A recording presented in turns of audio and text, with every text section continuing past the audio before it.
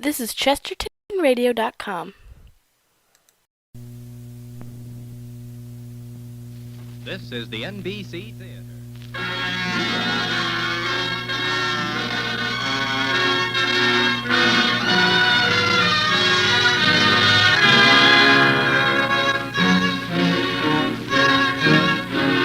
From the NBC Theater in Hollywood, we bring you an hour-length drama adapted from Elizabeth Bowen's exciting novel, The House in Paris.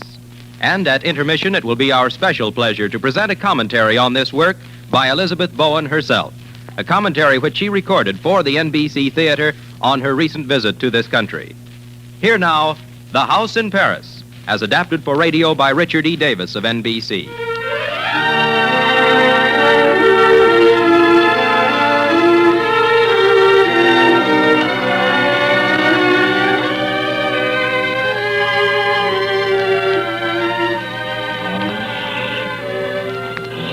In a taxi skidding away from the Gare du Nord on a greasy February morning before the shutters were down, Naomi Fisher sat straight and thin in an olive green coat and skirt that looked black in the light of a Paris morning shed by a watery sky of wet light. Miss Fisher, Miss because her father had been English, was a French woman with all the animation gone. But this morning she was curiously emotional. The small, prim English girl who sat beside her in the plunging cab thought that Miss Fisher's manner had been very emotional from their first meeting in the railway station, when Miss Fisher had identified herself as the lady with whom Henrietta, for that was the English girl's name, would spend the day between trains.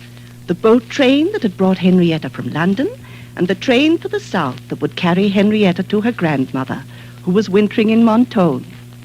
Miss Fisher's black furs gave out a camphory smell that made Henrietta nervous, and she hugged even closer her toy plush monkey and fingered its stitched felt paws. You must be fond of your monkey, Henrietta. You play with him, I expect? Not nowadays much. I just always seem to take him about, you know. Oh, for company then, I suppose? Yes, I like to think he enjoys things. His name is Charles. Well, I hope he enjoys his day at our house. I'm sure he will. He has a very even disposition. Who lives in your house, Miss Fisher? My mother and myself. Just two people in the whole house? Oh, it is only a tiny house. Although many years ago there were many more people. Well-to-do English girls from the very best families stayed with my mother while they studied in Paris. Oh, but that is no more, since my mother is so very ill. I'm sorry to hear that. Has Madame Fisher been ill long? It has been 10 years that my mother has been in bed. She is constantly ill, but wonderfully full of spirit. She is fond of visitors, Henrietta, and wants to see you and Leopold. My monkey's name is Charles. Oh, no. You see, Leopold is a little boy. A little boy where? Today he is at our house, as you are coming to our house while you wait for the train to Mentone. So Leopold came last night from Spezia on the Italian coast to meet someone at our house. Is Leopold Italian? I speak a little French, but I don't speak Italian at all. No, he is not Italian. Leopold's mother was English. His father, French-Jewish. I've been wanting somehow to ask you, Henrietta, to be a little considerate of Leopold when you meet him.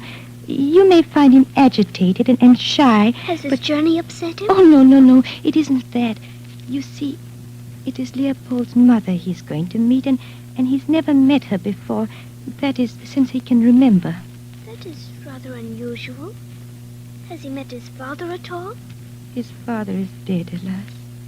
Then with whom does he live in Spezia? Oh, a very kind American family who have adopted him.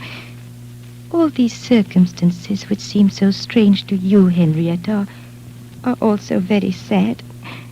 I've only told you this much in order that you may not ask more. Do you understand? In my own way, I think I do. Well, I beg of you, do not ask questions of Leopold. There's so much about him that he does not know. I never ask people questions, especially boys. Is he congenial? Oh, yes, yes. You would take him for perhaps French or Jewish. Well, it would have been better if he had been a girl, as long as we have to spend the day together. Only this morning. His mother is coming this afternoon, but when you meet him, you will like him. When will that be? Well, you will meet him as soon as you've had a little breakfast and then a nap. Oh, I wouldn't want to go to bed and sleep away any of my first day in Paris. I will arrange for you to rest yourself like a real French lady on the sofa in the salon.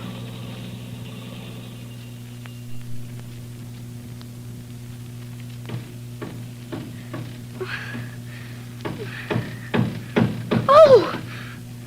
Whatever can that be? It's only old Madame Fisher upstairs pounding with her cane. Oh, Leopold. How did you know my name? Miss Fisher said we would meet after my nap. What are you doing in here? Nothing. Then why have you come? Because Miss Fisher told me not to. Oh, is this your monkey? Yes, his name is Charles. I've had him ever since I was born. Oh? Don't twist his ear like that. You'll hurt him. That's Miss Fisher's mother again. She's deathly ill. You don't think she'll die while we're here, do you?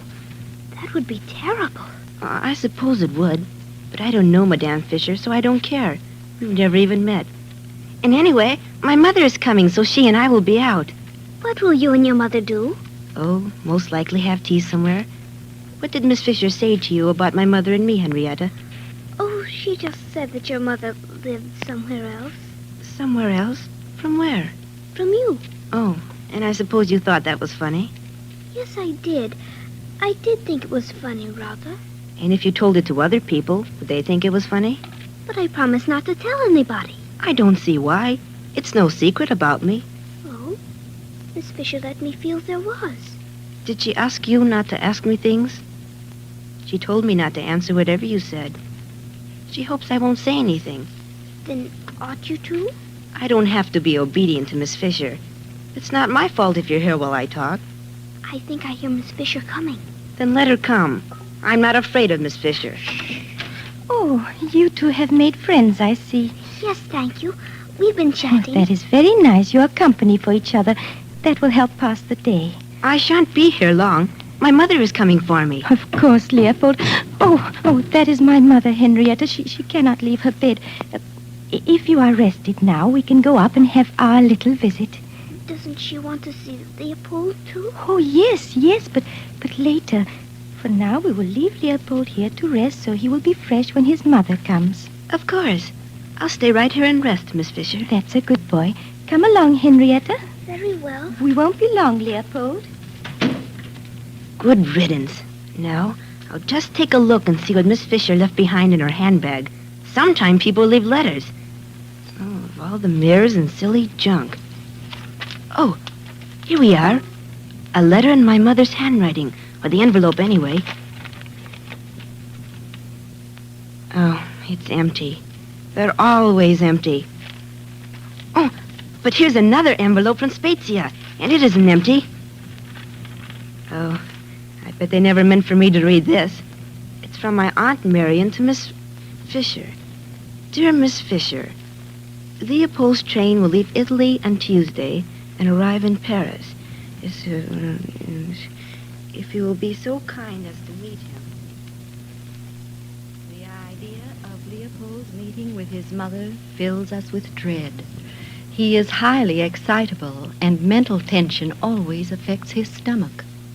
We know of your tender feeling for Leopold, which your tie in the past with his unfortunate father will always renew. And to you, we can say that we feel that the distressing circumstances of his birth, Leopold's heredity, instability on the father's side, lack of control on the mother's, may make conduct difficult for him. We have no idea, of course, what his mother will tell him concerning his origin. He has not yet had direct sex instruction, and almost any fact she might mention seems to us still unsuitable. We have explained to Leopold that his father is dead and his mother married in England. For the second time, we allowed him to understand. Why he is not with his mother, he has happily not asked. He appears to suspect nothing and exhibits no sign of brooding. We attempt to keep his childhood sunny and beautiful, and do entreat that our work may not be undone. Sincerely, Marion Grant. Oh, those awful Americans. Why doesn't my mother hurry and get here?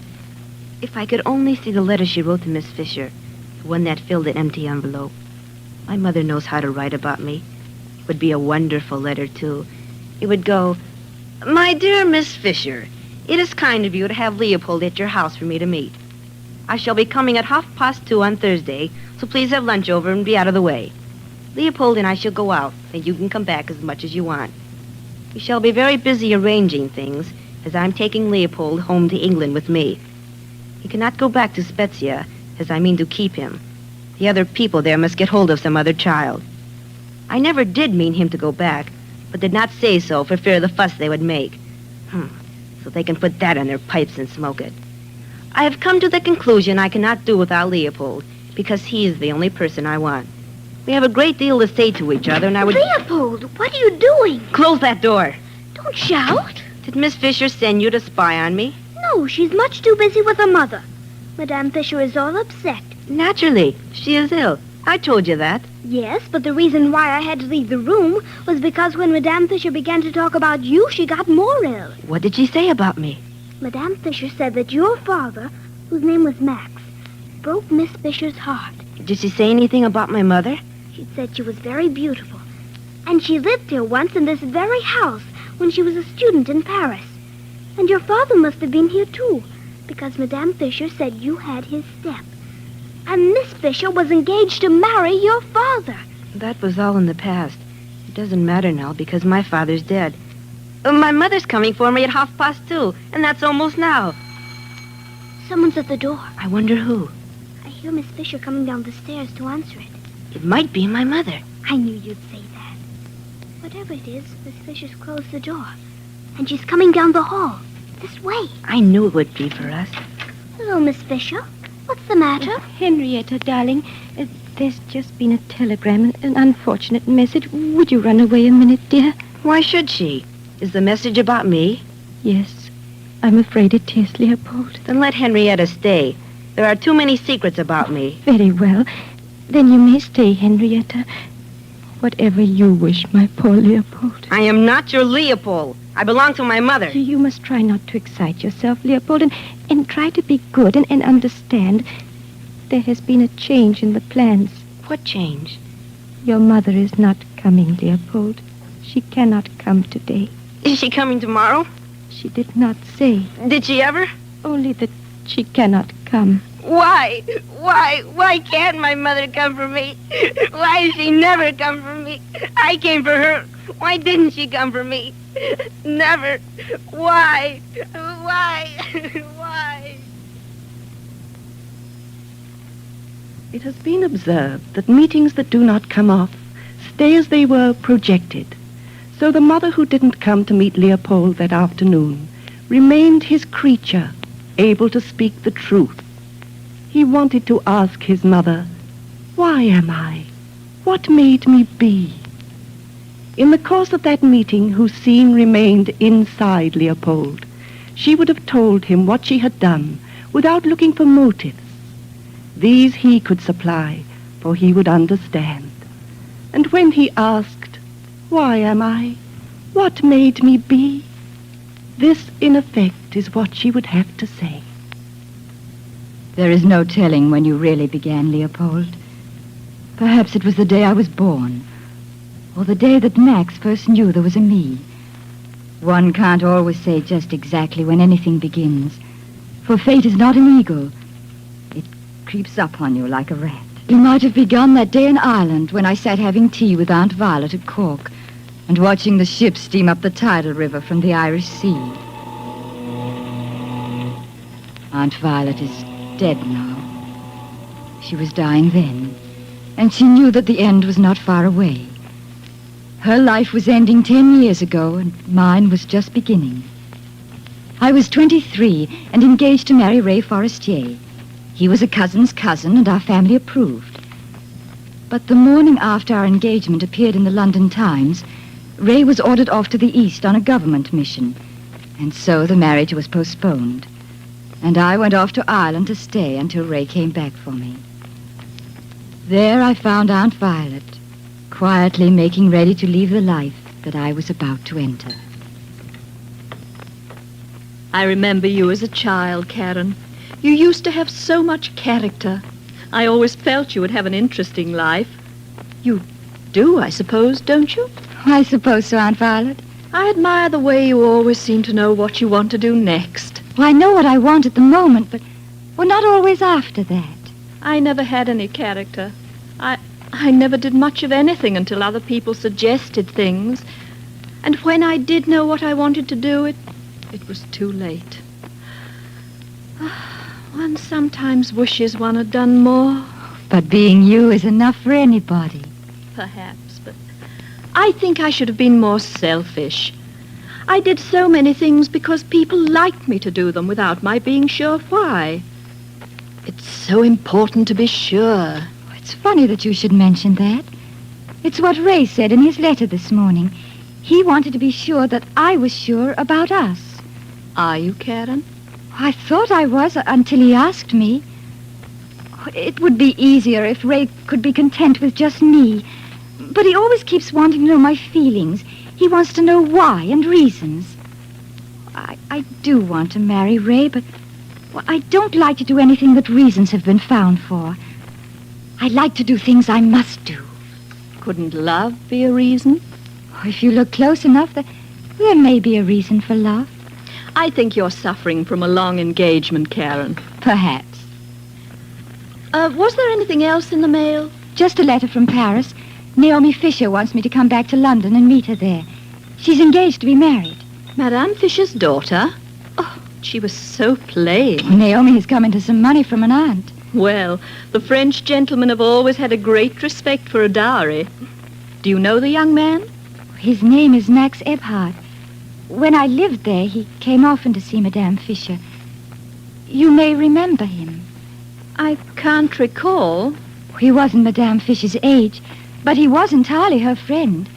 We used to ignore Naomi. He's not the sort of person you'd care for at all. I cannot think what he wants Naomi for. Perhaps it is the money, then. Will you go back to London and meet them, Karen? Naomi has always been so kind to me. I should see them before the wedding. Is Madame Fisher with her in London? Oh, no, Max came instead. They're there to settle the inheritance. Then why don't you go to London, Karen? Not that I want you to leave, but you're getting too restless, perhaps, and, well, the trip might be just what you need.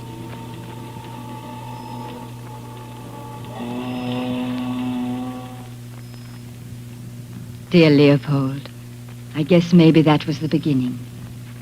When I got to London, I waited for Naomi in our drawing room and tried to imagine Naomi married to Max. Dear Naomi, who loved me with that touch of devotion that can be on one side only, a thing you cannot return. And as I sat there, I practiced a smile of congratulations and worked myself to a point so that when she came in, I was able to say, "Oh, my dear Naomi, how good it is to see you again. Congratulations." Thank you, Karen. But you are engaged yourself, are you not? You are happy, too.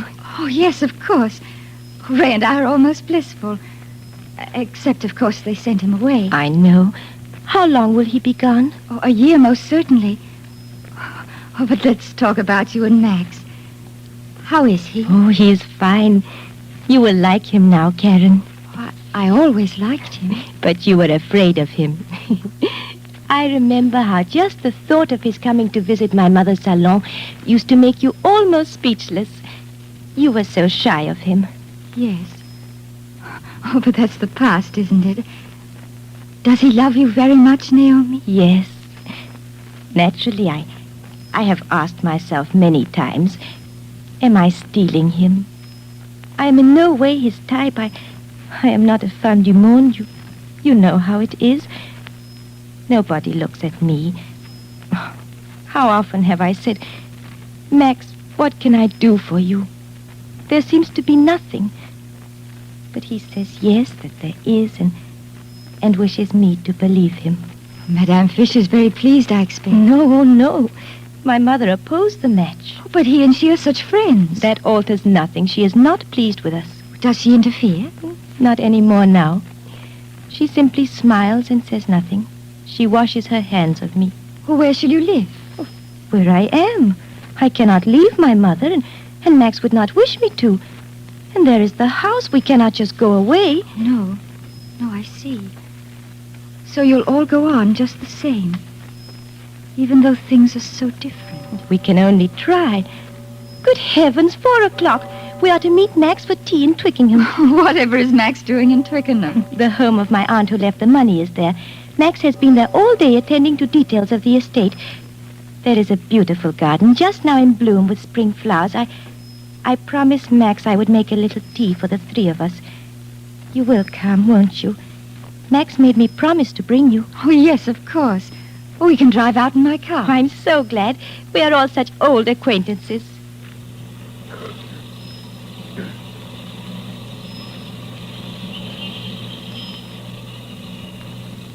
On the drive out to Twickenham, Leopold, I thought of other afternoons when Max had come to visit Madame Fisher in the house in Paris. Max was the first man I had ever noticed. And when Naomi brought us together, I saw that he was as handsome as ever with his dark curly hair, soft dark skin, and his long childlike lashes that made his face appear flinching and sensitive. Mostly it was passive. Intellect, feeling, and force were written all over him. When I saw him in the garden, I wondered why Madame Fisher did not want him for a son-in-law. He greeted me cordially, and when Naomi went into the house to boil water for the tea, Max and I sat on the grass, not talking at first. Then he put his hand on mine. I suppose we should say something. Do we want to? Not really, but perhaps it would put us more at ease. Well, do you live indoors much? Yes, I'm too busy. And games I never play, which is terrible in France. Do you mean I shall get fat? Oh, no. I should think you were born thin. Oh, I did play tennis. Well? Oh, fairly well, but in Paris it was too expensive.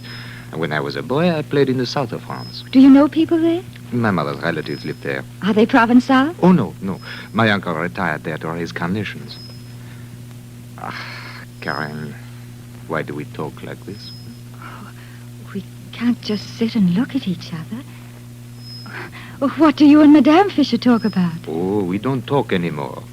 She finds me bad company after all these years. Why, Max? Oh, I don't know. I'm not sure, anyway. How long have you known Madame Fisher? I never knew. Oh, since I was 20.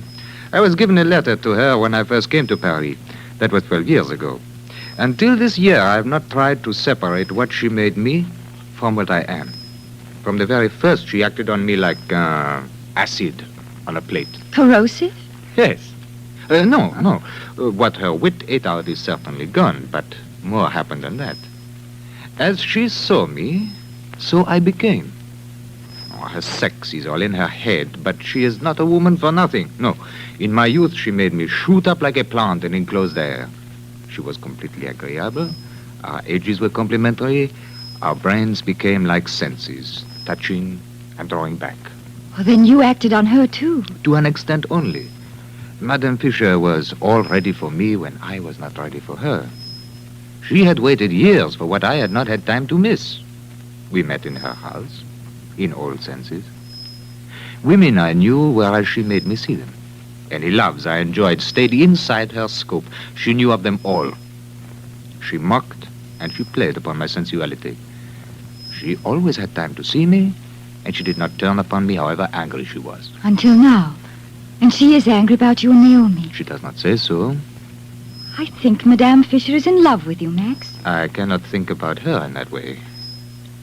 Do you think about me? I don't know. I knew you first as someone to leave alone. One of Madame Fisher's young girls that I might bow to but not meet. That rule of the house stood all these years. Only now we have broken it. And already we have spoken too much. But you did not forget me, even though there was nothing to remember, really. No. You have always been in my mind, Karen. Perhaps we didn't meet to talk. that is possible. If there had been something to say, we would have written to each other. There would have been letters. But there's nothing to say about wanting to be alone together. Ah, Karen, what would become of us? Is there anything worse than being apart always? Yes. Oh, yes. We should never tolerate each other if we were not in love. You would find my life mean, Karen. A good deal of what you are, I should not dare to touch. No, I am calculating and I like to see my way to my pleasures. To love you would be a leap in the dark, and you were not made to leap in the dark either. Why not? To leap is not only to leap, it is to hit the ground somewhere. Oh, you have a romantic idea, Karen. But we would be wretched married. You would rather marry Naomi? Yes? But why? Why are you marrying Ray Forestier? Oh, I may not after all. We're worlds apart. He won't be back for a year. I have all that time to make up my mind. But you and Naomi will marry in July. This is May. I am at home with Naomi. She reposes me, and I need her. I'm not ashamed with her. There is nothing to be explained. And also, I love her. I could not hurt her life. She would be my wife. And you and I expect so much the whole time. How do you know that? Ah, how does one know anything? I have thought about you for 5 years. Are you telling me that I won't do? No, there is more to it than that. I cannot live in a love affair. I am not English. You know I have no humor to cushion myself with. I am nervous the whole time. I could not endure being always conscious of anyone. Now, Naomi is like furniture or the dark. I do not want adventure, Karen. And you are not capable of it. Now, please don't weep. You would kill me. But you don't know what you want. Why else am I here? Why did I come from Ireland? But we cannot be alone together in London. And I cannot stay in England another night because I must be to work by Monday by 8:30. Then we'll never be together. I cannot see how. But if you love me... I love you, but I must think. Oh, quickly. Naomi's coming with the water for the tea. Look, Karen, will you come next Saturday to Folkestone on the Channel? Oh, no, I don't like Folkestone. I've been there. It's an awful place. But Hythe is nearby. Then will you meet me there? Oh, if you want me to, Max. I will come from France on the morning boat. I'll look for you. I am supposing that you know what you are doing. It will be too late when you ask yourself, what have I done?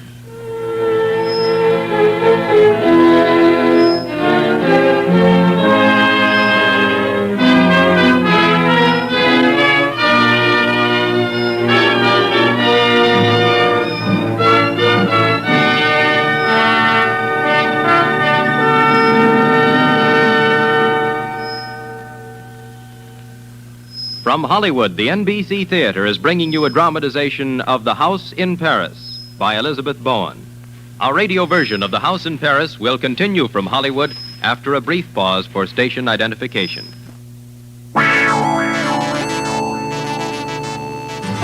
I go swimming every Monday and Wednesday and Friday. I feel so very good. Pick your favorite activity and your 3 favorite days and put them together. I play racquetball on Tuesday and Thursday and Friday, just like I know I should. Participaction says get active 3 days a week and you'll feel wonderful and build a stronger heart. I go hiking every Thursday and Saturday and Wednesday. Just do it, even on Sunday.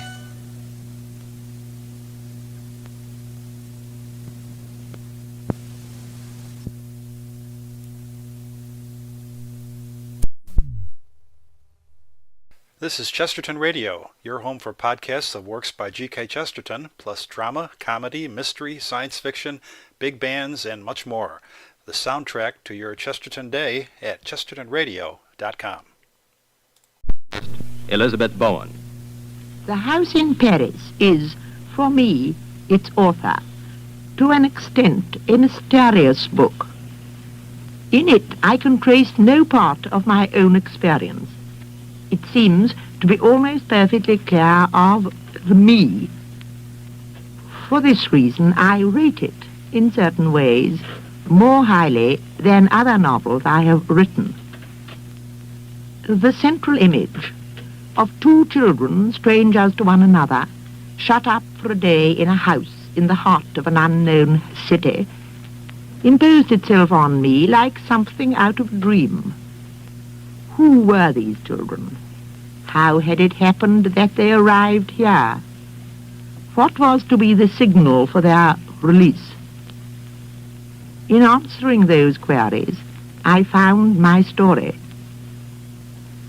When I was last in New York in 1933, I was brooding over the theme of the house in Paris, which I began to write immediately on my return to England. So, paradoxically, the house in Paris would always seem to me to be New York's child. The book was the fruit of the stimulus, the release, the excitement I had received here. Perhaps a newcomer to a city, hitherto a legend city, always feels childish. The little girl in my story, Henrietta, reacts with bewilderment to the impact of Paris. Could I have entered into her feelings if I had not just returned from another city, equally new and significant to me? Children, as I believe Henry James said, are the ideal representatives of feeling, because in them feeling is still unmixed and pure. The child protagonists of the house in Paris are, to me, major characters in a sense that no adult could ever be. The technique problems that I encountered in the writing of the house in Paris were numerous. Insofar as I steered through them, I did so under the influence of the theme itself. This book seemed set upon being written. Thank you, Miss Bowen.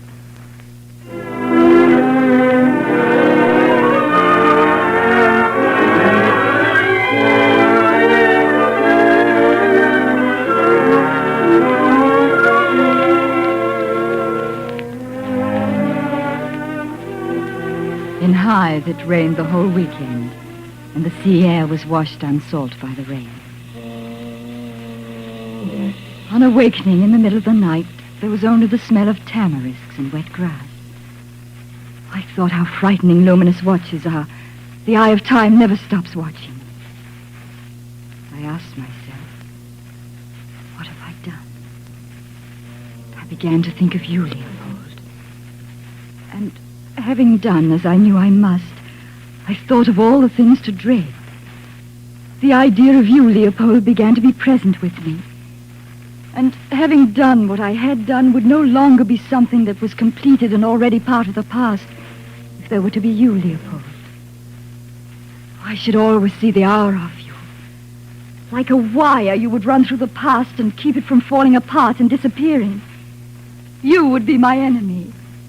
Disaster.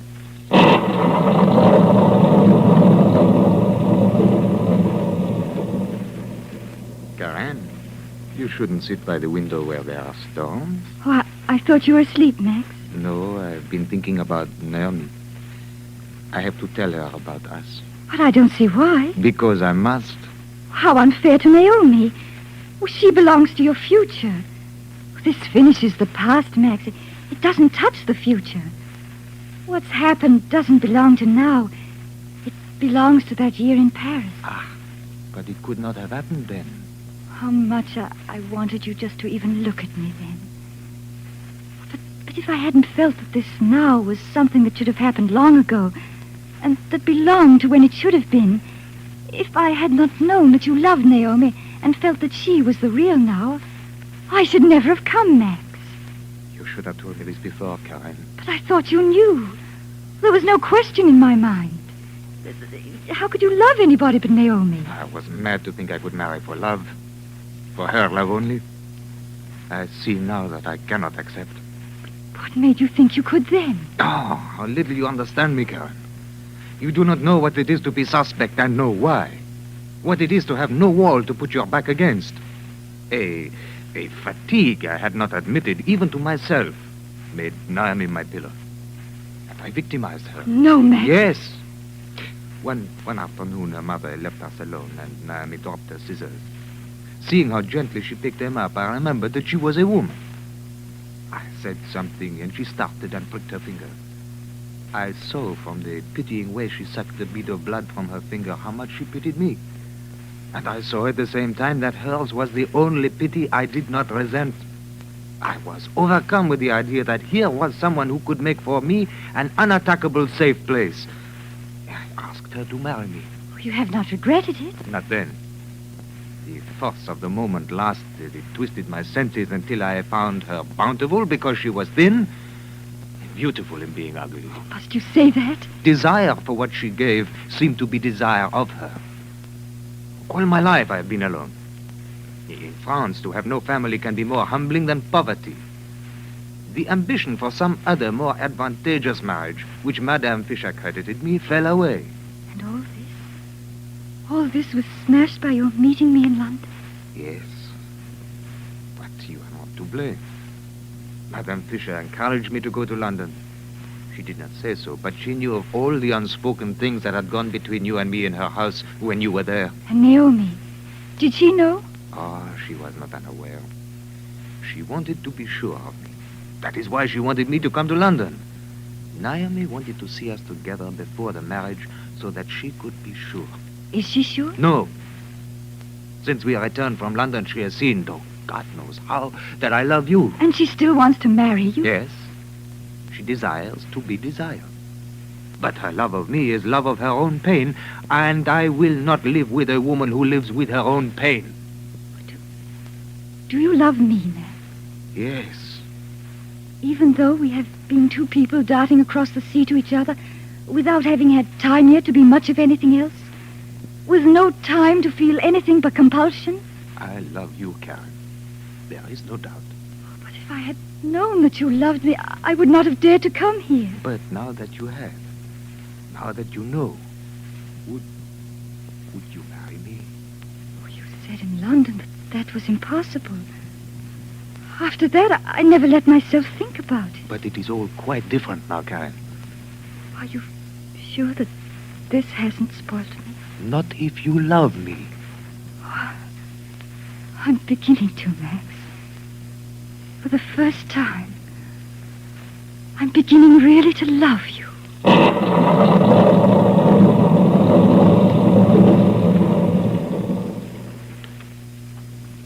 It was 2 weeks later, Leopold, that Naomi's wire from Paris came to me in London. When it was brought, I thought it might be from Max, who had returned to Paris. It was not, but it was about him. Max was dead. At the end of her message, Naomi added that she would come to London as soon as possible, but that her arrival might be delayed by several days because of the inquest and the police investigations. And so, until she arrived on a Friday afternoon, I had to wait for Naomi to tell me what had happened. Karen, you have understood why I could not come before. Of course. I had even thought I might have gone over to you. No, I think that was better not. It was better here. How much do you know about how it took place? I found the account and some papers. Then there was your letter. But that's all I know. Do you want to know it all? As much as you care to tell. Then I will tell you. Max wrote telling me that he no longer loved me. I would not see him, and so he begged my mother to plead with me. And because he was beside himself, I agreed, and he came. We spoke of you and our love for you. He told me his difficulties had been preying on his mind, and he spoke of a dread of being faithful to you. Did he tell you everything that there was to tell, Naomi? Yes. I mean about how He told me everything. He said, what Karen and I are is outside life. We shall fail. We cannot live what we are.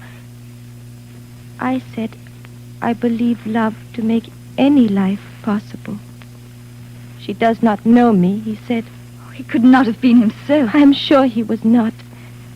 My mother then came into the room, and suggested that a long interview might upset me, and she asked me to leave. Max looked at me like someone peering out through the bars of a death cell.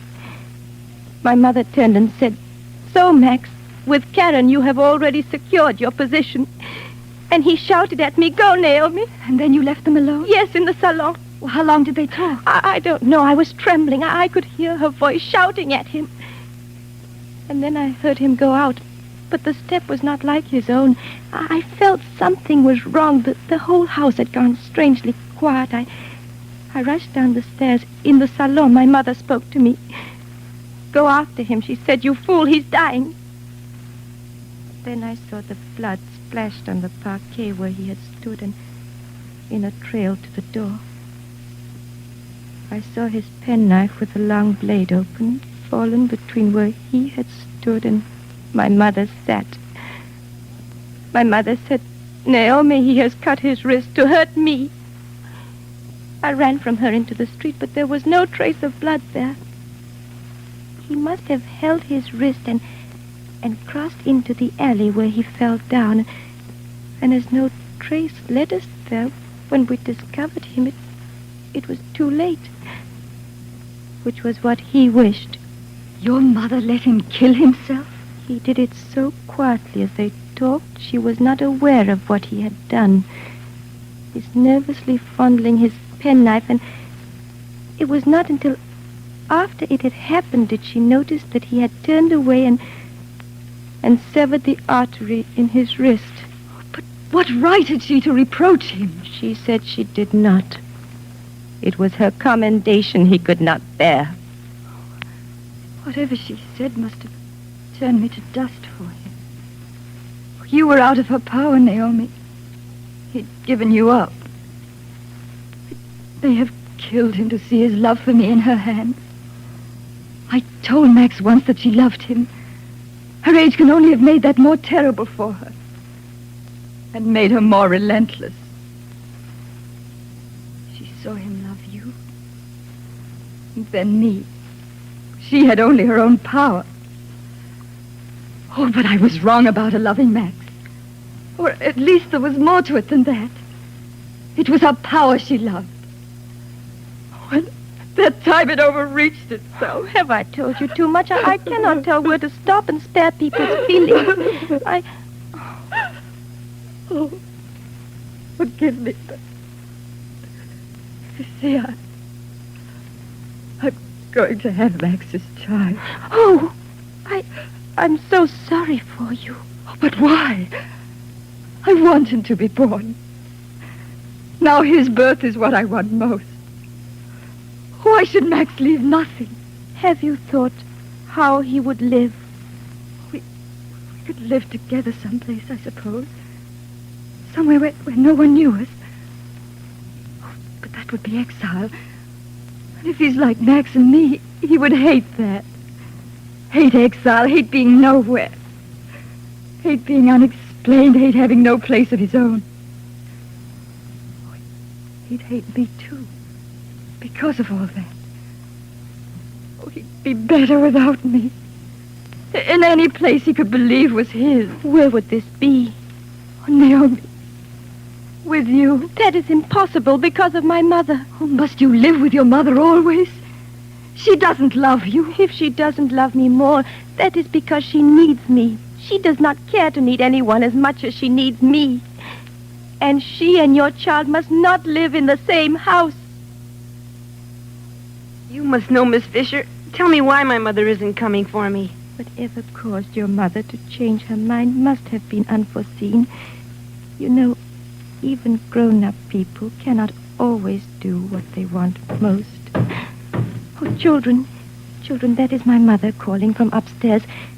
Now that your mother isn't coming, Leopold, you might as well go up and see my mother now. She has been asking to see you. I don't care particularly about seeing anybody now. Least of all your mother. Come here, my darling, and let us neaten you up a little first. My mother has never seen you before, you know, Leopold. Well, Naomi. So this is Leopold. He has come all the way from Italy. I know that. How do you do, Leopold? How do you do, Madame? Are you feeling better today? No. Do feel better, Mother? You must please let me decide, Naomi. I regret that you do not feel better, Madame. At my age, one must expect to die soon. But Naomi takes such good care of her old mother that I am not allowed to die. Oh, there's somebody at the door.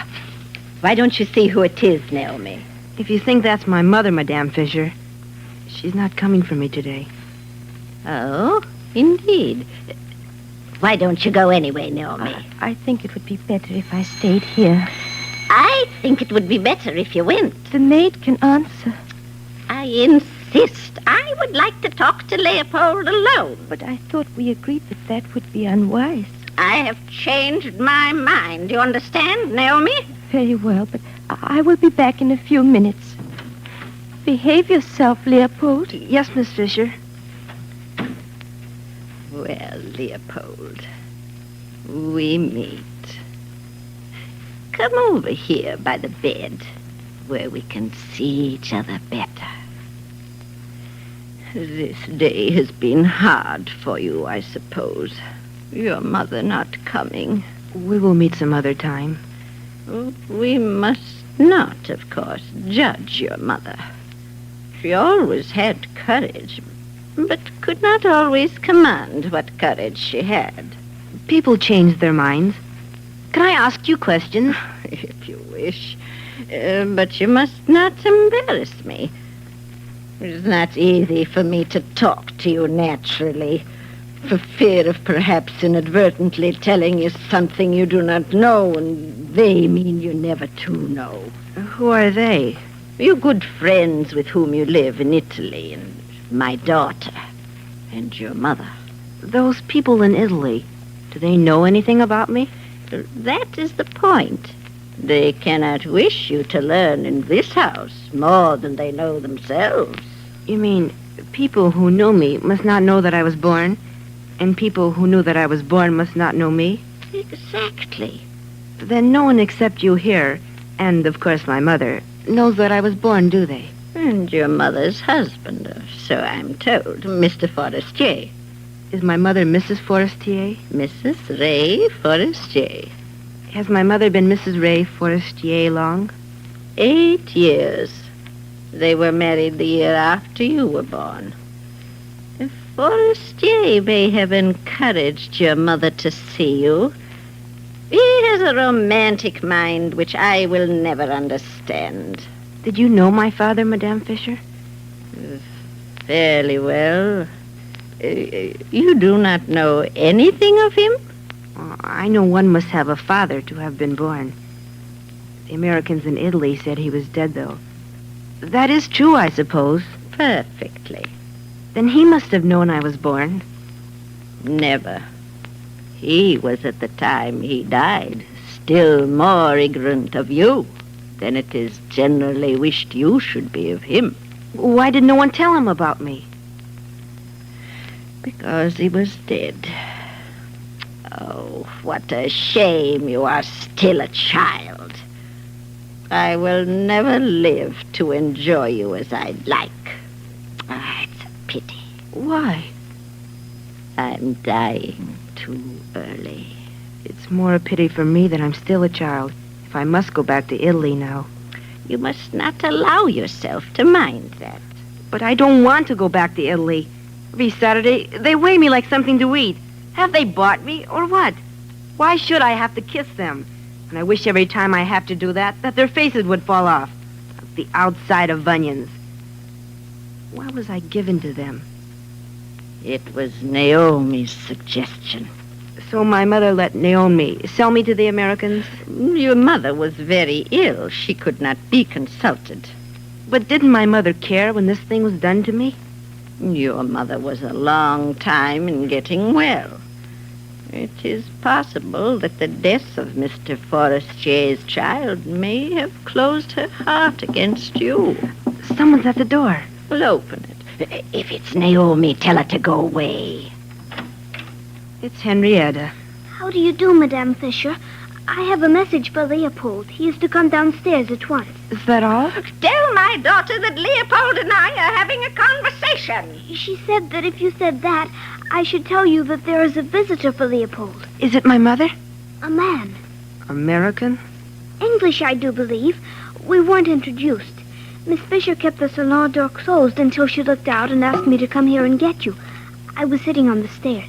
Where is the man now? In the salon, talking with Miss Fisher. I don't know what they were talking about, because they kept the door closed.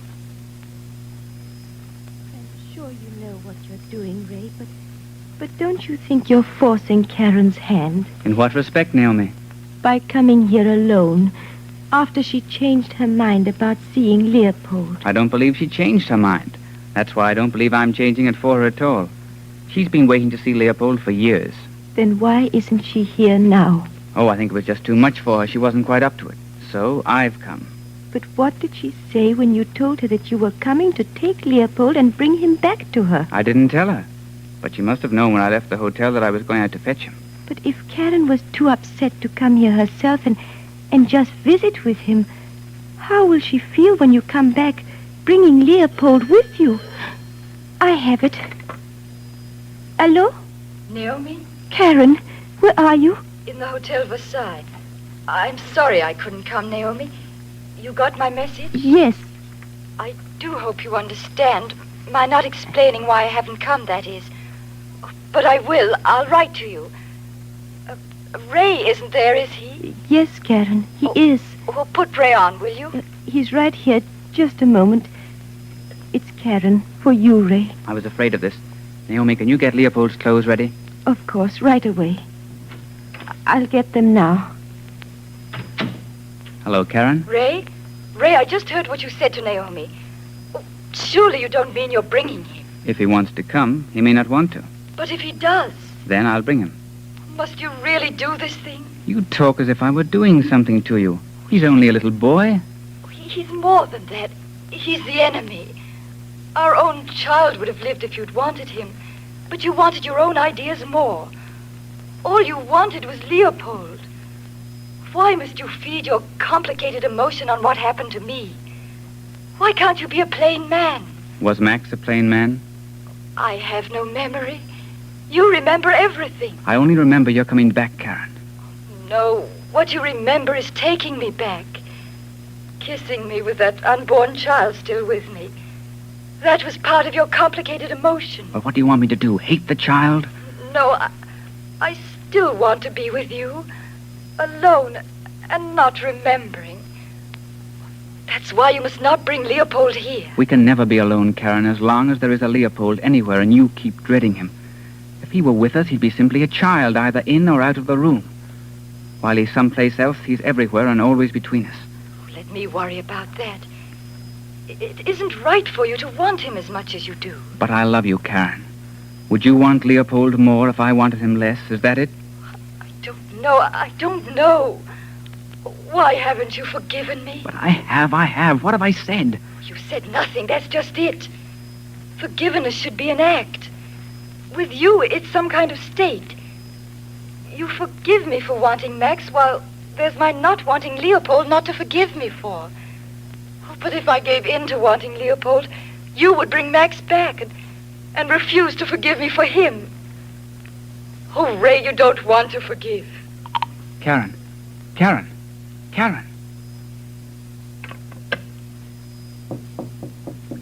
Come in. Hello, Naomi. Ray, do you want to see Leopold still? Oh, yes. You better send a telegram to Spezia this afternoon telling them something. Oh, what shall I say? Oh, something like, Leopold wishes remain Paris few days longer. Full explanation follows. We, or I, will follow that with the letter. Give me a pencil. I'll scribble some sort of a wire for you. Leopold is waiting outside. He's very anxious to see you.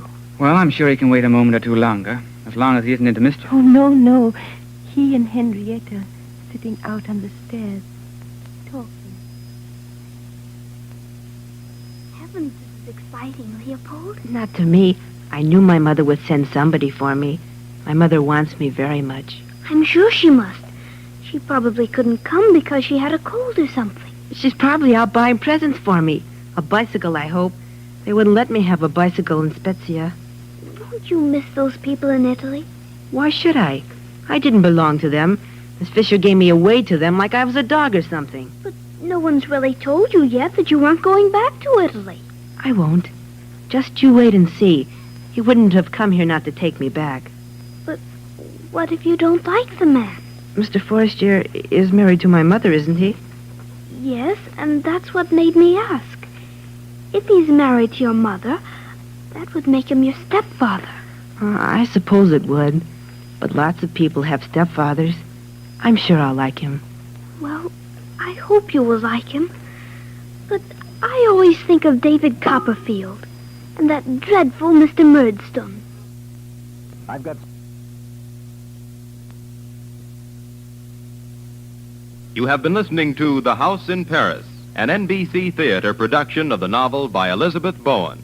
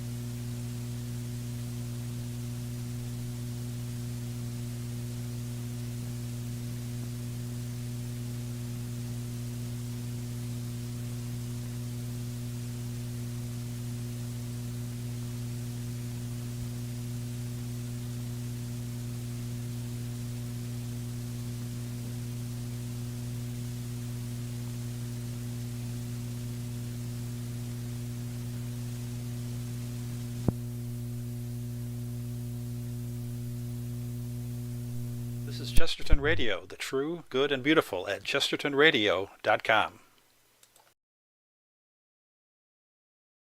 This is the...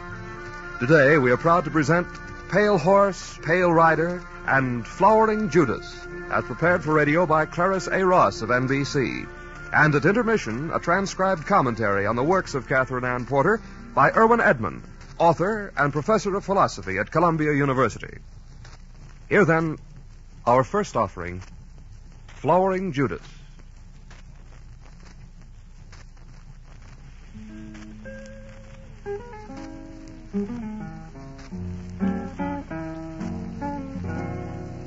He is waiting, señorita. Again? See? I tell him you are out and I do not know when you will return, but he is waiting. He is waiting since 2 hours. All right, Lupe, thank you. Go to bed now. Si, señorita.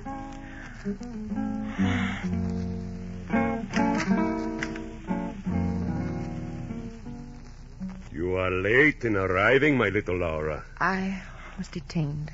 So? It cannot be that you are avoiding me? No one avoids you, Bragioni. Of course not.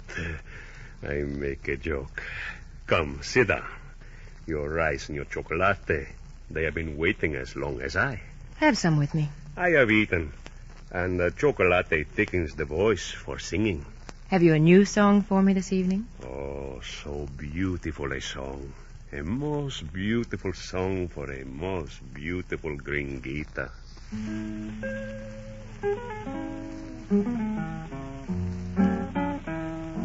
Do you know what this song would say to you, beautiful Laura? It would tell you of myself. That I have no father, no mother, no, not a friend to comfort me. I am lonely as a wave of the sea. Lonely as a wave of the sea. You have one or two things to comfort your loneliness, I think, Bragioni. Oh, yes, my Laura. I am rich. Not in money, but rich in power. You admire this diamond, huh? But with power comes the right to a few small luxuries. Look, a handkerchief, real silk. And smell the perfume. I have it imported from New York. What happiness. You laugh at me. I am wounded by life. Everything turns to dust in the hand, to gall on the tongue.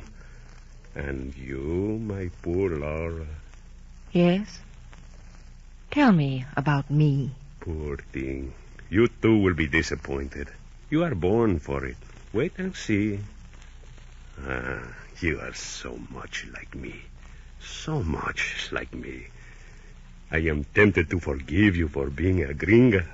A gringuita.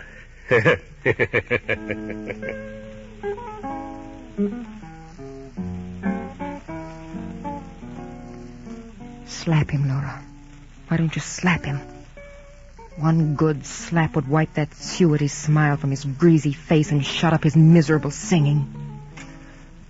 You don't dare. He's too cruel. You haven't the courage. Nobody would have the courage. Why don't you run? Run down the stairs and into the street and leave him here alone singing to himself. Run? Run where? You're promised to this country. You promised yourself, uninvited. You have nothing to go back to. And what do you have here? Good morning, children. I want to thank whoever brought these lovely flowers. No, it was me. I show you. There. Quiet, children. Children, be quiet now. Juan, take your seat. Now, it doesn't matter. I thank both of you. All right, come now. The lesson. Everyone repeat, please. The cat is on the mat. The cat is on the mat. The dog is at the door. The dog is at the door. The rope is on the table. The rope is on the table.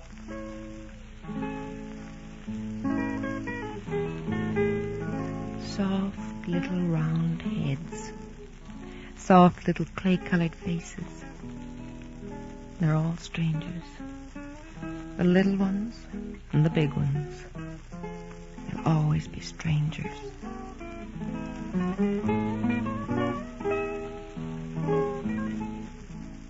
Tell me, my Laura, what did you do today? Oh, there was a letter for Pedro. I took it to him. He is still hiding? Hiding. I knew where he was, and I could hardly find him. He talks as though all Mexico were his... He and the others may be careful. It is very restful to have them out of the way for a while. Oh, it would break their hearts if they heard you. They don't talk that way of you. Their hearts. I do not care about their hearts. And do not you care, my gringuita.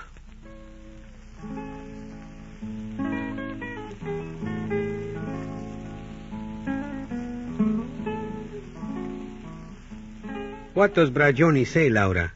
I am sick of sitting in this mildewed house with the windows darkened. He says nothing. You are still to wait here, Pedro. Very good. I wait then. What Bragioni says, I do. I know I am always in his heart. No one is in his heart but himself. But that is not so. He's a true leader of men. A true revolutionist. He has a great love for all men. How can he be a true revolutionist? He is fat. He eats too much and drinks too much and sings too much. He eats for his strength. To be a leader, one must be strong. Then you should eat more, Pedro. Then you might be the leader. You talk nonsense. Go now. The street will be empty. And bring me word soon from our leader.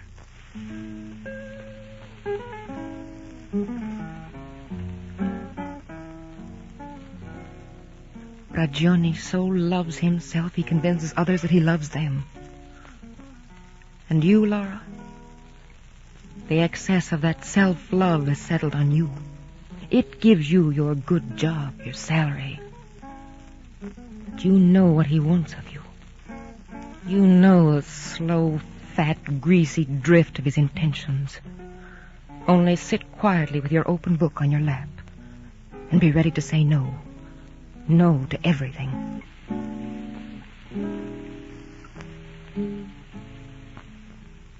Have you brought anything to eat, little Laura? The food in this prison will not stay in a man's stomach. Oh, you look ill, Francisco. There is nothing the matter with me that would not be cured if I could see those filthy ones of the government here in this cell where I am. You're still working on the manifesto? Yes. Oh, good, Francisco. You must finish it soon. Yes, if the cursed precision air and food do not finish me first. When are they going to get us out? Patience, Francisco. It takes money and influence. Where are we going to find them? Well, what of Bragione? Won't he do something soon? You will wait for Bragione, Francisco, till you are dead. You shut up with that talk, Eugenio. You see, Laura, Eugenio has no more patience either. I'll speak to him. Come soon again, little Laura. Yes, Francisco. Welcome to the jailhouse, Gringuita. Don't call me that, Eugenio. You don't like it? No. It's Bragione's name for you. You should come here more often, little Laura. I come as often as I can, Eugenio. Oh, I know you are busy. You make yourself so busy with our poor little revolution. But it has nothing to do with you. What are you doing in Mexico, Laura? I have nothing else. Is this something? It is a faith. It is a faith if you have it. But meanwhile, I have seen you in Tehuantepec, kneeling on the stone floor of the church. Oh, don't worry, I won't tell anyone. I won't make a scandal. Have you brought me what you promised, little Laura? Oh, it is bad for you. Bad for me? It is bad for me to rot in a cell where I don't know whether it's night or day or when it's time to sleep. All right, I've brought it. How much? 3 tablets. It is not enough. Next time bring more. I die of boredom in here. You were to draw the plans for the next raid. Plans? Let Johnny make his own plans. Let him make them into a song and bellow them to the world with his fat voice. A man in prison has no plans.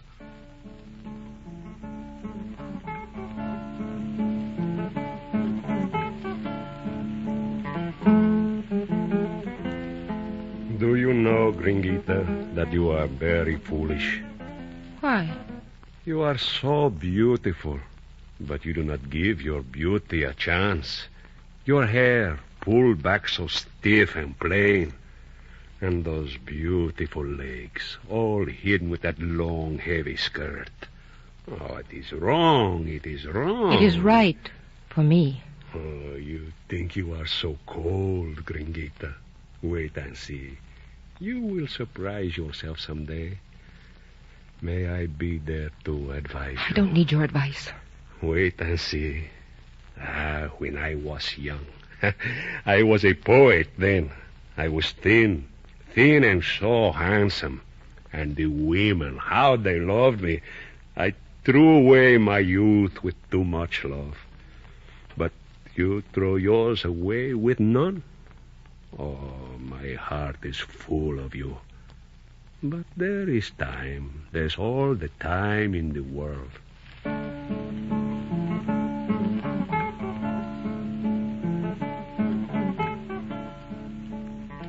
Only sit still, Laura. Sit still. And when the time comes, be ready to say no. Deny everything. It is your talisman. It will not suffer you to be led into evil. It will protect you.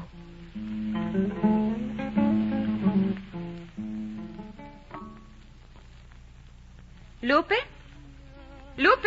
Si, señorita. Who is that young man? He's been standing out there in the patio singing for 2 hours. It means that he is a lost soul. He has lost his heart and his soul to you, señorita. But who is he? No one. He is a union organizer. And before that, he sold corridos in the Merced Market. And before that, he came from Guanajuato, where I was born. What does he want of me? His song, it begs for your love.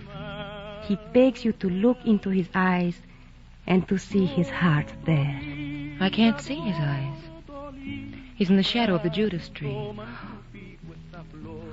How red the flowers are. They will grow purple.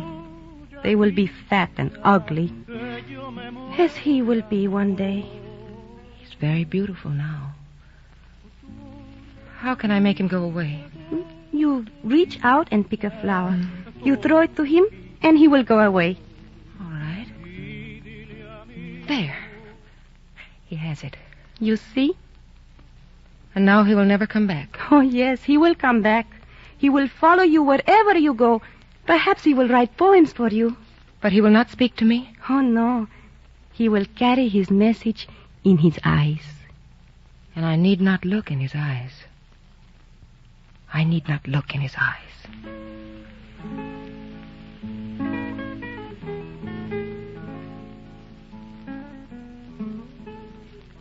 Little Laura, I will die in this prison. I will die. I must get out. Help me to get out. What can I do, Henio? Nothing. Do you believe in the work you do? The useless teaching, the carrying messages, the keeping secrets that are not worth keeping? Don't, Eugenio. No, you are betrayed. Life is not grand and high as you think it should be, is it, Laura? No, life is Bragioni who grows fatter while we die. Oh, I hate him. What? Hate this great revolutionary, this lover of the world? Well, hate him. Nothing will hurt him. He will never die of anything. No, he knows how to love the world to his profit. Eugenio, why am I not like you? Well, you are not. You are no revolutionist. You are nothing. You are on the side of those who grow fat and say no. Eugenio, you could be a great leader. No. Bragioni is the leader.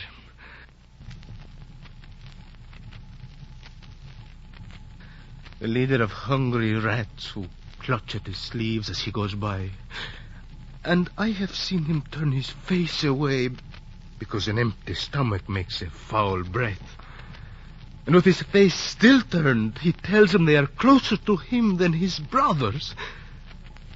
Farewell, brother and comrade, until tomorrow. But there is no tomorrow, my little Laura. There is never a tomorrow.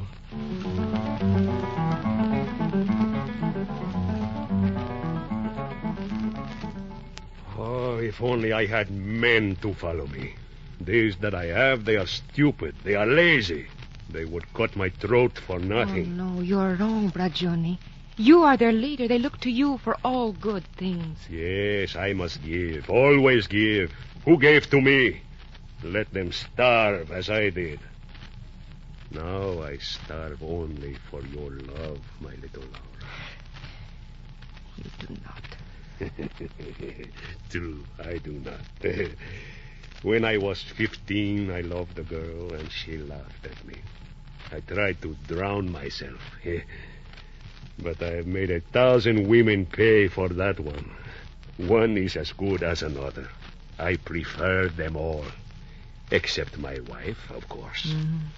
Your wife is a good woman. Of course she's a good woman. Pure and virtuous. And no one is better at organizing unions of the cigarette girls. But she weeps. How she weeps. For you. For me, because I am not there. So I give her time to weep. I have told her she will learn to weep only while I am not at home, or I will leave her for good. How lucky his wife is.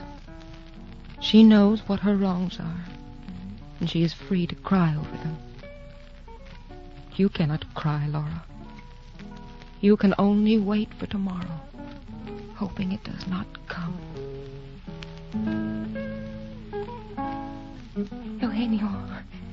Eugenio, what is the matter with you? Quietly, my little Laura. Someone will hear you. There must be a doctor for the prison. I'll get him. No.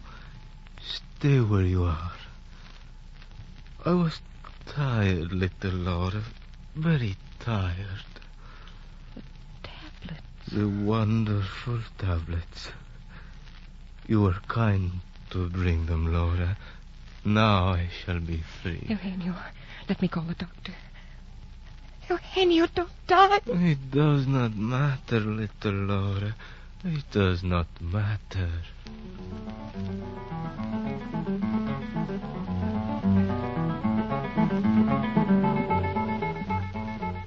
Did you not hear me, Gringuita? Well, no, I was thinking. What did you say? I asked if you would oil my pistols for me. Oh, yes. Of course I will. Give them to me. Load them, too. I will take the belt off. Not in my lap. The oil will ruin my dress. I will get you another. When are you planning on using the pistols? Who knows? But perhaps on May Day. From one end of town will come the procession of the Catholics for the festival of the Blessed Virgin. From the other end of town, the socialists will come. And when they meet, then we may see something. Oh, yes. You work well with the pistols. You work well with everything. I think you must love some man who is working for the revolution. And that is why you work so hard for it, yes? No. You are not in love with anyone? No. And no one is in love with you? No one. Then it is your own fault. No woman need go begging. What is the matter with you? Nothing. Something, certainly. The legless beggar woman, the Alameda, has a perfectly faithful lover. Did you know that? I don't care. Well, soon. For now, it is enough that you work for the revolution.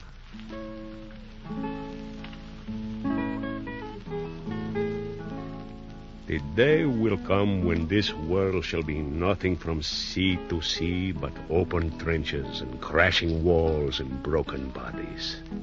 Everything must be torn up. Everything that has rotted in its place for centuries, hurled up and cast down again, clean as the rain. And there shall be no one left alive, no one, but the truly benevolent anarchists who love their fellow men. Like you. Like me, of course.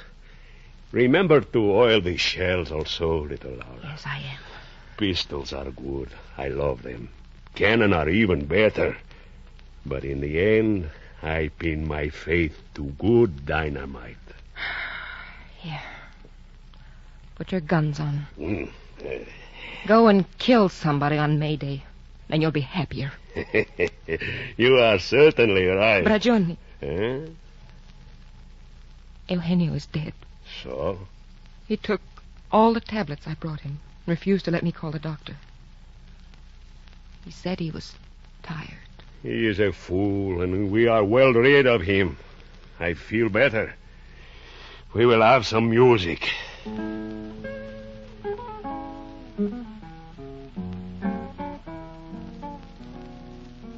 Eugenio is dead. He is dead because what he believed in is dead. Because you have protected yourself from life by siding with death. You have said no. No to everything. Little Laura, you are falling asleep. Oh, no.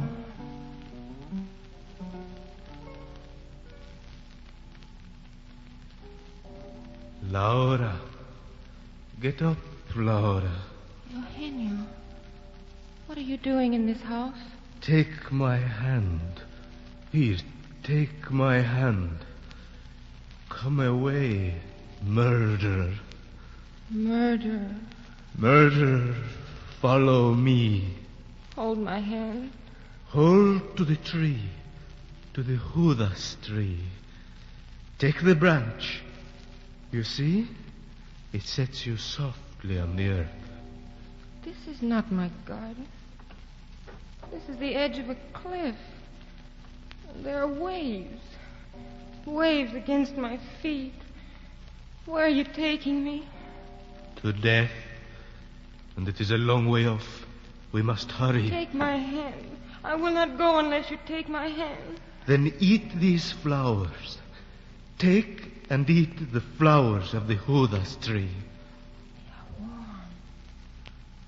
Warm with blood. Murderer.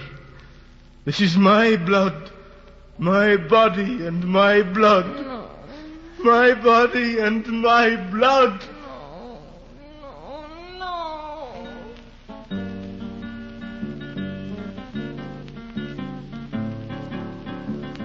You are tired, Gringuita. Sleep well. I leave you now. I will return tomorrow night.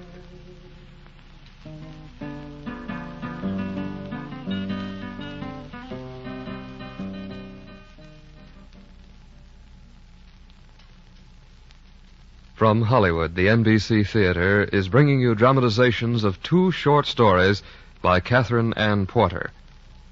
If you're interested in supplementing your enjoyment of these NBC Theater productions with home study under college supervision, be sure to listen to the announcement at the close of this program.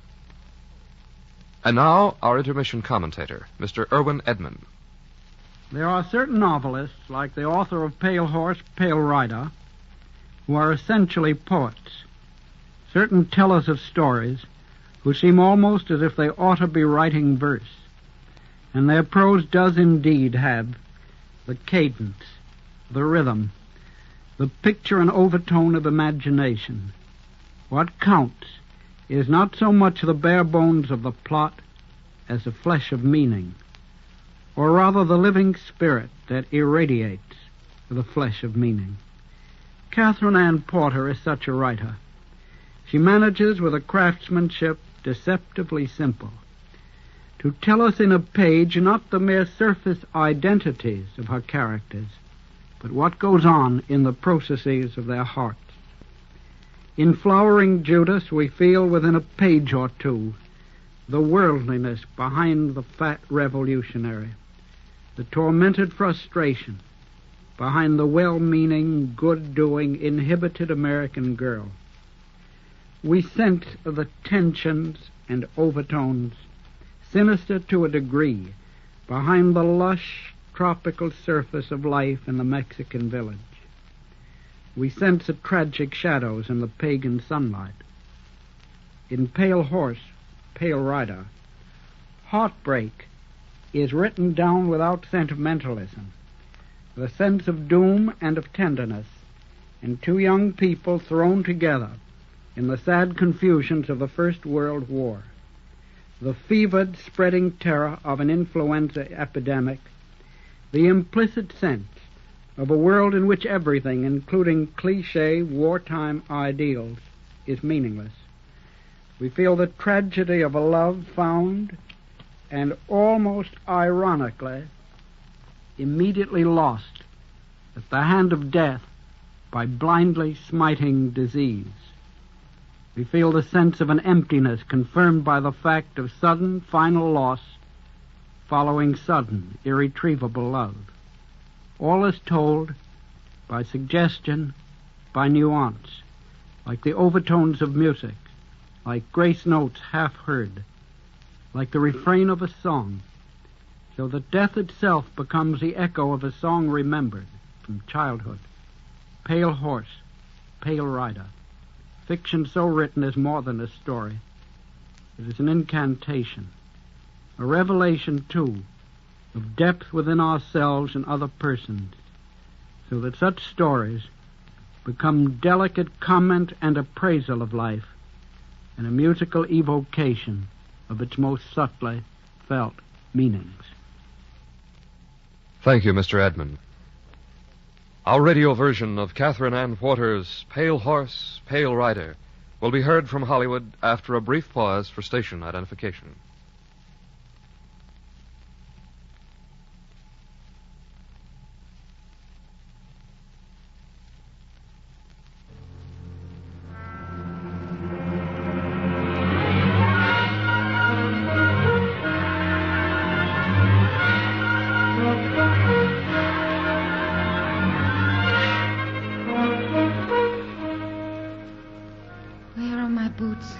Shall I ride?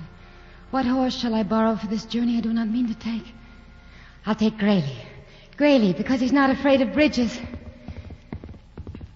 Come now, Grayley, we must hurry. He is waiting. We must outrun him before he leans towards us with a blank stare that can bide its time. Run, Grayley, run! Take the rose hedge, and now the ditch, and down the lane. And do not look at the stranger, Miranda. You do not need to look at him. You know how he rides. Easily, lightly, the reins loose in his hands. His black clothes elegant. His pale face with an evil smile. Oh, I've seen this fellow before. I know him if I could place him. You!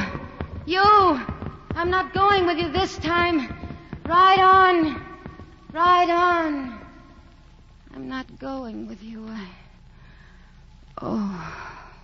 Wake up. Got to wake up. Oh, I was talking in my sleep again. I heard myself, but what was I saying? Oh, wake up, will you, Miranda? You're late, and Adam will be waiting. Come on, lazy bones. Been parking these steps for a half hour. Oh, Adam, it's a wonderful day. I smell leaves burning. It's a wonderful day, all right. Miranda, my furlough's been extended. I don't have to go back to camp today after all. Isn't that luck? Adam. Oh, Adam, I'm so glad. Are you, Miranda? You going to walk me to work? Oh, what do you think? Come on. I imagine I'm late as usual. What time is it? Oh, about 1:30, I think. Some hours you newspaper people keep. Well, is it 1:30 or isn't it? You've got your watch on. Oh, sure, but But you don't like to look at it. Adam, you're blushing. I think wristwatches are very sensible. I hate anybody from Texas to see me. They keep telling us how all the regular army men wear them. It's the horrors of war. Are we downhearted? I'll say we are. You look it in that new uniform. Oh, Miranda. By what gorgeous luck did I happen to pick on your rooming house? How'd I know you were there? Mysterious powers. Will you be in the mood for dancing after work tonight? I'm always in the mood for dancing. You know, you look just like a shiny, healthy apple. Healthy is right, you know. I never had a pain in my life I can remember. Oh, I've had too many to mention. Well, this work you do. Drama critic, eating and sleeping all the wrong hours, and besides, you smoke too much. You've been doing the same. The 10 days you've known me, anyway. Well, what's it matter if you're going to war anyway? Got time for coffee? I think so. Let's go in here. All right. Want to sit at the counter? All right. Okay. 2 coffees, please. Adam, how did you happen to get a longer furlough? I don't know. They just gave it. Everybody's dying out there anyways, you know? This funny new disease, this influenza. It seems to be a plague, like in the Middle Ages. Did you ever see so many funerals? Never did. Well, anyways, I got 4 more days. Let's not have any grass growing under our feet, huh? How about tonight? Well, here's your coffee. Tonight's all right, but make it about 1:30. Oh, what a job. Nothing to do but run from one dizzy amusement to another and then write about it. Yes, too dizzy for words.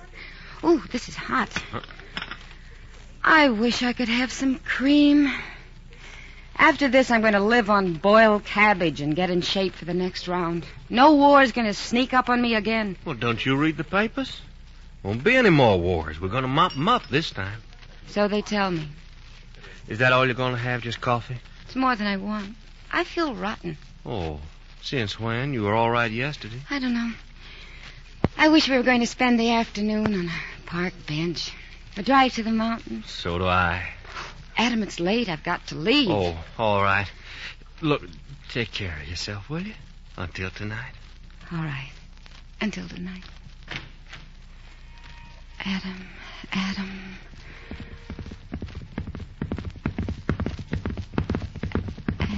Adam, I want to climb mountains with you. I want to walk in fields with you. I want to live all my life with you. Adam, I want to love you. But there's no time. You, Miss Forrester? Yes. Oh, are you wanting to see me? I'm from the Liberty Bond Committee. Look here, my girl. Do you know there's a war on, or don't you? Oh, the war. Yeah, the war. We're having a war, Miss Forrester, and some people are buying Liberty bonds. And others just don't seem to get around to it. Well, really, I haven't been able. You see, I have no extra money at all. Well, that's no excuse, girlie. With our American boys fighting and dying in Bellewood, anybody can raise $50. I have only $18 a week and not another cent in the world. Well, you can pay for it $5 a week. That's what a lot of people are doing. I can't afford it, I'm telling you. Now, we know it's hard, Miss Forrester, but everybody's got to do his share. Now, Liberty Bond is the safest investment you can make. But I have no money to invest. Now, think it over. You're the only one in this whole office hasn't come in. Well, next week, if I can. Yeah, see that you do. I'll be back next week to see if you've made up your mind. Oh, why don't they take their filthy warren? $50. $5 a week. And then there's food and rent. Miranda. Miranda, what am I going to do? Tony, for heaven's sakes, what is it? Miranda, I can't do it. I'll never raise the money. I told him. Oh, the man from the committee. I can't. I told him, but he wouldn't listen. Now stop crying. Somebody will see you. I knew I wasn't the only person around here. I can't do it either. Miranda, he told me I'd lose my job. I'm going to ask the boss. I just don't believe he'd do that. It's not up to him. They'd get after him. Do you think they can put us in jail? I don't know, Townie. I don't know what they can do. It seems they can do anything on account of the war. The war. Don't think about it. Think about seeing Adam again. No, don't. The more times you see him, the fewer times you've got left. Don't think about it. Think about the times you've had. Miranda, look at this. Over here in this case. What is it? Says a fossilized tusk, approximate age 75,000 years. That's too long. I like things take a long time to make. Things out of wood and stone. It doesn't seem like you. Huh? What else? Oh, boats and cars and... You know, you wouldn't believe how many miles I can get over in a car. Yes, I would. And planes. I love planes. Oh, Miranda, if we just had my boat or my car, we could really have a good time. It's good enough for me the way it is. Well, Hey, how about some ice cream, huh? I'd love some. All right, then let's go.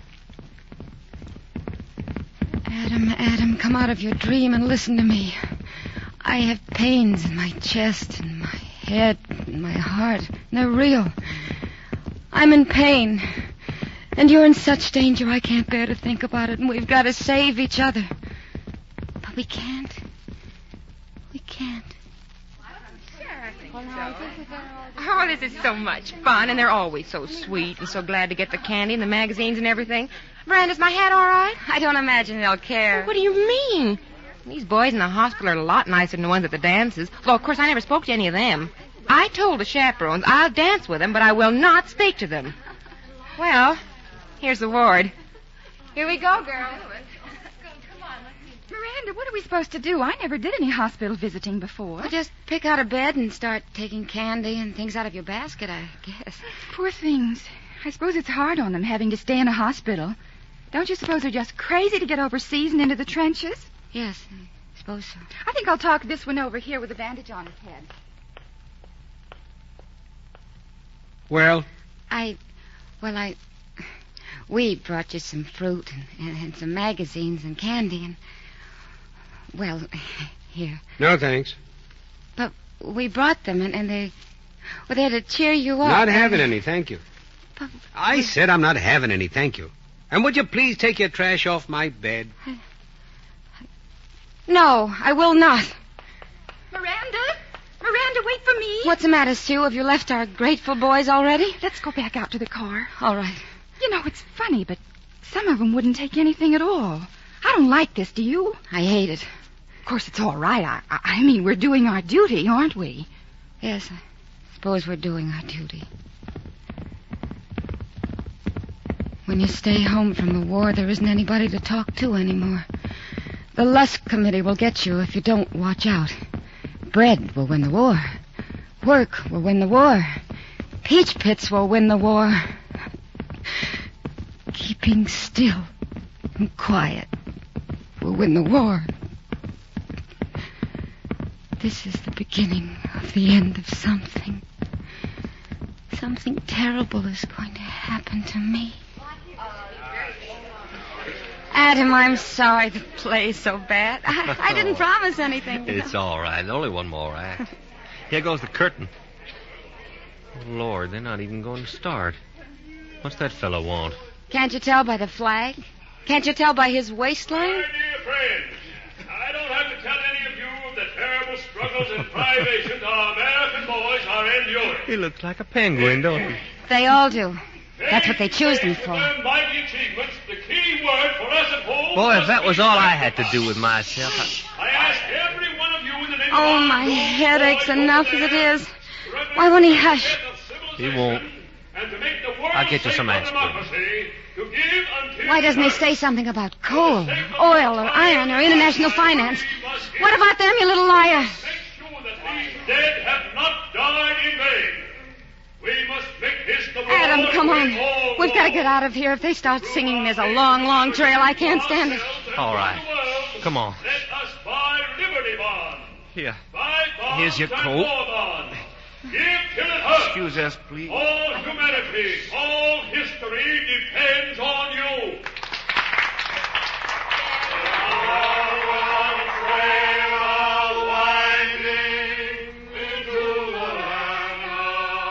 Adam, I just couldn't sit there and listen. Just another nasty old man who'd like to see the young ones killed.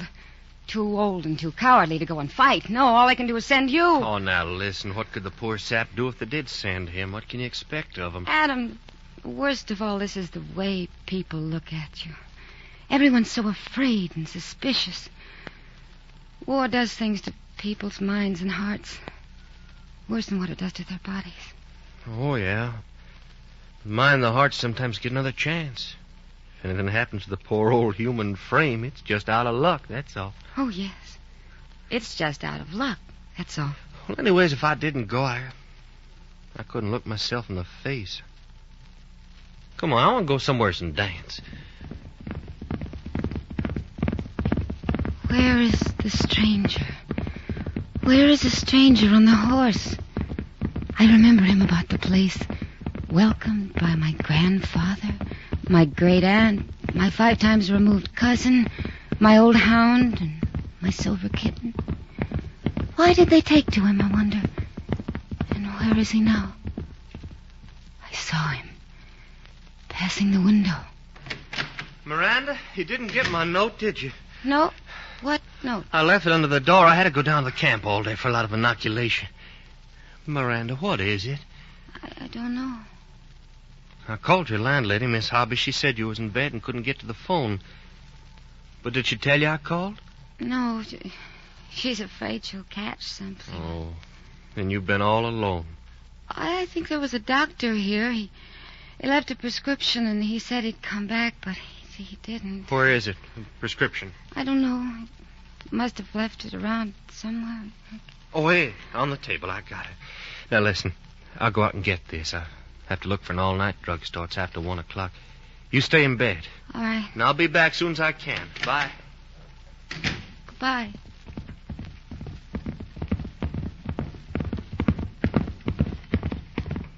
I wish I were in the cold mountains.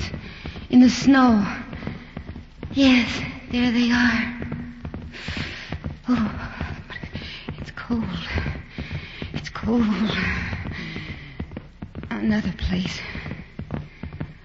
Now, this is better. Here's the jungle. Look at the birds, Miranda. Look at the leopard. And look at the monkeys.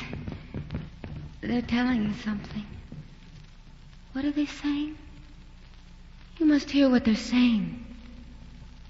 War. War. War. I tell you, they must come for her right now, or I'll put her out on the sidewalk. Oh, now, Miss I Harvey. tell you, this is a plague, and I've got a house full of people to think about. I know, but they'll come for it tomorrow morning. Tomorrow morning? They've got to come now. Well, they can't get an ambulance. There aren't any beds. They can't find a doctor or a nurse. You stay out of the room and I'll look after her. Yes, you look after her. I can see that. Well, that's what I said, and you can keep out. Did you hear that? Most of it. It's nice, isn't it? What's all that? Hmm? Oh, your medicine, a lot of other things. You ought to begin with it this minute. She can't put you out. It's really as bad as that? Oh, it's as bad as anything can be. All the theaters, most of the shops are closed. There's nothing in the streets but funerals and ambulances. And not one for me. Give me a cigarette and open the windows. And get away from me. I'm catching. Never mind. Here now. Take these 2 pills. All right. Now, easy now. Excuse me. I'm so sorry. Go on, swallow them. All right. Adam. Adam, I Hold it. think I'm going... As you were. Lie back now. Just lie back and take deep breaths. You better give me a basin. Oh, just a minute now. Here. Let me wash your face with this cold rag. There. Now. Is that any better? A little. Isn't the ambulance coming? Tomorrow? Maybe. We might as well dig in. All right. Let's talk. Let's tell each other what we meant to do. You tell me first. I want to know about you. Well, there's nothing to tell. If it ends now. Because all the time I was getting ready for something that was going to happen later, when the time came. So now there's nothing to tell. Well, haven't you been happy? I don't know. I never thought about it. You talk. Oh? Oh, I was going to be an electrical engineer. I guess I'll finish up when I get back. Adam, don't you love being alive? Yeah. Don't you love weather and different colors and automobile horns and the smell of food cooking? Yeah, but you better rest now. I don't want to. I've got to keep from going to sleep. I'm afraid if I go to sleep, I won't wake up. Do you remember any prayers? Do you know Matthew, Mark, Luke, and John? Bless the bed I lie upon. I should die before I wake up, pray the Lord, miss. That don't sound right, does it? No. Adam, I can't see. Oh, now... All of a sudden, I can't see. Where are you? Hey, don't kid up. Take it easy. Try to take it easy. There. Better now? Yes. Wish we could sing. I used to know an old spiritual. It began, "Pale horse, pale rider, done taken my lover away." Do you know that song? Yeah, I used to hear it around the oil fields. I used to hear it around the cotton fields. It's a good song. I can't remember the next line. Pale horse, pale rider. Yeah? We ought to have a banjo. There's a lot more to it than that. About 40 verses. Rider done taken away mammy, pappy, brother, sister, whole family. But not the singer. Death leaves one singer to mourn. Adam, I can't hold on. No, you got to, darling. You got to. You're going to be all right. Adam, I love you, and I was hoping you'd say that you love me, too. Oh, what do you think I've been trying to tell you all this time? Adam, I love you, Adam. Oh, darling, now listen. You're going to be all right. You go to sleep now. I'm going out and get us some more ice cream. I'll be back in 5 minutes, my darling. Go to sleep. Go to sleep. Go to sleep. Go to sleep. Go to sleep. Go to sleep. Go to sleep.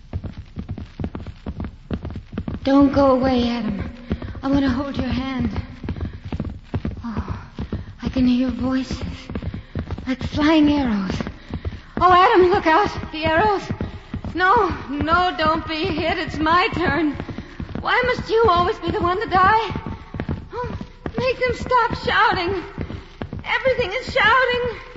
Adam! Adam!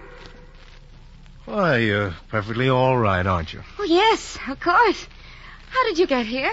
I'm from the county hospital. There's an ambulance outside for you. Why, how very nice. I'll just get up and... Oh, dear. It's all right. I've got you. You must excuse me. My legs are a little... Perfectly all right. We'll put this blanket around you and I'll just carry you. But where is Adam? Adam? Yes, Adam. He was here and now he's gone. Oh, he'll be back. Don't you worry about Adam. He's the least of your troubles. Will he know where to find me? We'll leave him a note. Come on now, it's time we got out of here. Up you go. I feel very badly. I don't know why. I'll bet you do. What's your name? Dr. Hildesheim. Well, Dr. Hildesheim, aren't we in a pretty mess? We certainly are. Hang on now and we'll go. And we'll go. And we'll go. And we'll go. And we'll go. And we'll go. And we'll go. And we'll go.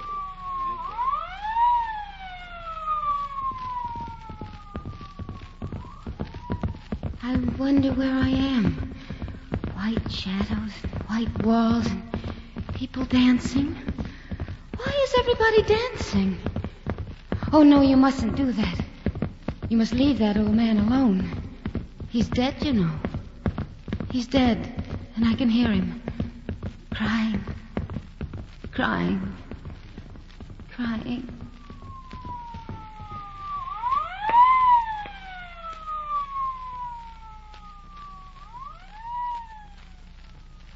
Please, I want to see Dr. Hildesheim. It's important. I want to see Dr. Hildesheim. I'm right here.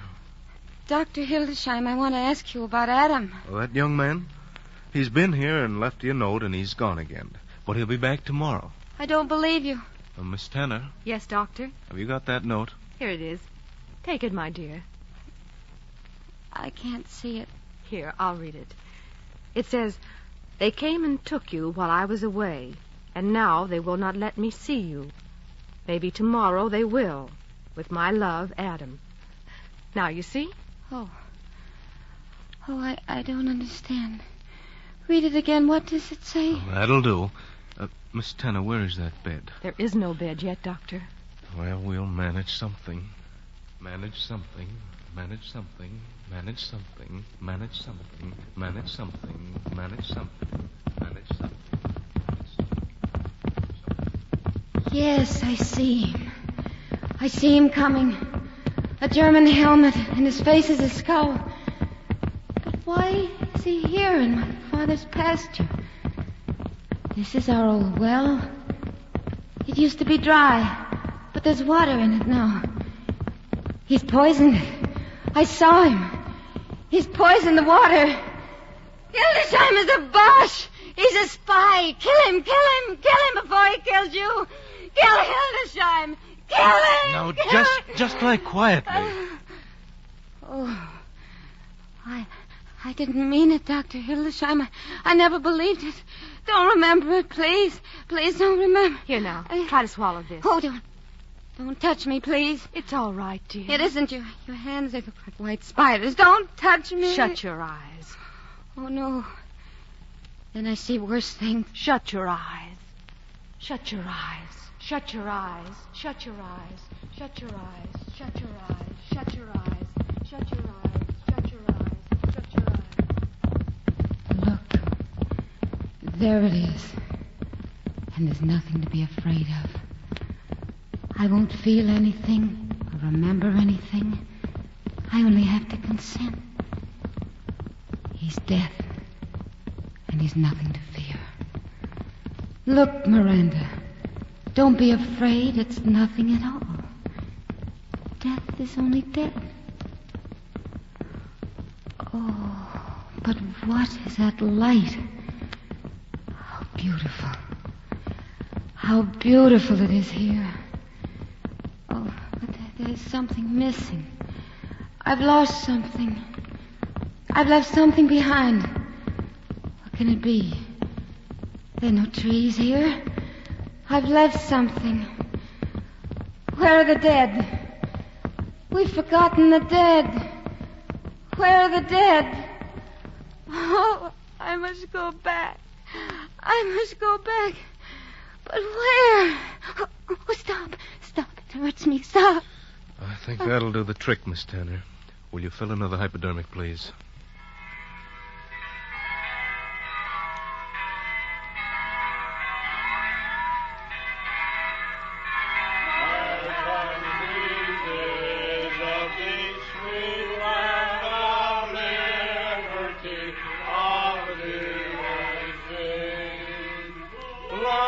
What is it?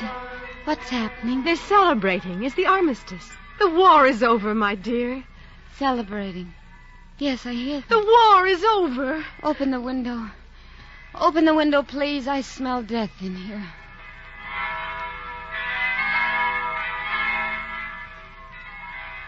There's no light in here. I will never see light again. Not as it was by the shore of that wonderful blue sea. Oh, it was beautiful there. And now I'm back. And I can't get away. They've brought you back and set you safely again on the road that leads to death. They will all be telling you how good it is to be alive.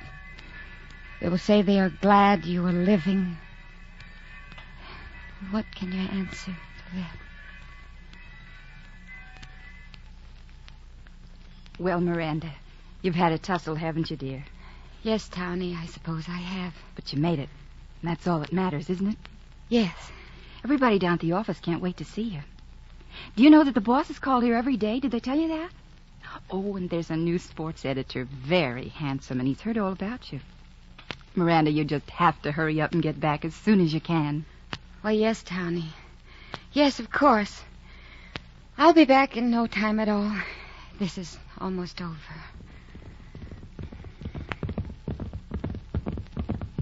Why, my dear, look at all these letters piled up. You haven't read them yet? Let me see that one. Oh, no, take them as they come. Take the top one first. No, let me see that one. Dear Miss Forrester, I am sorry to tell you that your friend Adam Barclay died today of influenza in the camp hospital. He had asked me, in case anything happened, to be sure to let you know. Please accept my sincere sympathy with all best wishes. Now, you must be careful of yourself and not overdo. And you should come back now and then and let us look at you, because the after effects are sometimes... Yes, Miss Tanner. Townie, do you suppose I could have my old room back again? I don't know why not. We stored all your things with Miss Hobby. I'm going now and start collecting things. I'm going to cross back now. I'll be at home again. I must go now. I must begin saying goodbye to Miss Tanner and Dr. Hildesheim. Adam. Now, you need not die again, but still I wish you were here. I wish you'd come back. Adam, do you think I came back to be deceived like this? Adam, I love you. Let me call you back. Let me see you, and I'll say I believe. Adam, let me see you once more. Oh, no. Oh, no. That's not the way. I must never do that again. Your taxi's waiting, Miranda. Are you ready? Yes, I'm ready.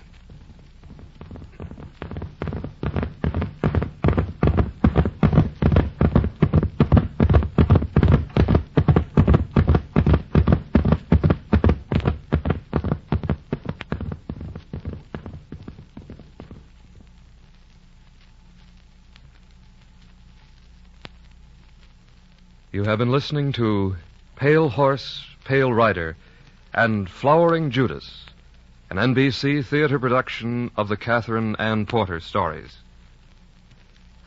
If you wish to increase your knowledge and appreciation of literature, we suggest that you might enjoy the college-supervised courses now being offered in June for the adventures of Sam Spade, tops in the mystery field. You'll hear entertainment, and you'll agree the best radio listening on NBC. You're tuned for the stars on NBC.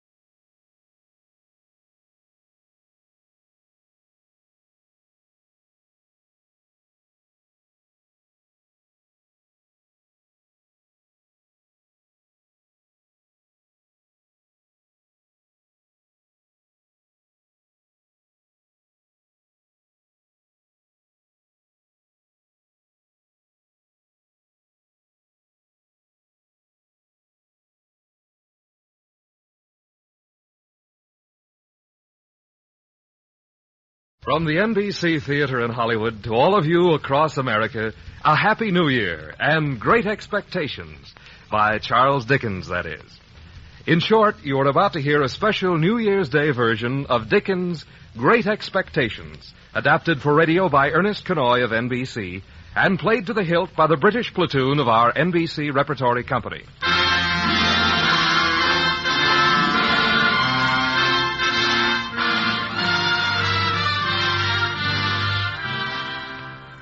On August 3rd, 1861, in London, a fever of excitement greeted the publishing of the final episode of Charles Dickens' latest serial.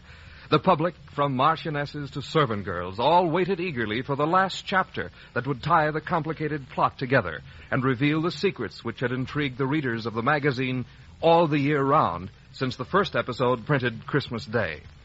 The entire exciting book was then published as a novel, and the NBC Theater brings it to you now. Great Expectations by Charles Dickens.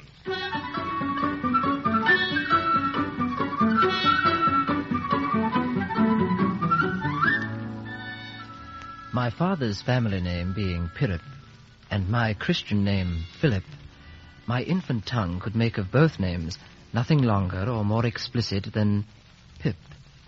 So, Pip I called myself, and Pip I was called by others.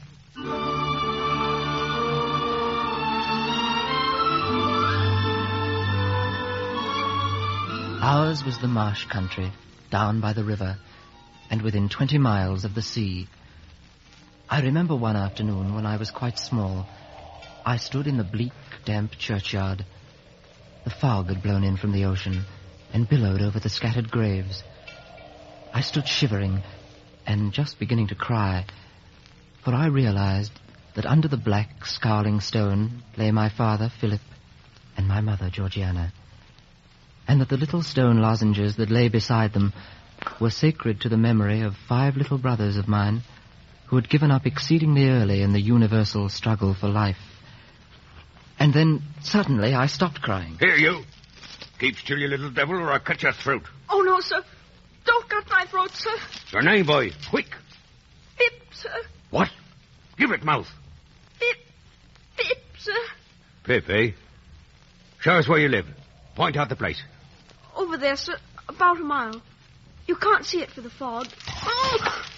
Put me down, sir. Put me down. A boy thinks better upside down.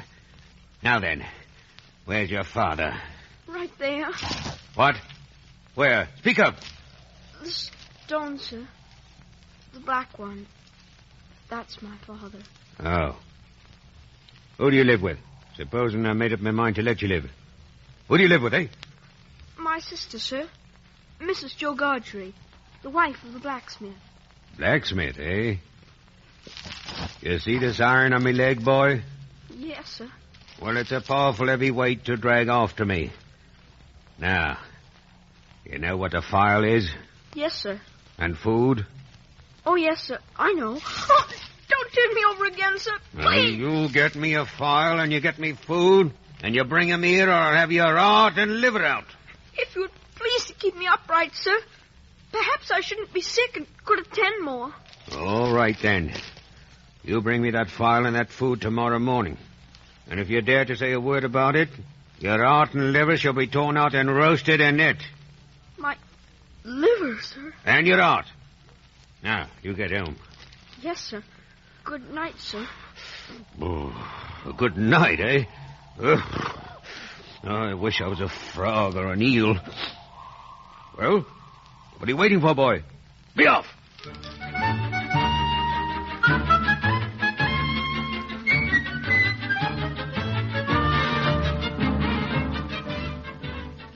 I ran across the marshes and home without stopping.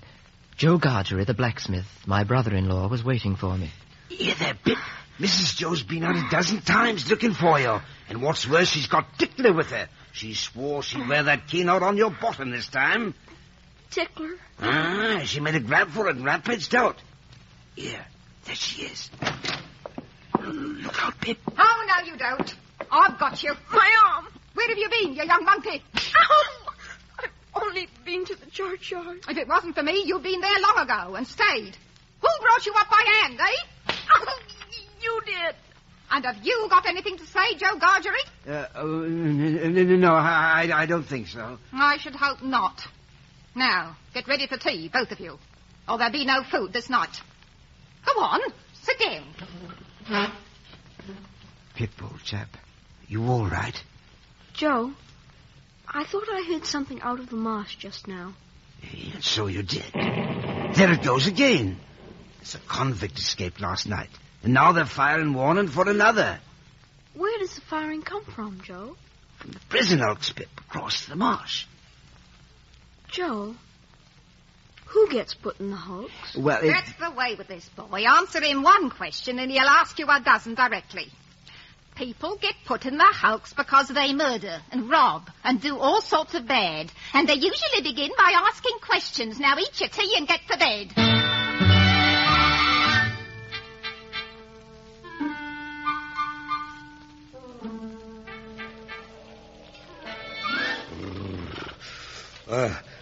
There you are, boy.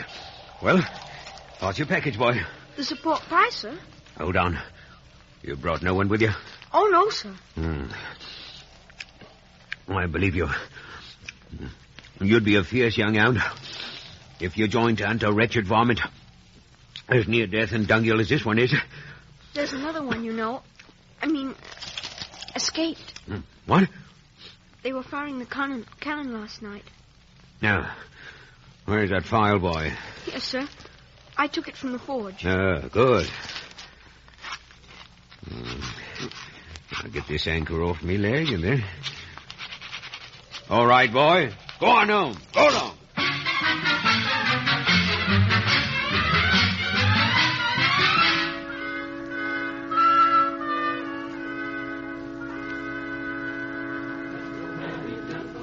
Nothing new this day. Remember Christ our Savior was born on Christmas Day to save us all from Satan's power when we were gone astray. Oh, tidings of comfort. Pip, where the deuce have you been?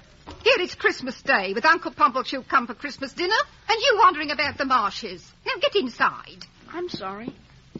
Merry Christmas, Uncle Pumblechook. Boy, you have missed grace. Sit down. Go on, Uncle Pumblechook. And may we be truly grateful. Amen. You hear that, Pip? Be grateful. Especially be grateful to them what brought you up by hand, meaning Mrs. Joe. Light or dark meat, Uncle? Both. Why is it that the young are never truly grateful? Gravy, please. And naturally vicious. A little more stuffing, Mrs. Joe, if you please. Now take pork. Many a moral for the young might be deduced from pork. Pip, would you like some... Uncle Pumblechook is talking. Swine were put before the young as an example of gluttony. What is detestable in a pig is even more so in a boy. Oh, pudding, Uncle. Thank you, Mrs. Joe. Gravy, Pip, old chap. Ah, yes. Be grateful, boy. Consider the lesson of pork. If you had been born such, you would not be enjoying yourself with your elders and betters, rolling in the lap of luxury, brought up by hand by our gracious hostess here. Mrs. Joe, it is time for the pie. Of course, Uncle Pumplechook. Pip, run and fetch Uncle's savoury pork pie. Pork pie? Go on, Pip. It's in the pantry.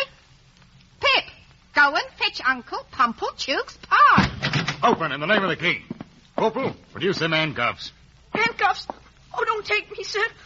I didn't mean to. Oh, here, boy. I want the blacksmith. I be the blacksmith. Ah. You see, we've had an accident with these handcuffs, and the lock goes wrong. You are pursuing escaped convicts, Sergeant? Yes, 2. They're known to be out on the marshes. Anybody seen them? No. You, boy? Me? You seen any vicious convicts on the marsh? Oh, no, sir. No, sir. Well, how about it, blacksmith? Yes, Sergeant, I was, wondering, maybe we could, Pip, old chap here, and me, maybe... Oh, want to come along to watch the daring capture of 2 vicious and desperate varmints by His Majesty's own royal foot, eh? Yes. Come along, then, and welcome. You, sir? You said 2 convicts? Yes. And desperate? Mad dogs, both of them. Well, I think perhaps I might stay to protect Mrs. Joe. The Home Guard, you know. Well, you, blacksmith, get busy on them handcuffs. Come around to the fort, Sergeant. You, out in the yard. Stand! Easy! Now then, let's be at it. Joe, I hope we shan't find them. Aye, Pip, I'd give a shilling if they'd cut and run. Yeah, Joe Gargery, if you bring that boy back with his head blown to bits, don't look to me to put it together again.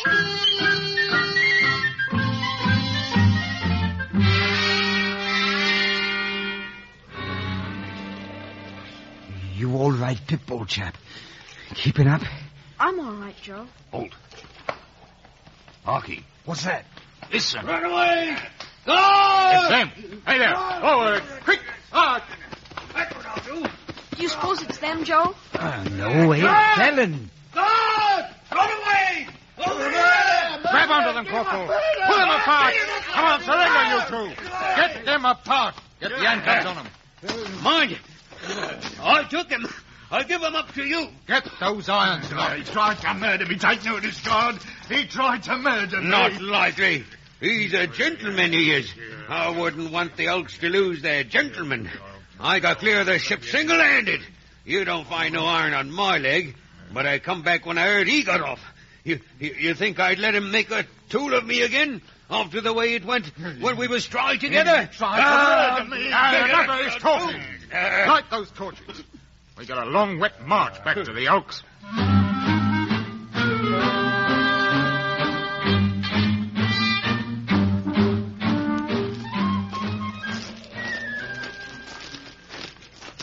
Here we are. Halt! See, blacksmith? There's the boat from the Elks. Sergeant. What do you want, varmint? I want to say something about this escape, so I know people will be laid under suspicion. I took some food from the village over there, from the blacksmith. Well, now, fancy, Pip. Leftovers it was, and a pork pie. Blacksmith, I'm sorry to say, I've ate your pie. God knows you're welcome to it. We don't know what you've done, but we wouldn't have you starved to death for it, poor, miserable fellow creature. Would us, Pip? All right, blacksmith. You're clear. Now, get moving, you 2 varmints.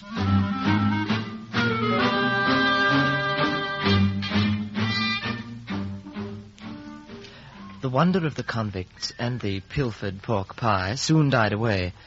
The days stretched into weeks, and then to months. And then one day my sister, Mrs. Joe, burst in from marketing, followed closely by Uncle Pumblechook. Well, where is he? Where is that boy? If he isn't grateful this day, he never will be. Which is extremely likely. Vicious, naturally vicious. Oh, what's all this now? Miss Aversham wants him. He's to go and play there. And he'd better play, or I'll work him. Miss Havisham of yon big house? Aye, the rich old lady. She wants him to play. I wonder how she got to know Pip. Who said she knew him? It was I recommended him. It'll make the boy's fortune. She's that rich. Boy, be forever grateful to all friends, but especially unto them what raised you by hand. He's got to go right now with Uncle Pumblechook. Go on, Pip. Goodbye, Joe. God bless you, Pip, old chap. Very well. Let us be off.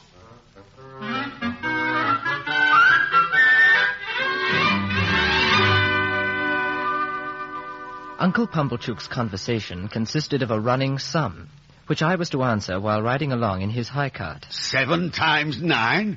63. And 4 less 3 times 2. Then we approached the great 6. house. It was old brick and dismal. Some of the windows had been walled up, and of those that remained, all the lower ones were heavily barred. We pulled up in front of the gate. And 14?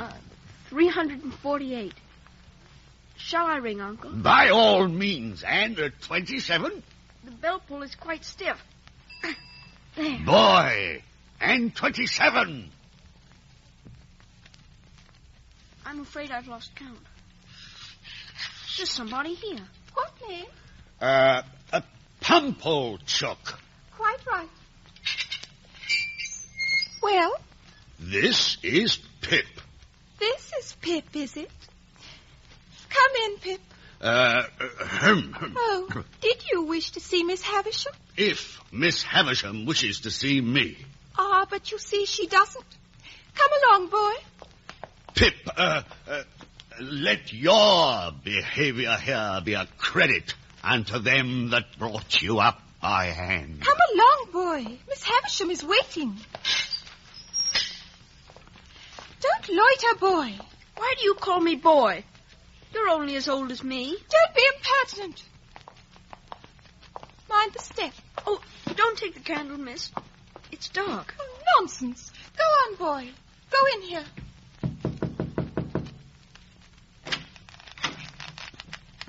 Who's there? Pip, ma'am. Pip? Mr. Pumblechook's boy, ma'am. Come nearer, boy. Let me look at you. Come closer, boy. Closer. Yes, ma'am. Look at me. You're not afraid of a woman who has never seen the sun since you were born? No, ma'am. Do you know what I touch here beneath these withered, yellowed bridal veils? Your heart, ma'am? Broken. I'm tired. I want diversion, and I've done with men and women. Play, boy. Play, ma'am? I've a sick fancy to see someone play. Play, boy. Well, are you sullen and obstinate, Pip? No, ma'am. I'm very sorry for you. And if you complain of me, I shall get into trouble. I just can't play. Call Estella. Go on, boy. Call Estella at the door. Yes, ma'am. Estella! Do you want me, Miss Havisham? Let me see you play cards with this boy. Why, he's a common laboring boy. Estella, you can break his heart. What do you play, boy? At cards. Only beggar my neighbor, miss. Play. What coarse hands he has. And what thick boots. You say nothing of her, Pip. No, ma'am. What do you think of Estella? I don't like to say. Tell me in my ear. I think she's very proud. Anything else? I think she's very pretty. And? I think she's very insulting. I think I should like to go home. And so you shall. When shall I have you here again? Well, ma'am, today is Wednesday. There, I know nothing of days of the week. Time stands still here. Come again after 6 days. Yes, ma'am. Estella, take him out. Let him have something to eat. Come along, boy. In 6 days, Pip. There, boy. You're to eat here. But you've put the plate on the floor. Of course. Go on. Go on, boy. Eat. Why don't you cry, boy? Because I don't want to. You do. You cry until you're half blind. You're near crying now. Go home, boy. Go home and cry.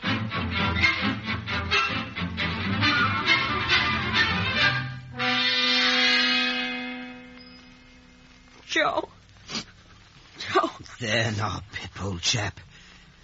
She said my hands were coarse, and I was common. Well, I don't know about that. You're uncommon in some things. You're uncommon small. Likewise, you're uncommon bright. Joe, I'm dreadfully ignorant. Ah, Pip, there's bound to be a beginning somewhere. Even the king on his throne can't write his acts in print without having begun when he was an unpromoted prince with the alphabet. That's all now, old chap. And let's not say no more about it,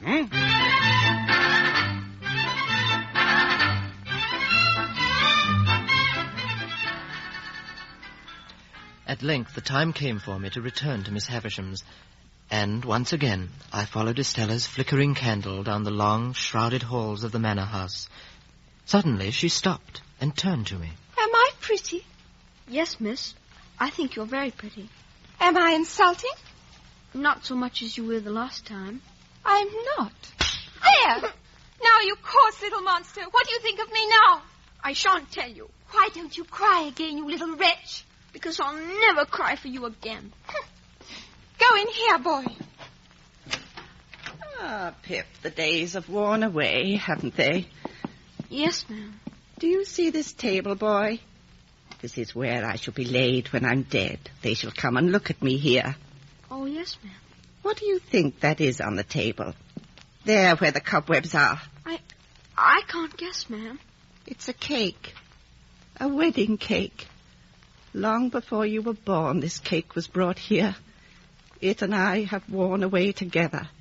The mice have gnawed at it, and sharper teeth than teeth of mice have gnawed at me.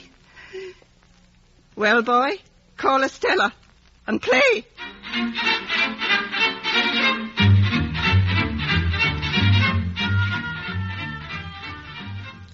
I returned to Miss Havisham several times a week for 8 or 10 months. She would sit in the shrouded, dimly lit room and watch Estella and I play at cards. And then one day she bade me bring Joe Gargery to see her. I was to be apprenticed to Joe to learn to be a blacksmith, and Miss Havisham gave me £25 as premium. The next day Uncle Pumblechook took me by the scruff of the neck to be bound apprentice at the town hall. There was a general celebration, and all I remember is that I was not allowed to fall asleep, but was poked awake and told to enjoy myself. The years of my apprenticeship went by in a shower of sparks from the anvil. Hey there, Pip. Give over. There's something wrong, Joe. Enough blacksmithing for the day. Come, clean up, Pip. We're off to the Jolly Bargeman for a pint. What larks, eh, Pip?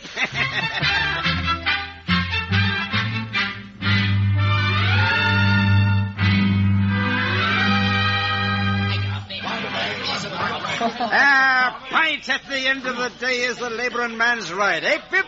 What? Yes, I suppose so, Joe. Joe, who's that? Who's what? That strange man. He's coming over here. I never seen him before, Pip. I am looking for a blacksmith by name Joseph or Joe Gargery. I be Joe Gargery. You have an apprentice commonly known as Pip? I'm Pip. What is it you was wanting with me and Pip, My name is Jaggers, and I'm a lawyer in London. Joseph Gargery, I am the bearer of an offer to relieve you of this young fellow's apprentice. What? You would not object to releasing him for his own good? You would not want any payment? Heaven forbid I should stand in Pip's way. Heaven forbidding is pious, but not to the point. The answer is no. Well, the communication that I have concerning this young fellow is that he has great expectations. Eh?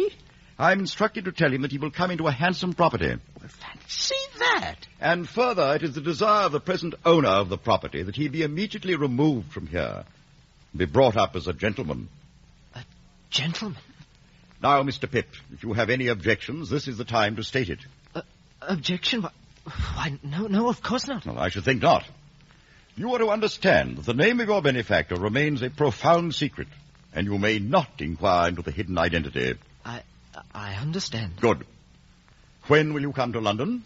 London? Why, whenever you say so. First, you will procure suitable clothing. I shall leave you 20 guineas. And I shall expect you in London, Mr. Pip, this day week. And be prompt. I cannot abide a laggard.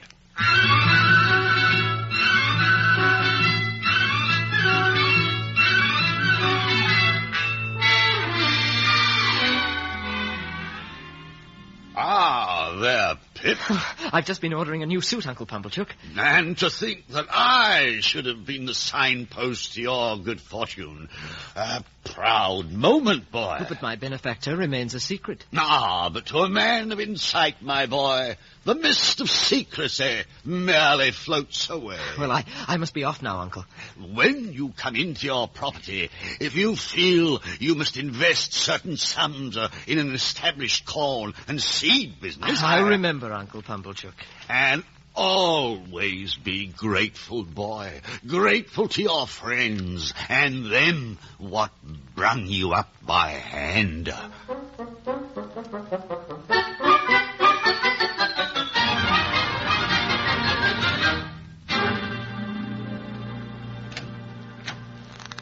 Well, Pip? I'm going to London tomorrow, Miss Havisham, and I've come to take my leave of you. Yes, I've seen Mr. Jaggers, Pip. I know all about it. So you're adopted by a rich person? Yes, Miss Havisham. And Mr. Jaggers is made your guardian? Yes, Miss Havisham. Well, you have a promising career before you. Be good, Pip, and obey Mr. Jaggers' instructions.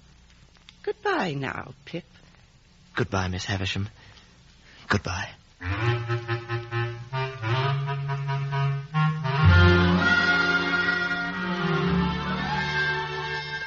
The light was just beginning to break over the marshes when the London stage rattled into our village. The horses were stamping and snorting with the cold, and the top riders were bundled to the ears like so many caterpillars waiting for spring. All up for London stage! Well, goodbye, Pip, old chap. Us has ever been the best of friends. Oh, goodbye, Joe. God bless you, Pip, old chap. God bless you. Ever the best of friends, Pip.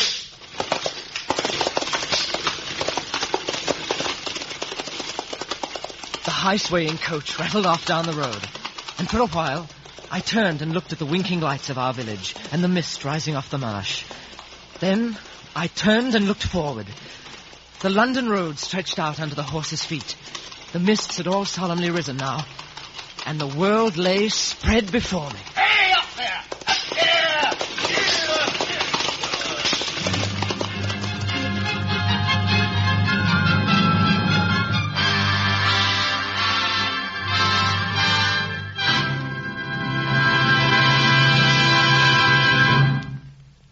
From Hollywood, the NBC Theater is bringing you a radio version of Great Expectations by Charles Dickens.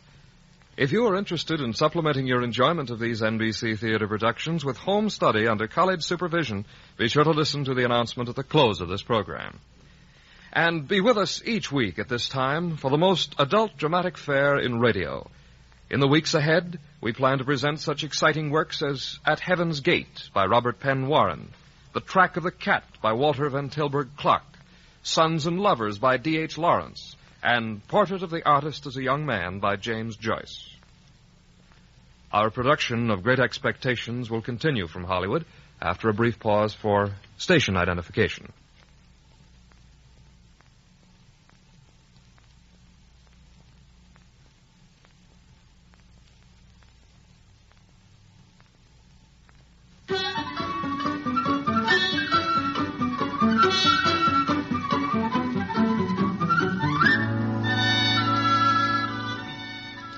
After hours of jolting, the coach finally clattered over the London cobblestones. I climbed down and set off for Mr. Jaggers' office. I found it in a gloomy street, between an apothecary shop and a second-hand store with the distinct odor of stolen goods. I went in and asked after Mr. Jaggers. He's not in. He's at court. Am I addressing Mr. Pip? Why, yes. You're to wait. I'm Wemmick, Mr. Jaggers' clerk. Well, I don't mean to be curious, Mr. Wemmick, but who are those odd gentlemen lounging about outside? No gentleman there. That chap with one eye, armed robbery. The small man with the spectacles, coining. And the two dark chaps, suspicion of forgery. And they're all waiting for Mr. Jaggers? Yes. If anyone can get them off, it'll be Jaggers. And they know it. Hold on, Mr. Pip. There he is now, coming round from Newgate. Here now, be off with you, Let go of my coat, you, be off. Oh, Mr. Jagger, sir. Ah, there, Mr. Pip. A pleasant journey? Well, yes, sir. We've made all arrangements. Your anonymous benefactor wishes you to become a proper gentleman. You will draw an allowance, and you will deal with the tradesmen that I select. Thus, I shall be able to see if you are outrunning the constable. Wemmick, show Mr. Pip to his lodgings. Well, I wondered if I might ask... No question, sir, none at all. Wemmick, take him away.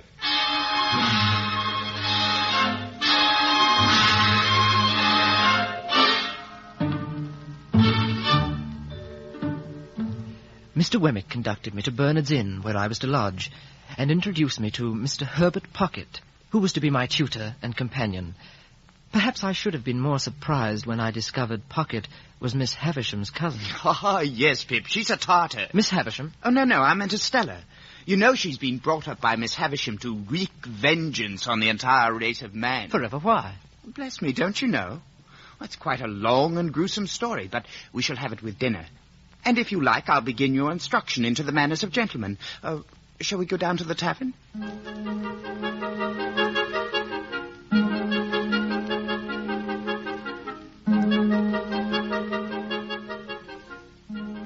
As we ate, young Mr. Pocket told me all he knew of the history of Miss Havisham's strange household, interspersing his narrative with good-humoured correction. I say, Pip, I might mention in passing that it is not the custom in London to put the knife in the mouth, for fear of accidents, you know. So the spoon is not generally used overhand, but, under. He commenced his story with the soup, and finished it with the tea. He told of how Miss Havisham, a wealthy heiress, had gone head over heels for a young gentleman many years ago. The wedding day was set, the huge cake baked, but Miss Havisham's bridegroom was never seen again. And she stopped time in her house at the moment when that dread news arrived. She lived, as I had seen her, in the yellowing ruin of her bridal dress, with the great cake rotting on the cobwebbed table. And Estella was adopted to provide her revenge on mankind. And, in closing, Pip, might I add that it is not considered necessary to balance a wine glass on the bridge of the nose to drain it?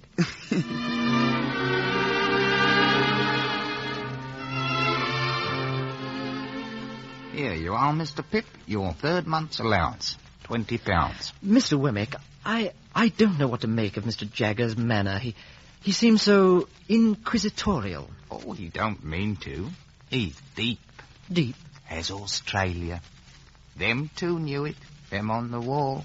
Oh, you mean the masks? Are they good likenesses? Young man, them is the faces themselves, cast directly after the individuals in question was cut down off Newgate gallows. Oh. They was clients of Mr. Jagger's what didn't pay a fee. Now, you take his housekeeper. His housekeeper? She's a lioness tamed, she is. A lioness tamed. She'll give you an idea of what kind of man is Mr. Jagger's.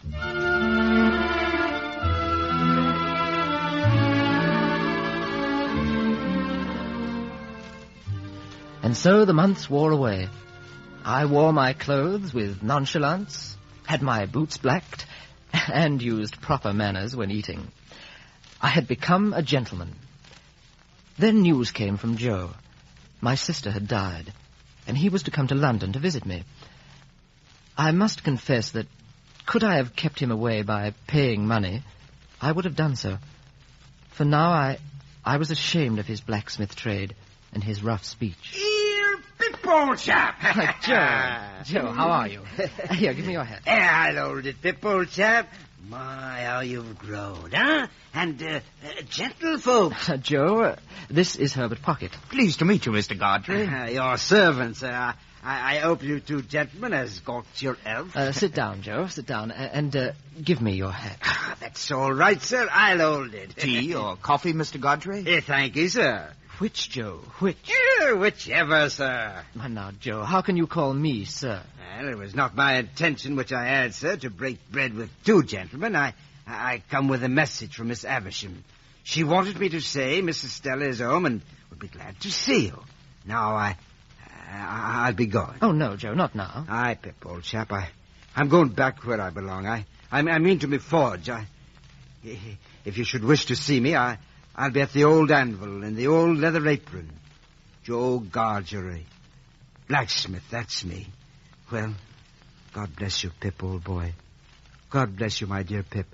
I won't bother you no more.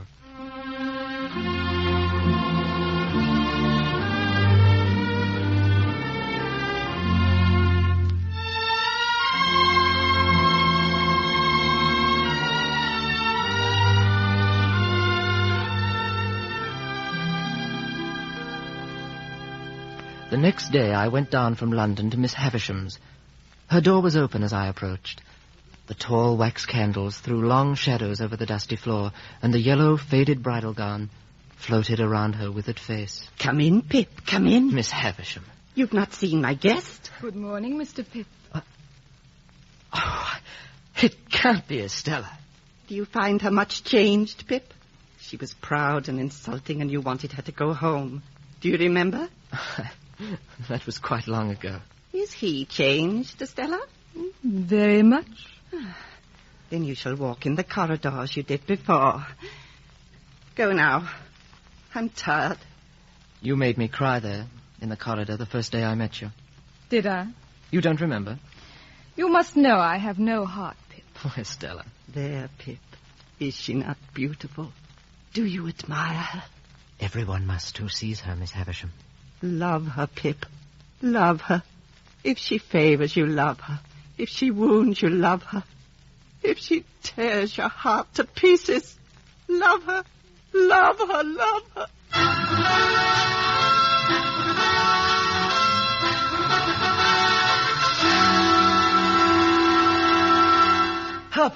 Herbert, wake up. Wake up. Oh, Pip, when did you return to London? Herbert, I'm in love. I adore Estella.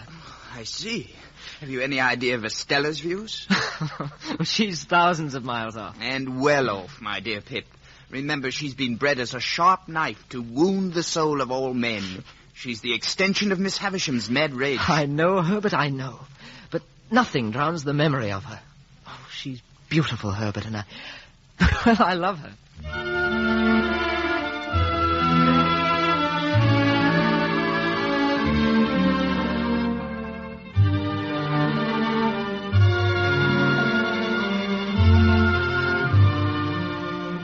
Well, Mr. Pip. It's my 21st birthday, Mr. Jaggers. Congratulations. What do you suppose you're living at the rate of? If you please, sir. At the rate of. Oh, well, I'm not sure, sir. But is my benefactor to be made known to me today? No. Here, sir, is £500, a handsome sum of money. You consider it so? Why, sir... Answer the question. Yes, sir. You shall live at the rate of £500 per annum until the donor of the whole appears. But will my benefactor appear soon? That is a question I must not be asked. Or I may say more. As a lawyer, it would compromise me, sir, and I am never compromised.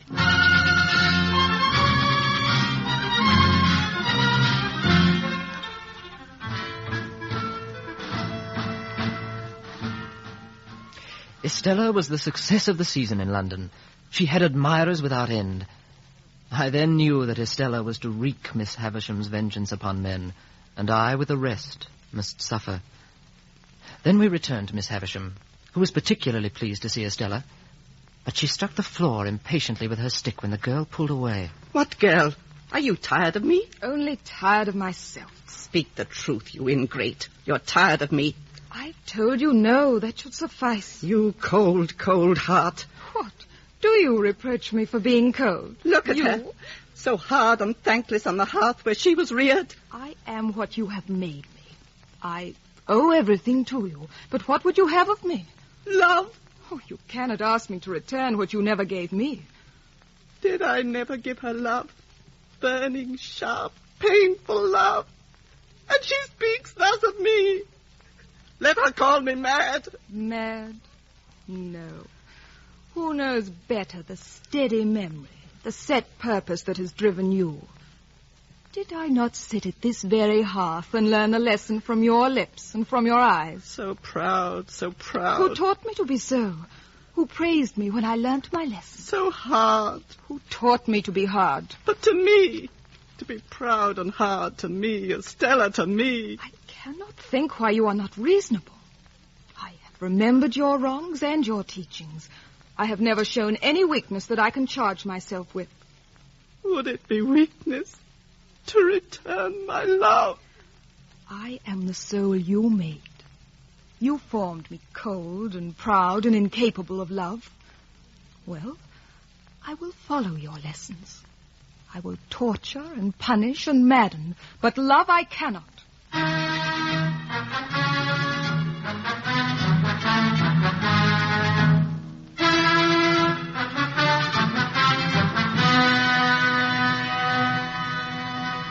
When I returned to my lodgings in London, I could hear the wind prying at the corners of the building, trying to get in. I climbed to the 3rd floor and unlocked my door. A single candle threw dancing shadows about the room, and standing in the center of the light stood a massive, grey-haired man, browned and hardened by exposure to the weather. It is you. It is Pip. I've come. I pray, sir, what is your business? I've been waiting for you. There's no one I... What do you mean, breaking into my room? Explain yourself. Oh, you're down to remember. A certain night, a cold and wet night with a fog rising off the marsh. Wait, And the churchyard stones. Do you remember a poor shivering varmint, a convict, escaped to the hulks? You, the man in the churchyard, the convict.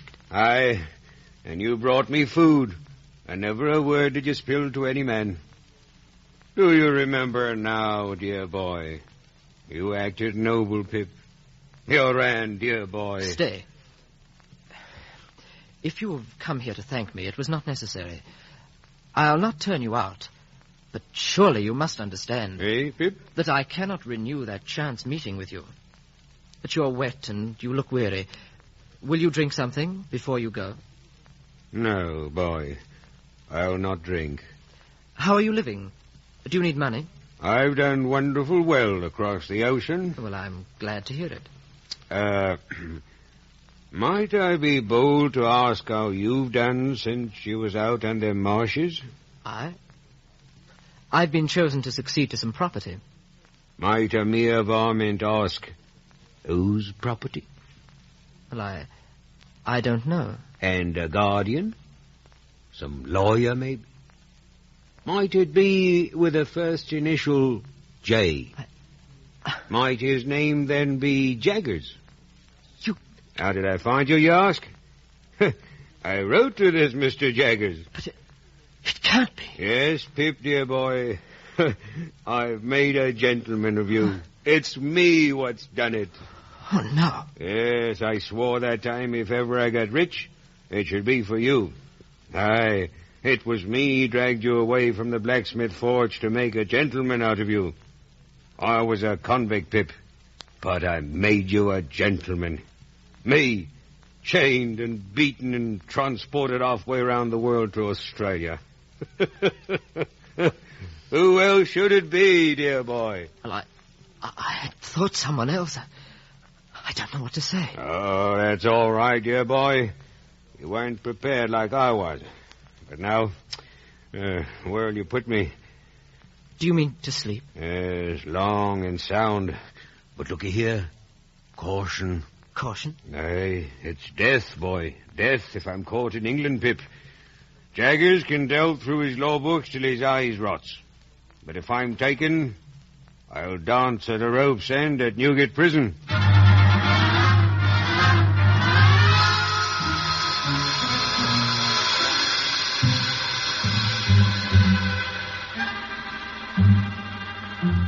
Mr. Jaggers, I must speak with you. Now, Pip, be careful.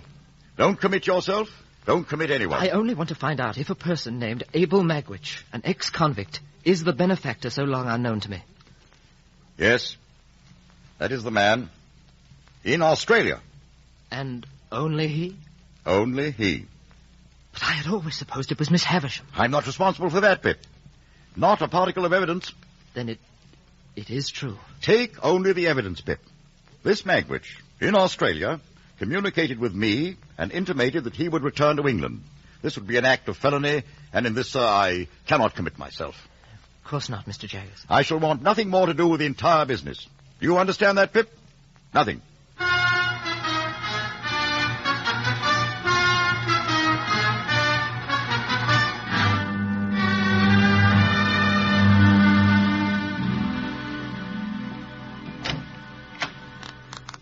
And what wind blows you down here, Pip? I must speak to Estella, Miss Havisham.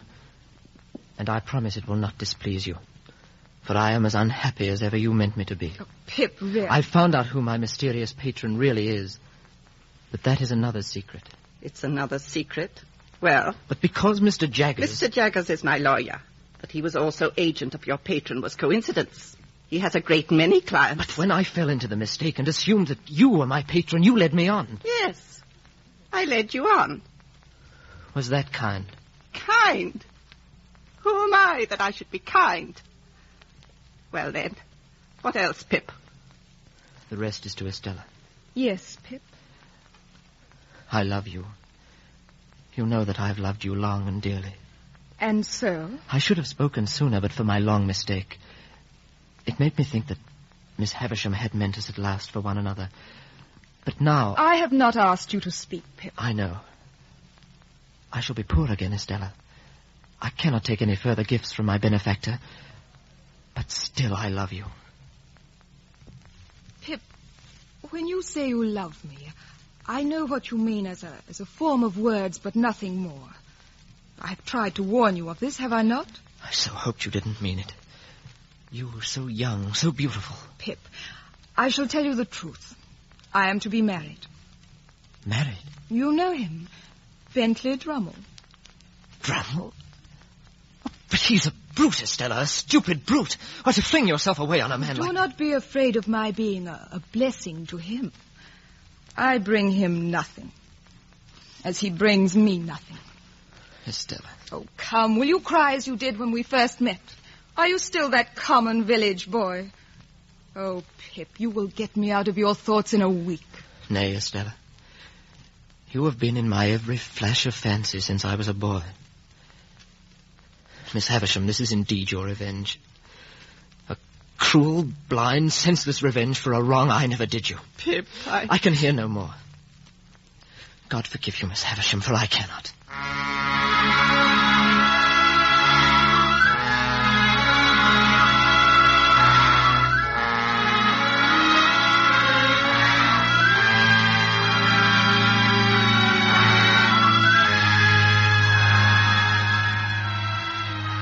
When I returned to London, I found a note at my lodgings from Wemmick, Mr. Jaggers' clerk.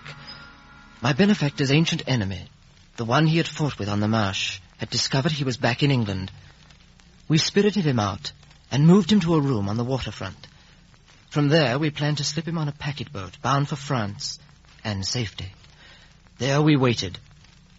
Then one night I was summoned to Mr. Jaggers to dine. I looked up just as his housekeeper glided into the room, and I started. For staring back at me from that hard and weathered face were Estella's eyes. After I left, I cornered Wemmick and finally got the truth. Oh, she was up for murder, she was. And Jaggers got her off. It was over a man. And there was talk that she'd done away with a child. Never proved, though. This child, was it a girl? Said to have been. Most mysterious, Mr. Pip, most mysterious. That woman, she's a wild beast tamed. And Jaggers, he's the man what done the taming.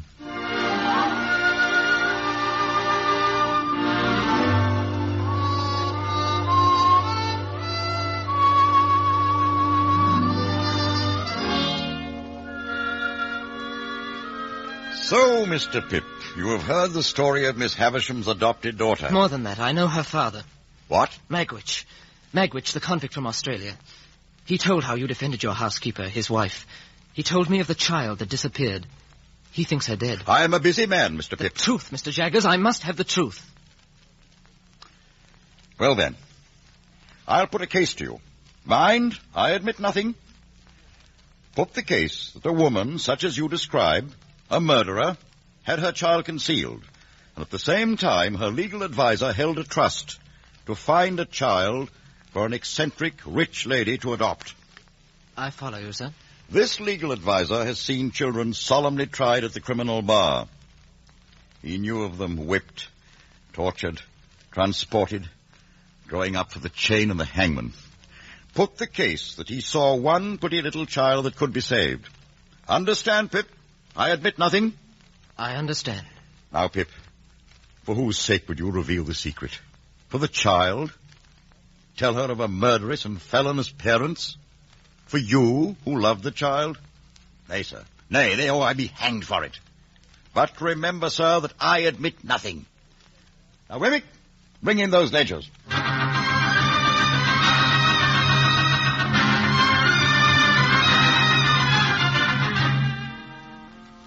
That night, the tide was running fast to the sea, and the packet boat for Rotterdam would sweep by. We planned to row to midstream, hailing the steamer as she drew abreast. We're in midstream. Aye, slack off, keep her steady. You'll never know, dear boy, the feeling of freedom. Not like me, what is known the lock and the chain. You'll be safe out of England in a few hours. Now remember, when the steamer comes, you're a merchant who must get to Rotterdam. And when... Yes, what is it? There's a 4-oared galley coming up from Temple Stairs. Oh, no matter. Here's the steamer beyond the bend. Swing the boat round. Now, get ready to hail her. She's coming full steam. Pip, the 4-oared galley, it's closing in on us. Halt! What does he want? Halt in the king's name! Pull, Herbert, pull! You've got to return convicts here. Halt! They've come for me. Abel Magwitch, I arrest you in the king's name. Get hold of their boat. They'll not take me! Look out! Please, look out! Look out! The steamer! The steamer!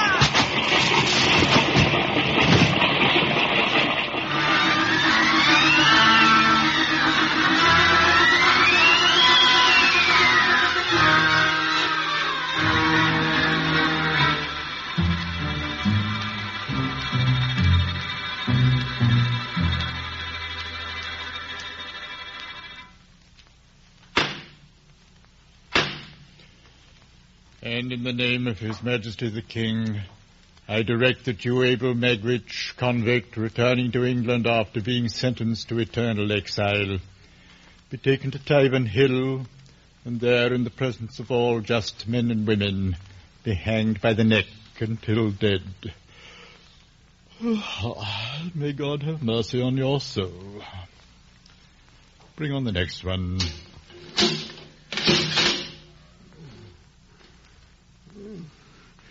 Is that you, dear boy? Pip? I came as soon as it was time. Well, I'll fool them. They'll not be hanging me. That steamer paddle finished me. Are you in much pain today? I'll not I'm up, Pip. But I've seen my boy a gentleman. Oh, dear Magwitch. Can you hear me? You had a child once, whom you lost. She lives. She is a lady, and is very beautiful. She is very beautiful, and I love her. Pip. Pip.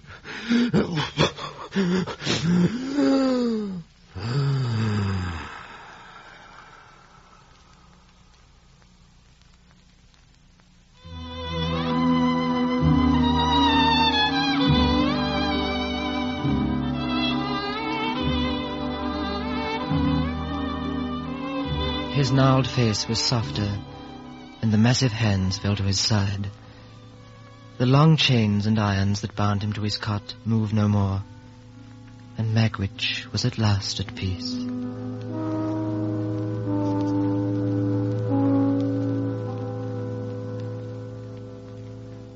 I wandered about the city then for days. The night on the river and the days that followed had brought on a violent fever. A swirling vapor clouded my mind, and men came in and out of it as ghosts. And then all seemed to look like Joe Gargery. Easy now, Pip, old chap. Joe. Is it really Joe? Aye, old Joe himself. Oh, Joe. Easy now. You're back at the forge, safe and sound. You know who my patron was, Joe. It wasn't Miss Havisham at all. Aye, Pip, I know. And I've sore news for you. Miss Havisham, she caught that bride gown of hers in the fire when the young girl went to be wed. She's gone now, Pip, old chap. Gone to peace, poor lady. Oh, Joe, I've no money now, and I've a mountain of debts in the city. Yeah, now I've got plenty for all. Oh, no. No, I shall be off with Herbert Pocket. He has a place in a merchant's firm. I shall leave England, Joe. But I'll come back someday. Then, what larks, eh? Aye, Pip, old chap. What larks?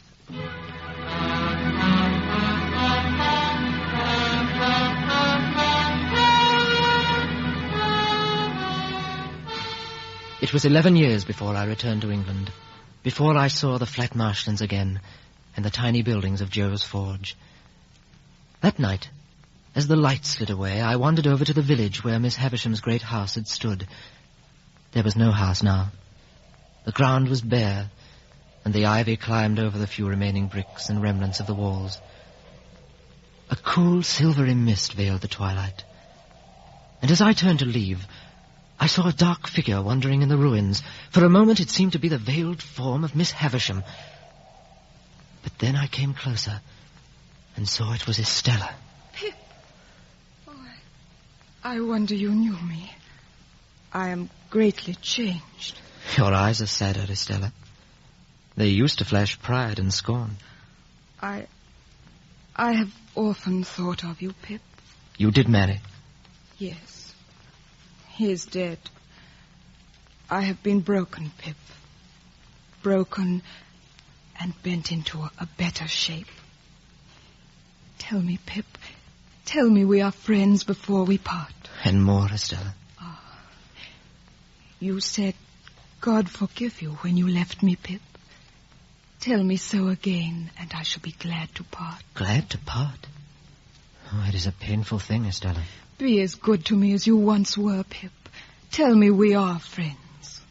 We are friends, Estella. We shall be always.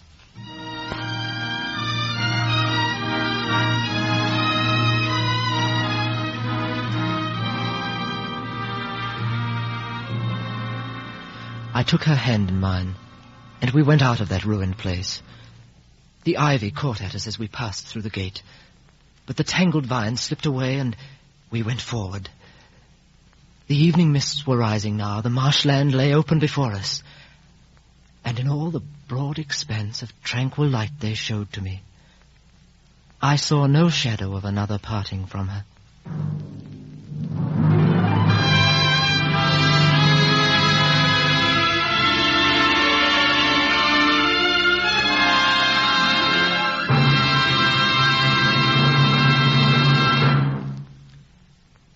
You have been listening to Great Expectations, an NBC Theater production of the Charles Dickens novel. If you wish to increase your knowledge and appreciation of literature, we suggest that you might enjoy the college-supervised courses now being offered in connection with the NBC Theater. For full information, write to NBC Theater in care of one of the following universities or colleges: the University of Louisville, Louisville, Kentucky; the University of Tulsa, Tulsa, Oklahoma; Kansas State Teachers College, Pittsburgh, Kansas; Washington State College, Pullman, Washington; the University of Arizona, Tucson, Arizona; Texas College of Arts and Industries, Kingsville, Texas; or Brooklyn College, Brooklyn, New York. You also have a chance to win a set of the famous Encyclopedia Britannica.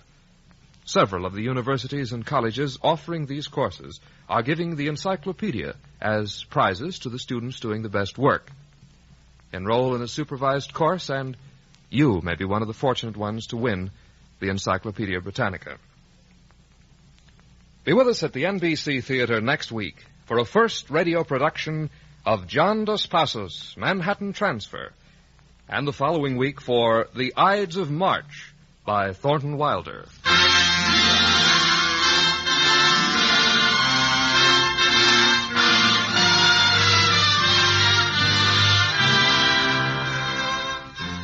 Great Expectations was adapted for the NBC Theater by Ernest Kenoy. Our cast included Terry Kilburn as Pip, Donald Morrison as Magwitch, John Ramsey Hill was young Pip, George Pembroke was Joe, Phyllis Morris was Mrs. Joe, Alec Harford was Pumblechook, Raymond Lawrence was Compeyson, Constance Cavendish as Stella, Norma Varden was Miss Havisham, Ramsey Hill was Jaggers, Ben Wright was Wemmick, and Hugh Thomas was Pocket. Your announcer, Don Stanley. The director of the NBC Theater is Andrew C. Love.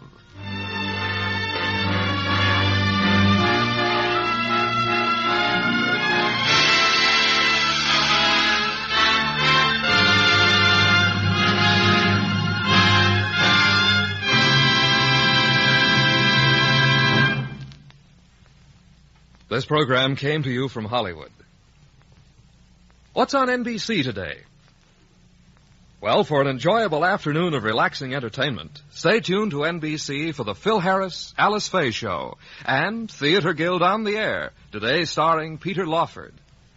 You'll find the best comedy for all the family on the Harris Faye Show and an intriguing story on Theater Guild, today on NBC.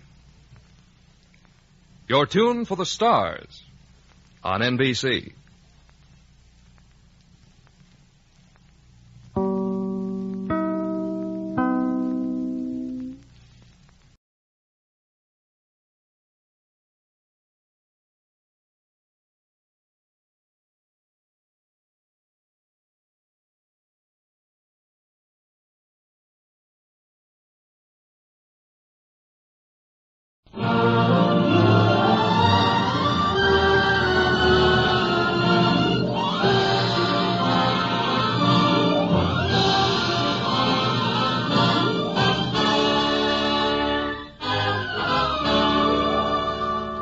This is the NBC University Theater, bringing you a full-hour dramatization of Jane Austen's distinguished novel, Pride and Prejudice, starring Angela Lansbury as Elizabeth Bennet.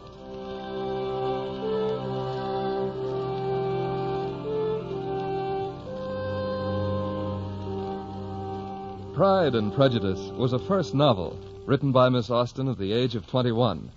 Today, it's the best known of her works. A delightful romance and a comedy of manners based on provincial family life in England of the late 1700s. The book has been adapted a number of times for stage, screen, and radio, and its popularity in all forms seems to grow with the decades. Today on University Theater, we bring you a new version for radio and an exciting cast headed by Miss Angela Lansbury. Here, then, is Pride and Prejudice.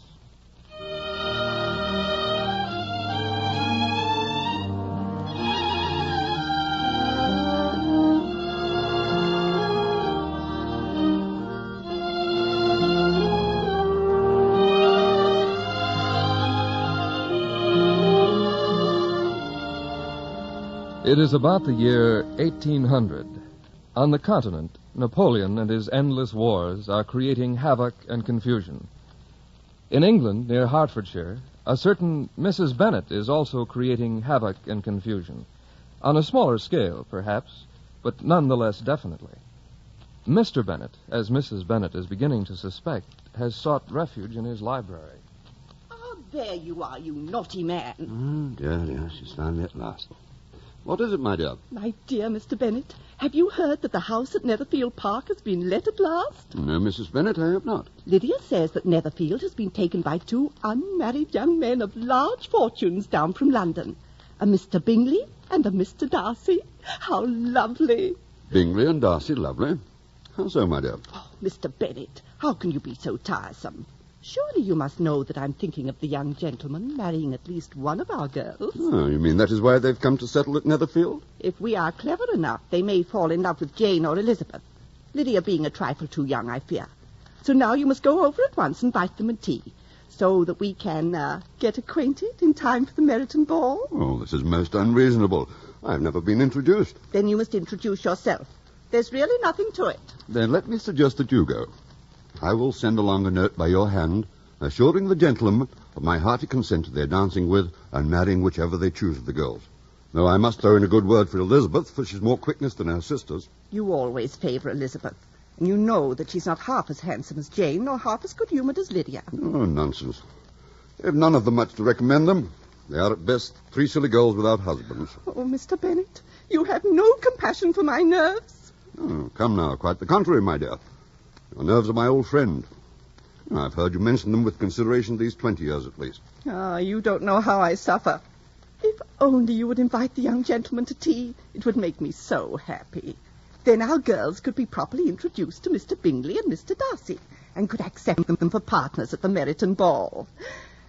Oh, Mr. Bennet, what would you say to Elizabeth for Mr. Darcy, and Jane for Mr. Bingley? Mamma! Oh, there's Jane now. Mamma! Have you heard about the news about the Netherfield Hall? Well, not only has your mamma heard, Jane, but she's made certain arrangements. Jane, what would you think of attending the Meryton ball with Mr. Bingley? Oh, I doubt very much that the gentleman would include me in his plans without first having met me. Jane, you underestimate your mamma.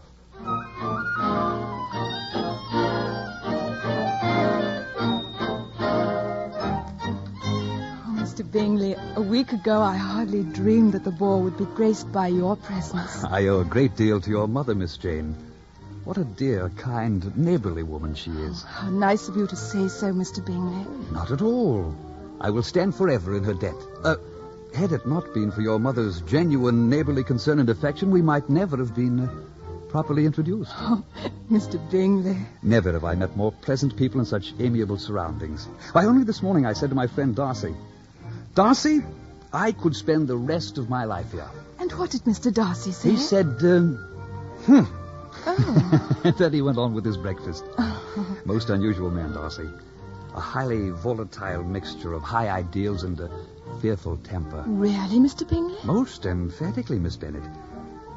Darcy is the best friend and the most unpredictable man I have ever met. And now, Miss Jane, may I have the pleasure of this dance? But, Mr. Bingley, the dance has ended. I am requesting the dance that's about to begin. 2 in a row, Mr. Bingley? What will people say? They will say that Charles Bingley is the most fortunate man in the room. Oh, but who will sit with Mamma? My dear friend, Mr. Darcy. Even now he's joined her and your sister Elizabeth near the punch bowl.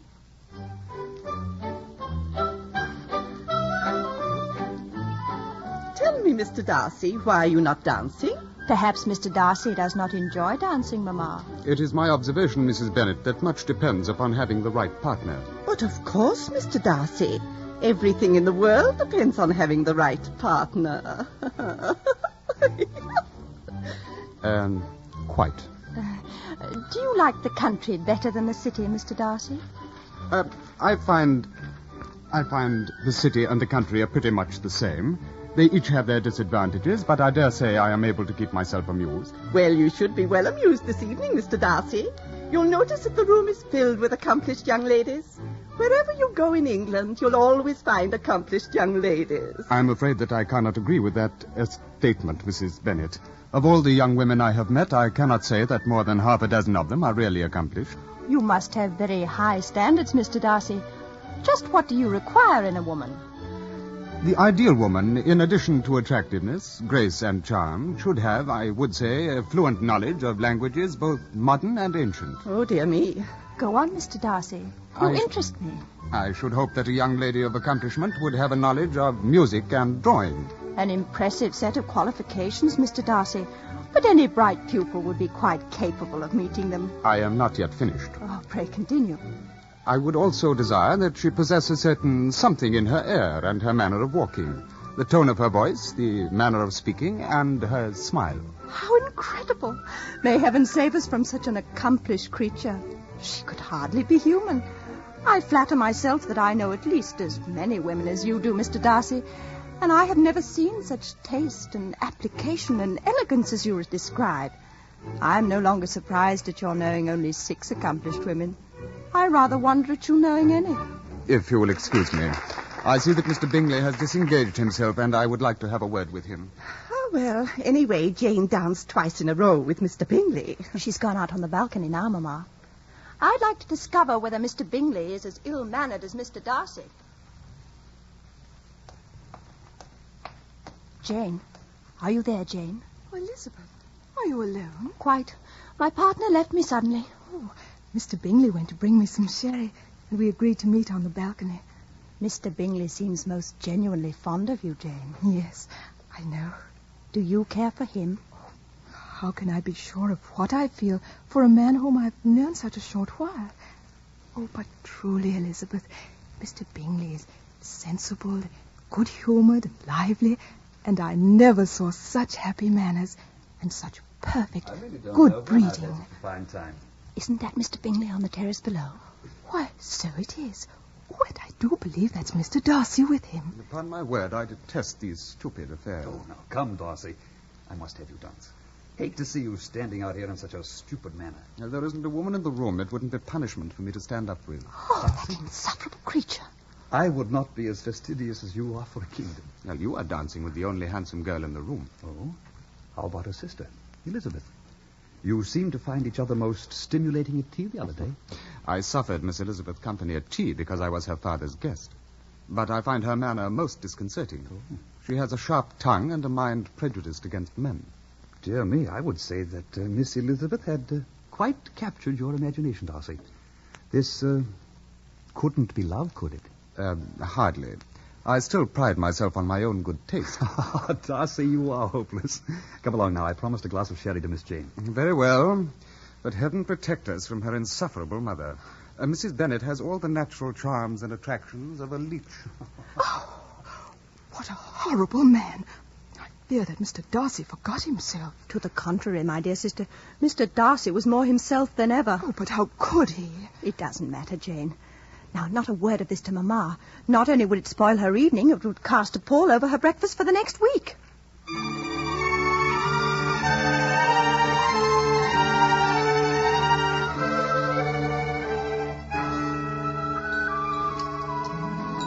Oh, Mr. Bennet, I wish you'd been there to share my happiness. Elizabeth put that horrid Mr. Darcy in his place, and Jane was so admired. Mr. Bingley and Jane danced the first and the third and the fifth, and then came the boulanger. Nothing, Mr. Bennet? Enough. If Mr. Bingley... La, how wonderful it would be to have Jane married and settled at Netherfield. Oh, the most commendable dream, my dear. Meanwhile, let us be a little more realistic and hope that you've ordered a good dinner for today. Oh, how can you think of dinner at a time like this? Because I've just had a letter informing me that we may expect a young gentleman for dinner. That is to say, he will dine with us. Why, who do you mean, Mr. Bennet? I mean my cousin, the Reverend Mr. Collins of Hunsford, who, after I'm gone from this earth, will inherit this house and estate. You mean you invited that odious young man? Oh, he invited himself. But why is he coming? Well, his patroness, one Lady Catherine, has suggested that he find someone to share his rectory. Mr. Collins is coming here in search of a wife. You mean... Why, the dear man! And if it should happen that Mr. Collins would marry one of our girls, it would mean that we would not lose the estate. Exactly. Oh, the dear, dear man. Elizabeth looked most attractive last night. Oh, surely you'd not send Elizabeth off to a rectory. And why not? I would be quite satisfied to see Elizabeth married and established at Hunsford. I think you'd better consider Elizabeth's feelings in that matter. She may not wish to marry. Mr. Bennet, it's every girl's duty to marry.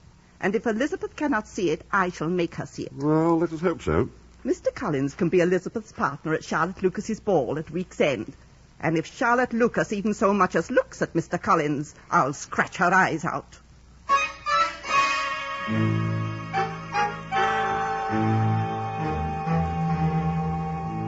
Truly, Charlotte, you ought to be congratulated on a most successful affair. Why, thank you, Elizabeth, and may I say the same to you. I saw you dancing with Mr. Collins, and I must say he was most attentive. He's got his eye on you. Oh, come, Charlotte, don't talk nonsense. Elizabeth, I know the symptoms, and I'll wager that it won't be long before Mr. Collins will be asking for your hand. Now, you're being ridiculous. I hardly know Mr. Collins. Why, he's like a stranger to me. And to me, but so much the better.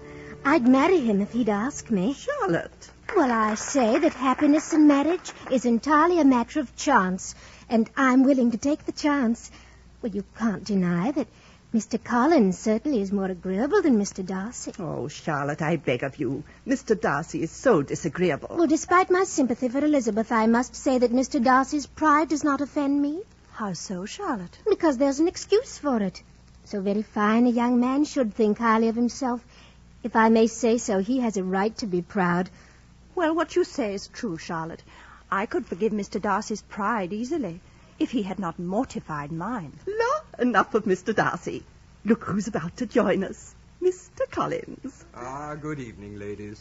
Dear Mr. Collins. I hope you'll forgive me, but did I not hear you mention the name of Mr. Darcy? Why, yes, do you know him? Mr. Darcy is the nephew of Mr. Collins' patroness, Lady Catherine. Quite.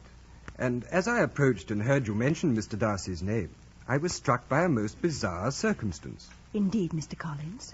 What was it, if I may ask? Well, as it happens, while you were talking of Mr. Darcy, I happened to look across the ballroom, and there I saw your sister Lydia dancing across the floor in the arms of a gentleman who is said to be Mr. Darcy's arch-enemy. Really? You don't say.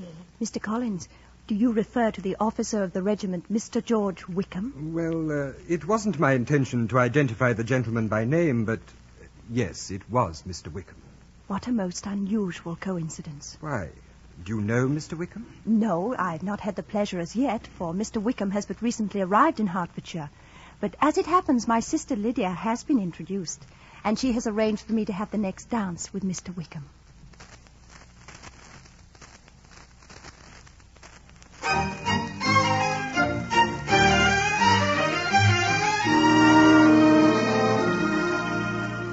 Mr. Wickham, I hope you will not find me too bold if I ask you a most intimate question. Not at all.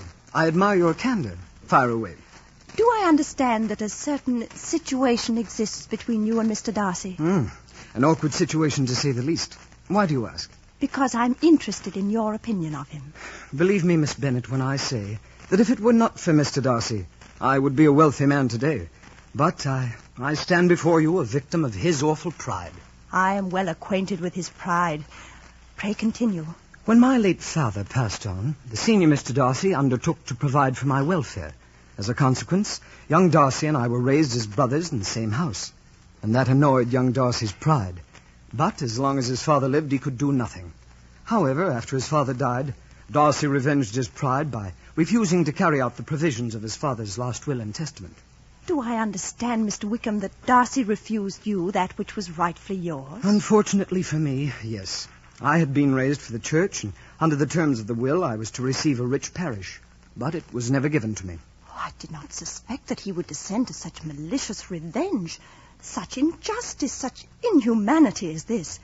And it makes me even more astonished at his intimacy with Mr. Bingley, who is good humour itself. How Mr. Bingley can tolerate Mr. Darcy? I would say that it is most likely that Mr. Darcy completely dominates Mr. Bingley. They are giving a ball next fortnight at their new house in Netherfield. I do hope, Mr. Wickham, that you will be present. To the present time, I have not been invited. But even if I were, I would doubt my acceptance. But you will surely be there? Well, I'm committed to attend with a certain Mr. Collins. Oh, no, not Mr. Collins. Not for you, dear lady.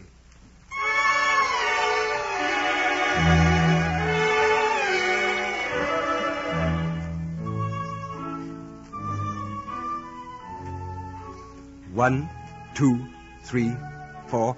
1, 2, 3. I say, Miss Elizabeth, are you enjoying yourself? Oh, very much, Mr. Collins. Lady Catherine has said to me many times, Mr. Collins, make sure that your partner enjoys herself. She's a very wise woman. I have no doubt. Quite. 1, 2, 3, 4. 1, 2. Dear me, look there. Is that Lady Catherine's nephew standing all alone in the corner? Are you referring to Mr. Darcy? But of course. It is Mr. Darcy, and no partner. What would Lady Catherine say? Come along, Miss Elizabeth. We will remedy that immediately. Oh, I beg your pardon, Mr. Collins. What is your intent? Why, Mr. Collins, not even for Lady Catherine would I consent to dance.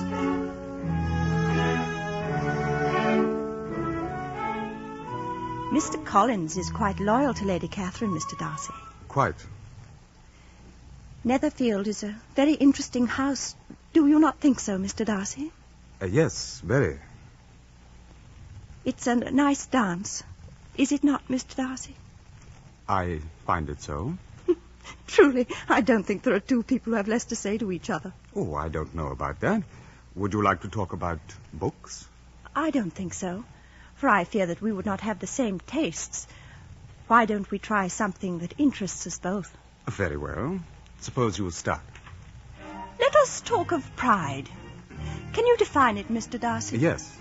Pride is strength and character. By example, there is pride of family, pride of home, and pride of self. I would make a virtue of pride. I fear that you have made it your fault. Oh, I did not know that you were a studier of character. You must find it very dull in the country. No, not at all. All sorts of people come through. For example, you and Mr. Bingley. You are given to melancholy, while he is pleasant, cheerful, and considerate. Well put, Miss Bennet. But the trouble with Bingley is that he fancies himself in love. Well, I trust you had a delightful dance, Mr. Darcy. Quite, and most instructive. Oh, yes. We discussed vanity, pride, and we almost discussed love. Oh, do you believe in love, Mr. Darcy? Yes, I do. But fancying oneself in love is something else again. Well spoken, sir. But how is one to know true love from false? The only manner in which two people can determine the degree of their mutual affection is through the exchange of confidences, a procedure hardly suited to a ballroom. I'm inclined to agree with you, Mr. Darcy. I must say that I've always fancied the ideal situation for confessions of affection to be a garden.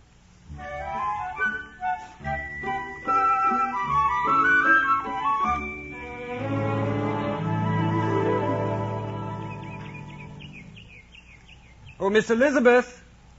Oh, dear, she must be somewhere in this garden. Oh, Miss Elizabeth! Where are you? I'm over here behind the box hedge. Just follow the path.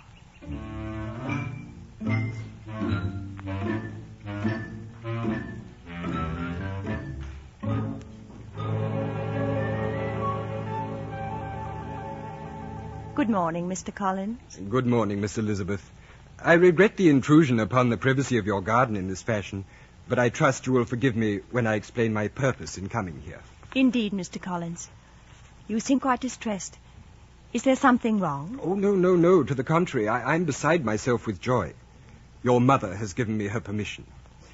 Miss Elizabeth, since almost the first moment I entered your father's house, I single you out as the companion of my future life. Mr. Collins. You have only to say that you will be mine. Then all that will remain will be for me to assure you in the most animated language of the violence of my affection. And then we can be married. Oh, you are too hasty, sir. Please accept my thanks for the compliment you are paying me. But I cannot do otherwise than decline. Oh, how modest you are. But I've heard how you ladies decline when secretly you mean to accept. Upon my word, sir, I assure you I decline. You could not make me happy, and I am convinced that I am the last woman in the world who would make you so. I cannot believe that, Miss Elizabeth. In the first place, it would be to your advantage to marry me, for someday I will inherit this very house. And because you cannot have a very large dowry, it is very unlikely that another offer of marriage will ever be made to you. Mr. Collins, I appreciate your consideration for my poor position in the world, but I cannot marry you. Now will you please leave?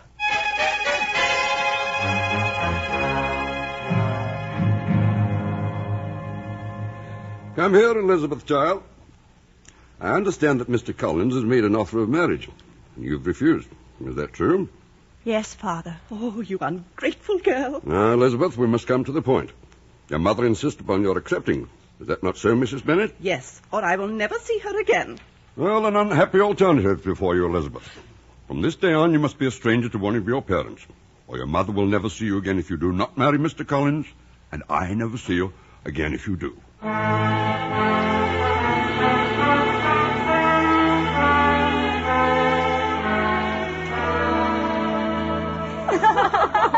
Oh, Jane, how wonderful a father. I can just see the look on Mother's face. Oh, not so loud, Lydia. Elizabeth said that Mother was furious. I wonder how she'll ever explain to Mr. Collins. I'm sure I don't know, but it was enough to send him running directly over to Charlotte Lucas. Oh. Poor girl. Charlotte deserves something better than that. Well, at least it saved the day for Elizabeth. You're the fortunate one, Jane. That handsome Mr. Bingley. Come in. Oh, Elizabeth, we were just talking about you. Yes, do come in and tell us more about Mr. Collins. There will be time for that another day. Oh, Elizabeth, what is the matter? Did Mr. Collins upset you? No, it isn't that. Then what is it, for heaven's sake? You're white and trembling. I'm sorry. It wasn't my intention to cause distress, but we have received a note from Netherfield Park. Is it from Mr. Bingley? No. Mr. Darcy, then. What is this all about, Elizabeth? Well, it concerns them both, and would that I did not need to tell you. Is it bad news, then? Well, Elizabeth, you must tell us. I really find difficulty in making up my mind whether it is good or bad. Mr. Darcy has just left for London. Is that all? I say good riddance. Is Mr. Bingley going to stay on alone in the house? I'm afraid not, Jane. They have closed up the house. How very unusual. Well, where will Mr. Bingley stay? Mr. Bingley is gone too, Jane. According to the note, Mr. Bingley and Mr. Darcy have left Netherfield for good. Oh, no. Lydia, catch her before she falls. Oh, get me the smelling salts, Lydia. They're on the chest. Oh, Charles. Here you are. Now try to breathe deeply, Jane. That's better. You'll be all right. Now try it again. Oh, Charles. How could you leave me? It is not Mr. Bingley who has done this, sister. I fear that he is under the influence of another. Perhaps he never loved me. Dear Jane. Dear Charles. I must do my best to forget him. But he will live in my memory as the most amiable man of my acquaintance. I have nothing to reproach him with. Oh, Jane, would that I could speak as kindly of the man whose terrible pride has caused your unhappiness. I take consolation in the knowledge that pride goeth before destruction, and a haughty spirit before a fall.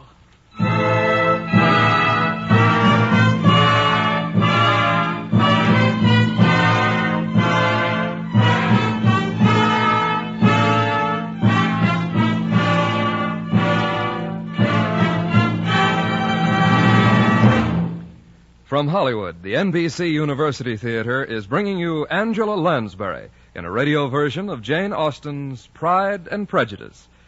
This play is the third in a new series devoted to the classic novels of Anglo-American literature. If you're interested in supplementing your enjoyment of these productions with home study under college supervision, be sure to listen to the announcement at the close of this program. And now, our intermission commentator, the popular and prolific novelist I.A.R. Wiley. Speaking from New York, here is I.A.R. Wiley.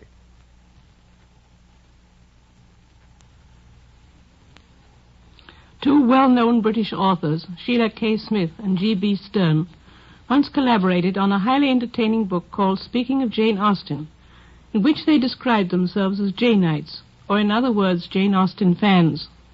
The world is full of them. Every day new members add themselves to the fraternity.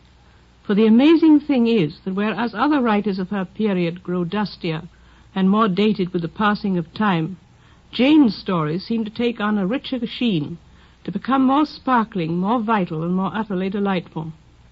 I think one reason is that without knowing it, she was a born and most brilliant storyteller.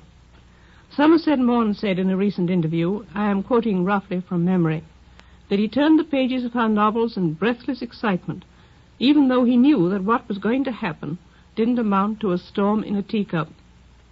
To this day, though I have read Pride and Prejudice a dozen times, I still have heart flutterings over the vicissitudes of Elizabeth Bennet and Mr. Darcy's stately, if somewhat peppery, love affair. I still chuckle surprised, delighted chuckles at Jane's sly digs at the pomposities, snobberies, and follies of her time and class. She accepted them as part of her own background, but she stood back a little from them, and her eyes twinkled demurely, and she laughed mischievously to herself. She makes us laugh with her, sometimes explosively, in sheer surprise at the keenness of her thrusts, but they are never angry or malicious thrusts. Another reason for Jane's enduring greatness is that she never attempted anything that was too big for her. She lived in the Napoleonic era when her country was once more fighting tyranny for its freedom, but she makes only the most indirect reference to the war, or to the social problems and evils of her time. She was not, however, a modern escapist. She simply confined herself to a world she knew, which was a very real one. The life of middle-class and upper-class England, for all its limitations, had grace and dignity and charm and even strength. She painted its portrait. She called herself a miniaturist. She was more like an etcher, whose acid drew in sharp, deep, clean lines. Her people are real people, and in spite of change in manners and customs and costumes, they are still real. Now you are meeting some of them. The proud Mr. Darcy, the gay, vivacious Elizabeth Bennet, no drooping Victorian willow she, the pompous Mr. Collins, the absurd Mrs. Bennet, the much-enduring Mr. Bennet. If this brief encounter doesn't lure you on to discover the whole story, with its mischievous wit and restrained but real romance, and if you are not by then a full-fledged Janeite, well, the loss is all yours. Thank you, Miss Wiley. Our radio version of Pride and Prejudice, starring Miss Angela Lansbury as Elizabeth Bennet, will continue from Hollywood after a brief pause for station identification.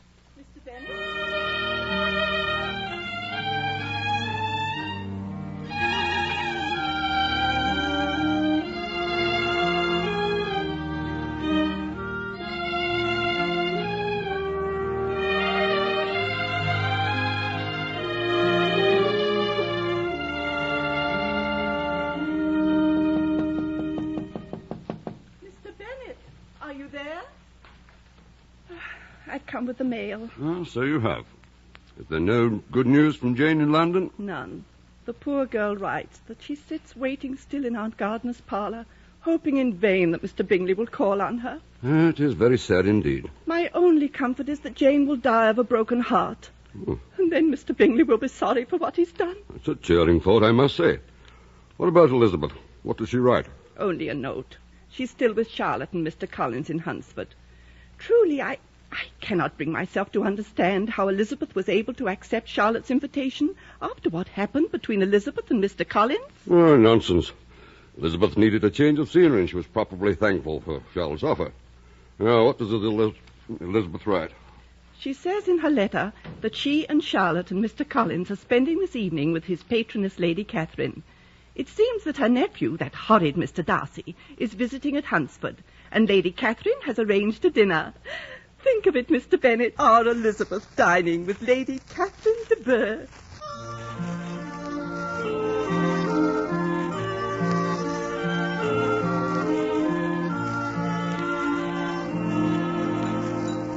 I must congratulate you, Miss Bennet. I have tried for months to get my nephew, Mr. Darcy, to visit us here, but I was never successful until I mentioned, quite by accident, that you were visiting the Collins. My dear aunt, I have always visited you at regular intervals. Whatever brought you both here, it is good fortune for all of us. Indeed, Mr. Collins. Miss Bennet, your father's estate is entailed on Mr. Collins, I think. Hardly something we think of now, Lady Catherine. It is something I choose to think of, Charlotte. Miss Bennet, do you play and sing? A little. Some time or other we shall be happy to hear you. Do you draw? No, not at all. That is very strange. Has your governess left you? We never had any governess. How is that possible? 5 daughters brought up at home without a governess? You must have been neglected. Are any of your younger sisters out, Miss Bennet? Yes, ma'am. All. All? All 5 out at once? Very odd. The younger one's out before the elder are married. The youngest is not yet 16, Lady Catherine. I think it would be very hard upon the younger sisters that they should not have their share of society and amusement, because the elder may not have the means or inclination to marry early. Upon my word, you give your opinion very decidedly for so young a person. I'm sure my daughter would never put herself forward in such a manner. Oh, no, Mamma. It gives me pleasure to look forward to the happy future of my daughter and of my favorite nephew, Mr. Darcy. Lady Catherine, From their infancy they have been intended for each other, while in their cradles we planned the union. Well, let us repair to the drawing-room. I think it would be pleasant if Anne played for us for a while. Yes, Mamma.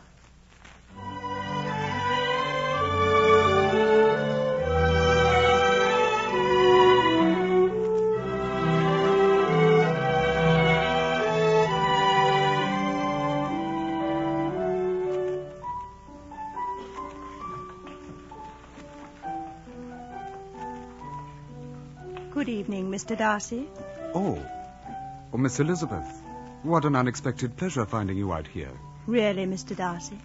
How so? I understood that you were very fond of piano music.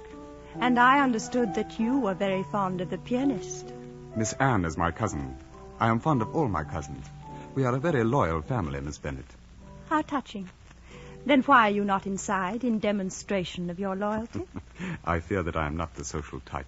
Hardly, from what I observed of your behavior at the Meryton ball. With your outlook, dear lady, you should live in London. Have you ever been there? Oh, yes. I have visited London many times. My sister Jane is in the city now. Have you never happened to see her? I'm afraid I haven't. Nor had Mr. Bingley seen Jane either, I dare say. I do not believe Mr. Bingley has seen Jane since he decided to take leave of Netherfield. Say what you mean, sir, since you persuaded him to leave Netherfield. I beg your pardon. Do not be devious. Mr. Darcy, you cannot hope to deny that you kept Mr. Bingley from Jane. I have no wish to deny anything. I did everything in my power to separate my friend from your sister. How could you? Because Bingley was overpowered with love. Acting in what I believe to be Bingley's best interests, I persuaded him to go to London. And what of my sister Jane, whose heart is broken? Let it be mended. Tell her that Bingley was quite madly in love with her and would have asked her hand in marriage had I not interfered. It is too late for such remedies. Jane suffers now because she believes that she loved Bingley and he loves her not. I must keep silent forever and pray that Bingley will not be allowed to return, free from your interference. Believe me, Miss Bennet, I know the sorrows of separation. I have been kinder towards my friend than I have been to myself. For now I know what Bingley suffered when he was overcome with love. Miss Elizabeth, in vain I have struggled, but my feelings will not be repressed. Mr. Darcy, I pray you consider the import of your sentiments. I am most painfully aware. For weeks and months I have wrestled with myself against all my better judgment and reason, but it will not do. I am quite overcome. Mr. Darcy, what are you trying to say? My dear Miss Elizabeth, you must allow me to tell you how ardently I admire and love you. My astonishment is beyond expression, sir. I had rather imagined that it would come as a complete surprise, but I trust that the distress caused by my declaration of affection will be outweighed by the pleasant prospects of a life together. Oh, you insufferable man. I beg your pardon. Listen to you. How can you always be so sure of Darcy, so superior, so convinced in the pride of yourself that you cannot see Darcy except as a prize for which any girl should be properly thankful? Miss Elizabeth, I did not say that. There was no need. Your manner was enough, sir. It is customary, I believe, at such times as these for the young lady to express certain sentiments of gratitude for the honor offered. But I cannot. I have never desired your good opinion, and you certainly have bestowed it most unwillingly. And this is all the reply which I am to have the honor of expecting? You impossible man. You choose to tell me that you like me, but protest that your affections are against your better feelings, and yet you wonder why you were rejected. But even so, had you not prejudiced my own feelings against you, I could not be tempted to accept the man who has behaved in such a manner towards my sister Jane, and towards young Mr. Wickham. Wickham got exactly what he deserved. He claims to the contrary, that he did not get that which your father assigned to him in the will. Wickham did not carry out the requirements stated in that will. Mr. Wickham does not explain it that way. I cannot concern myself with Mr. Wickham's explanations. Miss Bennet, in every instance I have been completely honest with you. But because I did not choose lies and flattery and spoke honestly, you became furious. Mr. Darcy, let us understand each other. I did not refuse you because of your manner of speaking. From the very first time we met, you have impressed me with your arrogance, your conceit, and your selfish disdain of the feelings of others. You could not have made me an offer of your hand in any possible way that would have tempted me to accept it. I had not known you an evening before I felt that you were the last man in the world whom I could be prevailed upon to marry. You have said quite enough. You have made yourself perfectly clear. Forgive me for having taken up so much of your time. I shall return first thing in the morning to London, where I shall stay out the season. Forgive me if my presence has interfered with your visit with your aunt and her plans for your marriage to Miss Anne. My intention is to leave in the morning for Hertfordshire.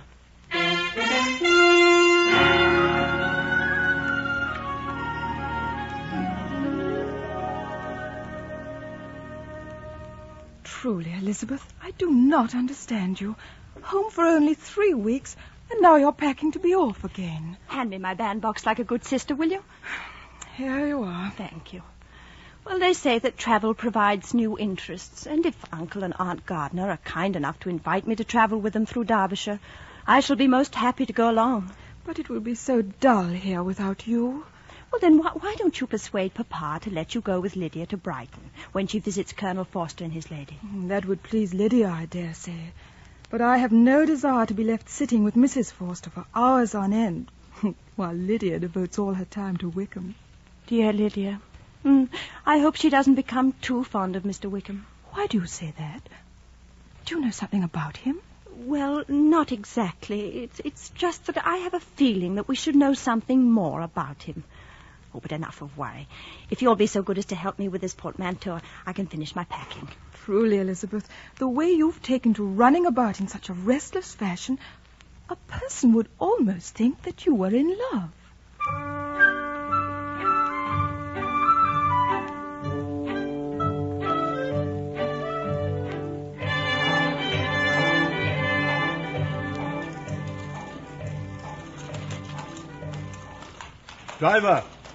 Driver, will you stop here a moment, please? Surely this is not your estate, Uncle? No, my dear.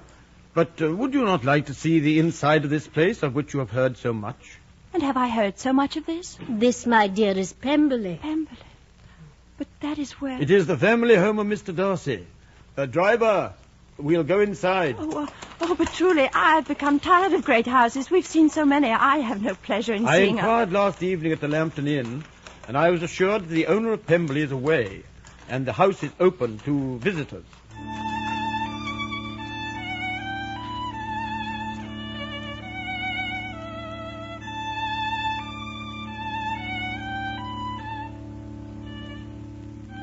And now, if you would like to step this way, please, I'll show you the old master's bedroom. By all means. Come along, ladies. I told you it was a most admirable house, Elizabeth. Wouldn't you like to be the mistress here? It would depend on the master. Now, this room here belonged to Mr. Darcy's father, and a fine, generous man he was. It is much to your credit to speak so well of your master. Oh, thank you, Mom. But I say no more than the truth. And as for his son, the young Mr. Darcy, what a sweet-natured man he is. You'll forgive me for saying so, but it was my understanding that young Mr. Darcy was very, very proud, shall we say? There are those who say so. But I think they do not know his true character. I have known him since he was 4 years old, and I have never had a cross word from him in my life. Well spoken, madam. You are a most admirable servant. Thank you, sir. And now, if you'll follow me through this door, we will come to the private terrace. Ah, now, that is something that interests me. Come along, Elizabeth. Coming, Aunt. Oh, Mrs. Bennet will die of envy when she hears of this visit. Miss Elizabeth. What? Mr. Darcy? Yes. But I did not expect to find you here. At the inn, they said that you were in London. And so I was, but I came back a day early. I did not mean to come upon you in this unmannerly fashion. I fear Mrs. Reynolds would have been quite embarrassed if she had known you were listening. Mrs. Reynolds is a dear soul. Yes, she speaks quite well of you. Oh, you sound surprised. Is there any reason why I should not be spoken of well? By your own servants? Not at all. I assume you pay them wages. Miss Elizabeth, I pray you, do not let us go on in this fashion. There are many things which I must say to you. May I call on you tomorrow at the Lambton Inn? I truly don't think you should, Mr. Darcy. But I will be at the inn at tea time.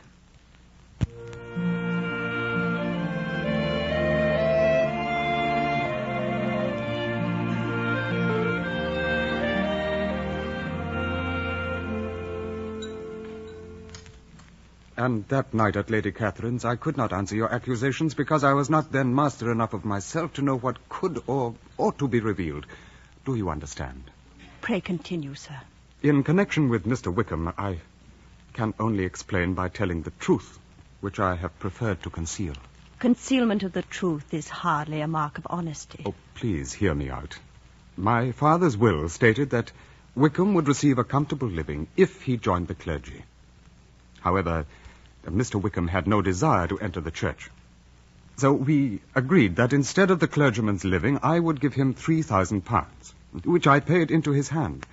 And in turn, he released me from the provisions of my father's will. Well, that seems like a most reasonable contract. Yet it does not explain Mr. Wickham's bitterness. There must have been something more. Indeed there is. Wickham attempted a secret marriage with my sister, a girl of 15. Oh. Unfortunately, I found out in time. Had he succeeded, he would have come into her fortune of £30,000. Now, perhaps you can understand Mr. Wickham's bitterness. Mr. Darcy, you will understand it if I tell you that your statements are confusing to my heart and to my mind. I fear that I have been most unjust. Then you do believe me, Miss Elizabeth? I would like very much to believe you, Mr. Darcy. Your coming here today, your sincerity of manner when you related these obviously painful stories would not allow me to come to any other conclusion. You are most kind. You will excuse me, sir, but there is someone at the door. A letter for Miss Bennet. It's marked urgent, miss. Thank you very much. It's a note from my father. Would you excuse me if I read it now? Oh, please do, dear lady.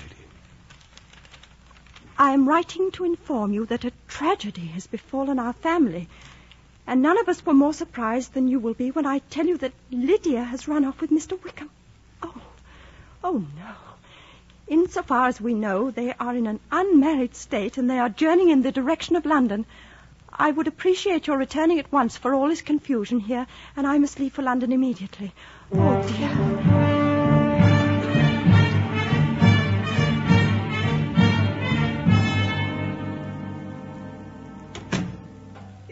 Come home, Elizabeth?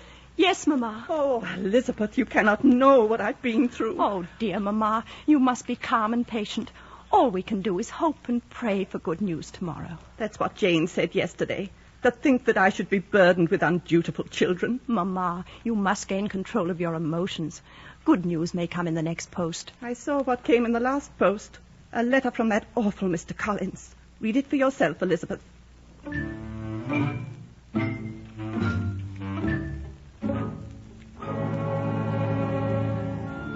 I feel called upon to condole with you on the grievous affliction you are now suffering under. The death of your daughter would have been a blessing in comparison. And I am joined in this thought not only by Mrs. Collins, but by Lady Catherine and her daughter, to whom I have related the affair. It is most unfortunate, for, as Lady Catherine condescendingly said, who will connect themselves with such a family?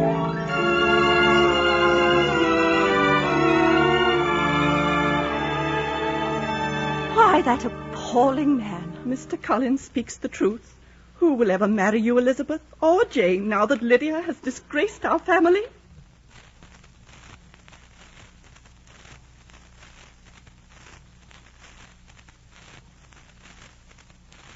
Please, Mamma, I'm sure that I would not want to marry a man whose pride was so weak that it could not withstand the consequences of Lydia's caprice. Meanwhile, we must be brave and wait for the news from Papa in London.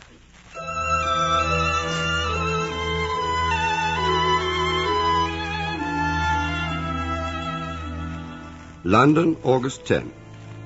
I am sorry to report that the events here offer no encouragement. Lydia and Wickham seem to have vanished into thin air. If I do not find them within the week, I shall return home reconciled to the thought that I have done my best and failed.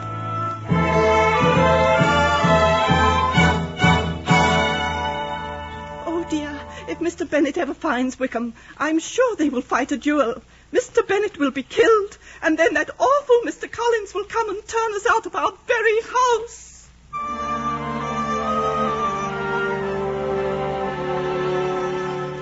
My dearest wife and family, put your worries at an end. Lydia and Wickham have been found. They will be married this very day, and God willing they should arrive home shortly after this letter reaches your hand.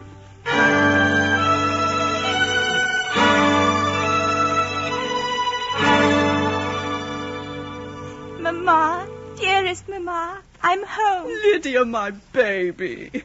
And Mr. Wickham, too. How do you do, Mother? Oh. And dear Jane, and dear Elizabeth. Come close and look at me. Well, how do you like your married sister? Married? Oh, congratulations, Lydia. I'm sure that you and Mr. Wickham will prove worthy of each other. Truly, you look very happy, Lydia. It's so good to be home with my own little family. And now that I'm married, I'm going to try ever so hard to find you both husbands. That's very kind of you, Lydia, but I prefer my own methods. La, have it your own way.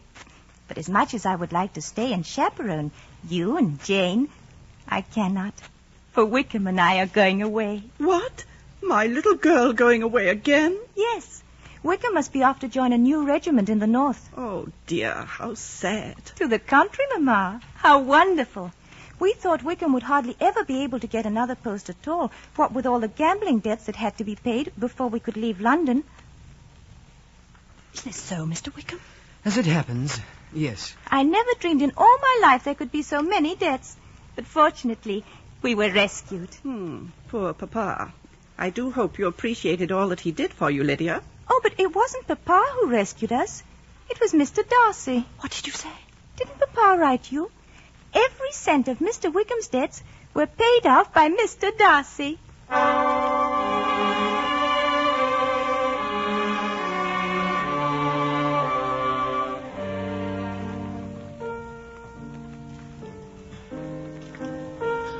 Oh, Elizabeth. This whole house has become as melancholy as the music you're playing. Sometimes I wish Lydia were back among us. Oh, Papa. I rather imagine you do miss Lydia. No, not really. Or am I too sympathetic to Jane? She is most unhappy, Father. Jane's been crossed in love, but I congratulate her. Next to being married, a girl should like to be crossed in love a little now and then. Something to think of. Gives a sort of distinction among her companions. I hope your turn will come soon. It has not come already. At any rate, it's very gloomy here. Lizzie, are you there? I'm right here, Mother. Oh, well, thank goodness for that. We have a very distinguished guest. Oh, no, not another one. It's Lady Catherine de Bourgh. Lady Catherine? Here? Of course, here, in the garden. But why should she be calling on us? She wants to see you, Elizabeth. I can't understand why, but she's insisted on seeing you alone in the garden. Well, hurry now. Don't keep Lady Catherine waiting.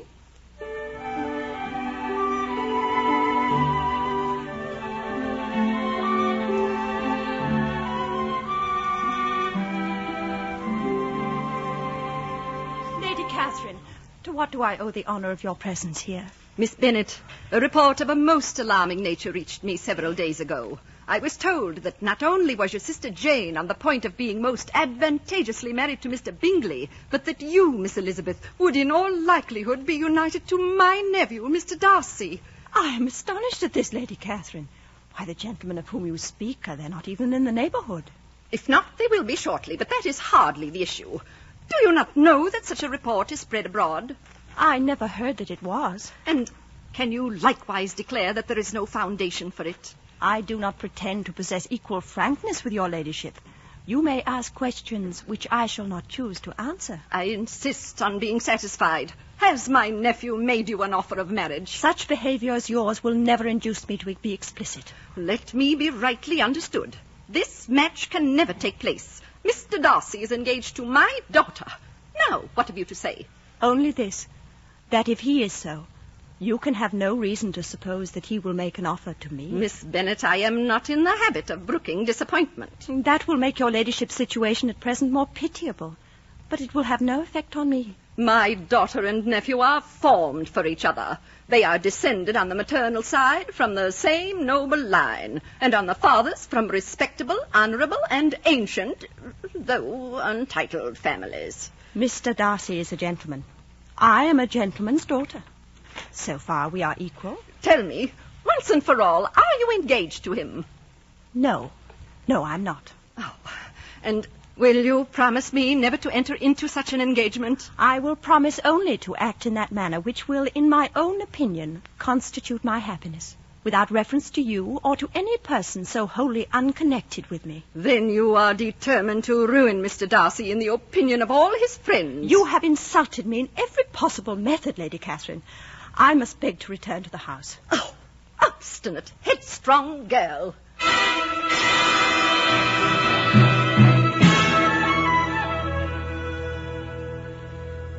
Well, and so Mr. Bingley is coming down again. Not that I care, though. He's nothing to us, you know. However, he's very welcome to come to Netherfield, if he likes it.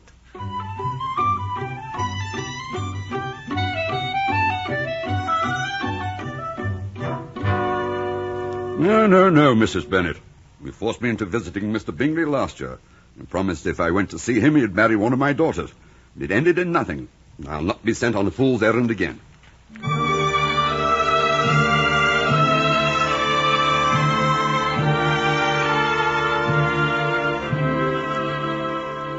Dear Mrs. Bennet, the kind invitation your husband is most usually welcome.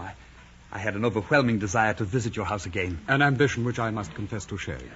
Oh, Mr. Bingley, you are a dear man. But it really was very naughty of you to stay away so long. I do hope that you and your family will forgive me. Oh, all of you must forgive Mr. Bingley. He was held in London by forces over which he had no control. It is enough that he's been returned to us by these same forces. I am most happy to have Mr. Bingley back with us again. Dearest Jane. There have been so many changes, Mr. Bingley. My daughter Lydia made a delightful match with Mr. Wickham. Oh. A charming young man. They've gone to the north. I take it then, Mrs. Bennet, that you prefer your daughter's husbands to locate near at hand. But of course, I don't know what my girls would do without me if they were far away. Poor Lydia. How would you feel about the distance, let us say from here to Netherfield, Mrs. Bennet? Why, you dear Mr. Bingley, what are you trying to say? Elizabeth. Well, it's rather difficult Mr. Darcy. While Mr. Bingley is discovering what he is trying to say, would it not be best if you and I inspected the garden? Dear Mr. Darcy, what a romantic notion.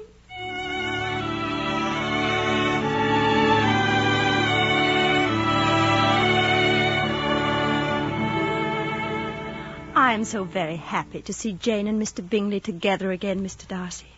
They are truly in love. Yes, I have known from the moment when you first told me at Hunsford. And so, knowing I was wrong, I went to Bingley and confessed that I had interfered. You told Mr. Bingley that you had kept him from Jane? I held nothing back. I told him all. Knowing your nature, it must have been very difficult for you. Apologies are never easy. But, Miss Elizabeth, there are others as well who have waited long for happiness, only to fail because of their faults. Tell me truly, are your feelings still what they were when I spoke to you at Hunsford? I would feel more sure of my answer if I had some assurance on your part that you were truly sympathetic. Then let me say that I love you and wish to marry you. Oh, then believe me, sir, when I tell you that my sentiments are very much changed in your favor since that night I cast you off. Oh, Miss Elizabeth, can you say this after my unpardonably conceited and prideful behavior? How can I find fault with you when it was I who opposed your pride with blind prejudice? No, I came to you proud, defiant without a doubt of my reception. I was sure that you would take me as I had been sure that any other woman would have had me. But you showed me how insufficient I was to please a woman worthy of being pleased. Elizabeth. Dearest Darcy, the time has come to put the past behind us. Now let us look to the future and think only of the past as its remembrance gives us pleasure.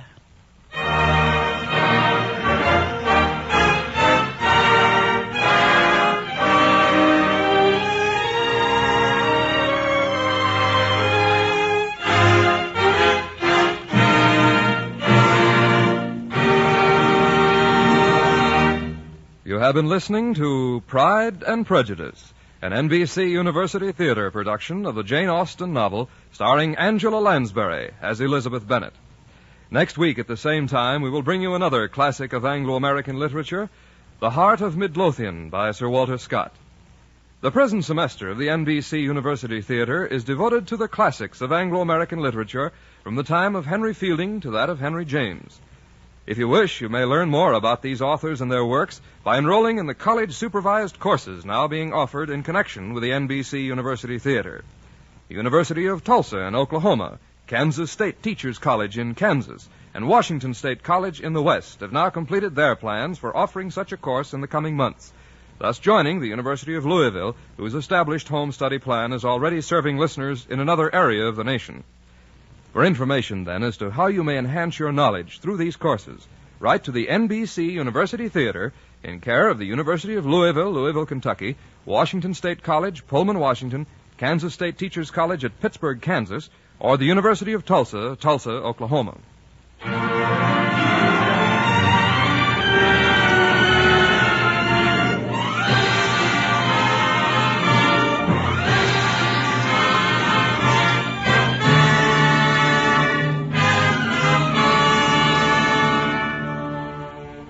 Pride and Prejudice was adapted for radio by Richard E. Davis. Our intermission commentator was the distinguished novelist I.A.R. Wiley.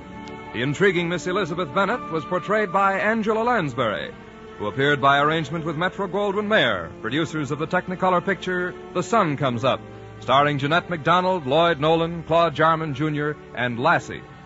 Our cast included Norma Varden, Leslie Dennison, Constance Cavendish, Tom McKee, Ben Wright, Naomi Stevens, Evan Thomas, Philip Friend, Grace Stafford, Alma Lawton, Gloria Ann Simpson, Ina Ronsley.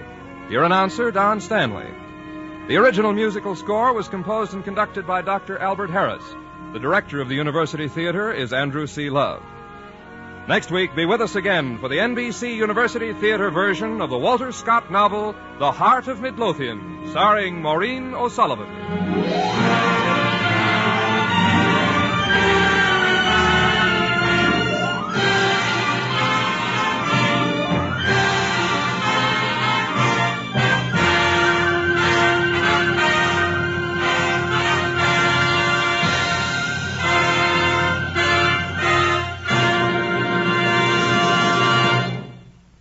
The NBC University Theater has come to you from Hollywood.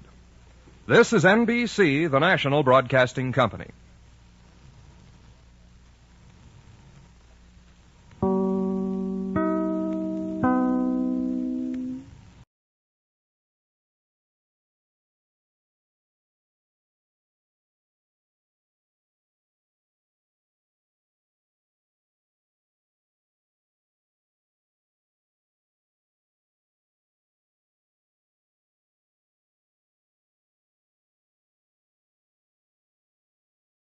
This is the NBC Theater.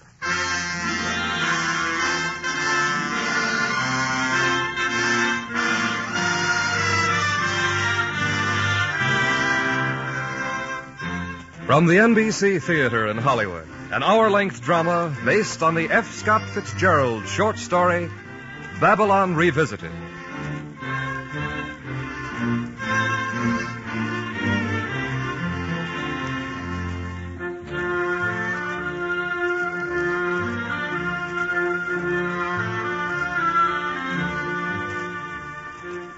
Today's adaptation of Babylon Revisited has been prepared for the NBC Theater by Clarice A. Ross of NBC.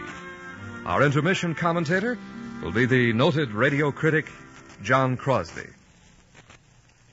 The story we present today, Scott Fitzgerald's Babylon Revisited, is one of the finest of his short stories.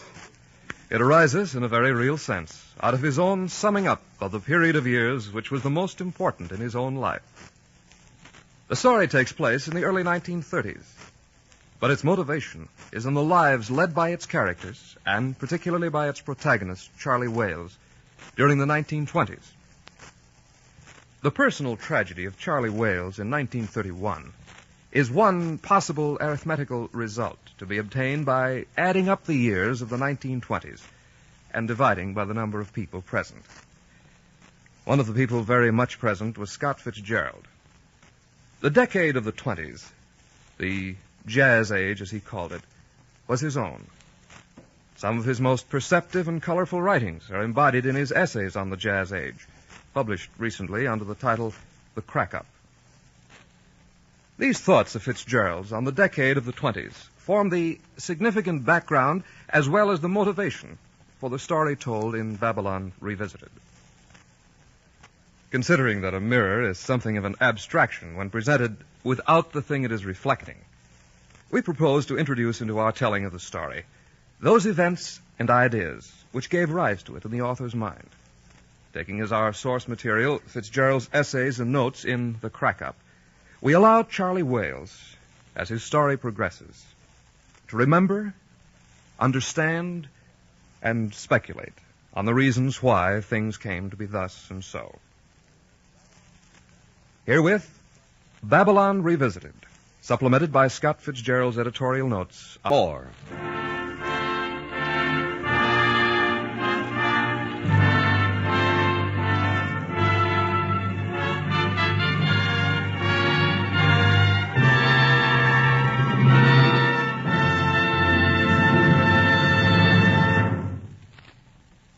From Hollywood, the NBC Theater is bringing you a radio version of Babylon Revisited by F. Scott Fitzgerald. If you are interested in supplementing your enjoyment of these NBC Theater productions with home study under college supervision, be sure to listen to the announcement at the close of this program. And now, our intermission commentator, John Crosby. F. Scott Fitzgerald died at the age of 44. 3 days before Christmas in 1940. I wrote his obituary for the New York Herald Tribune, and I'm afraid it wasn't a very sympathetic one. In fact, in its next issue, the New Yorker magazine took me rather severely to task for that obituary, declaring acidly and quite correctly that I must be a very young man, with no understanding of Fitzgerald's work or of Fitzgerald's time. Well, none of us who were brought up in the Depression understood or cared much about Fitzgerald then. And it's a sorrowful fact that at the time of his death, the novelist was in almost total obscurity. Now, 9 years later, with another world war behind us, Fitzgerald is being rediscovered, or, if you prefer his own word, revisited. His short stories, his fragments, his letters, his diaries, they've all recently been published. And his best novel, The Great Gatsby, has just been made into a motion picture. And, of course, here, Babylon Revisited, probably his finest short story, is on the radio. Certainly we understand Fitzgerald better now. We're much closer to him than we were in the dark Depression days of the 30s. We are not at all the same type of post-war generation as the one Fitzgerald so sensitively described, but we are a war generation, and there are certain similarities. But what makes this writer so appealing today, on this 20th anniversary year of the stock market crash, are not the similarities, but the grotesque dissimilarities. I think it's very appropriate that NBC Theater selected, of all Fitzgerald stories, Babylon Revisited.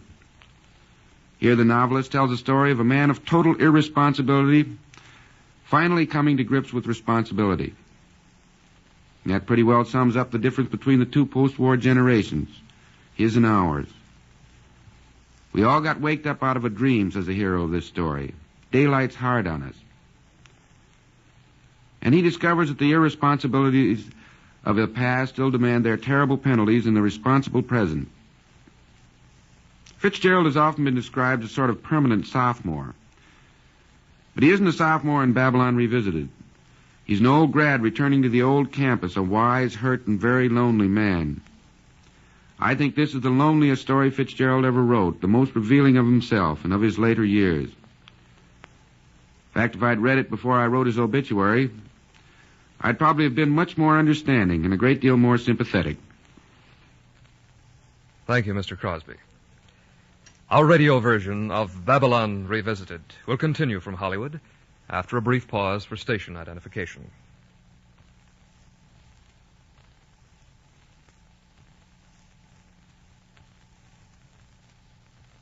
Who is sound asleep? Someone who could have helped me to keep my shop open. It wasn't Lenin, and it wasn't God.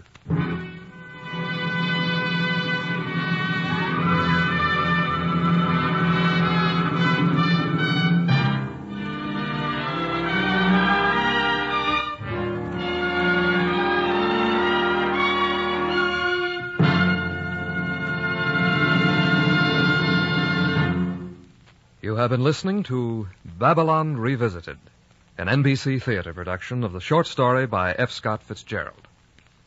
If you wish to increase your knowledge and appreciation of literature, we suggest that you might enjoy the college-supervised courses now being offered in connection with the NBC Theater. For full information, write to NBC Theater in care of one of the following universities or colleges: the University of Louisville, Louisville, Kentucky; the University of Tulsa, Tulsa, Oklahoma; Kansas State Teachers College, Pittsburgh, Kansas; Washington State College, Pullman, Washington; the University of Arizona, Tucson, Arizona; Texas College of Arts and Industries, Kingsville, Texas; or Brooklyn College, Brooklyn, New York. You also have a chance to win a set of the famous Encyclopedia Britannica. Several of the universities and colleges offering these courses are giving the encyclopedia as prizes to the students doing the best work. Enroll in a supervised course, and you may be one of the fortunate ones to win the Encyclopedia Britannica. Next week, be with us again at the NBC Theater for a new and exciting adaptation of Ernest Hemingway's great novel, For Whom the Bell Tolls. And the following week for J.P. Marquand's Point of No Return.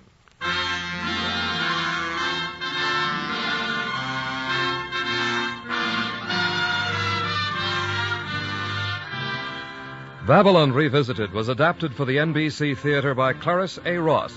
John Daner was Charlie, Anne Whitfield, Honoria. Michael Ann Barrett was Marion, Don Randolph, Lincoln, Don Diamond, Alex, Gloria Hunter, Suzette, Doris Singleton, Lorraine, Jerry Hausner was Duncan. Your announcer, Don Stanley. Our intermission commentator was John Crosby, whose commentary was recorded.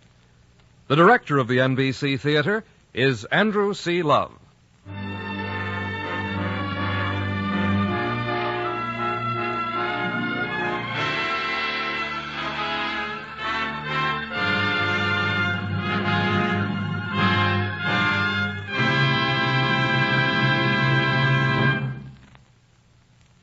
This program came to you from Hollywood.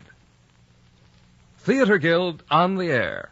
It's today on NBC. Two great stars, Helen Hayes and David Niven, will appear in Noel Coward's Still Life today on Theater Guild on the Air. Be sure to hear Helen Hayes and David Niven in Noel Coward's Still Life today on Theater Guild on the Air on NBC. You're tuned for the stars on NBC.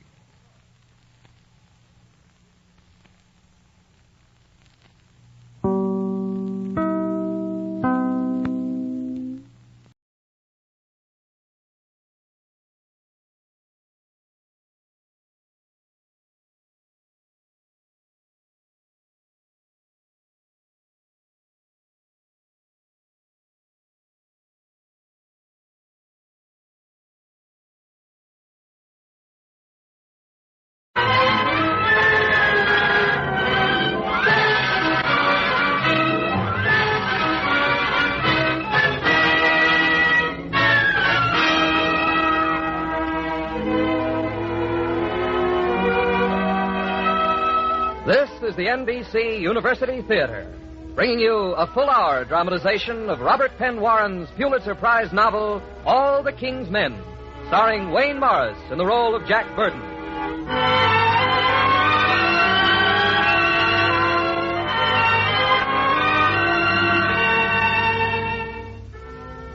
In All the King's Men, Robert Penn Warren has written a novel which many critics feel is one of the finest fictional works of recent years. A book that may well become an American epic.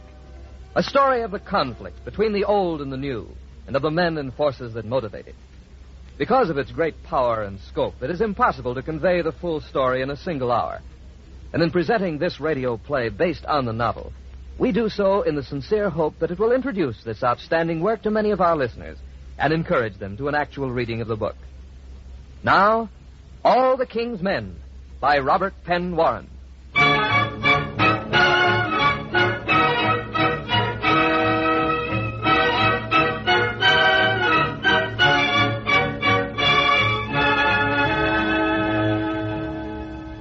I'm Jack Burton.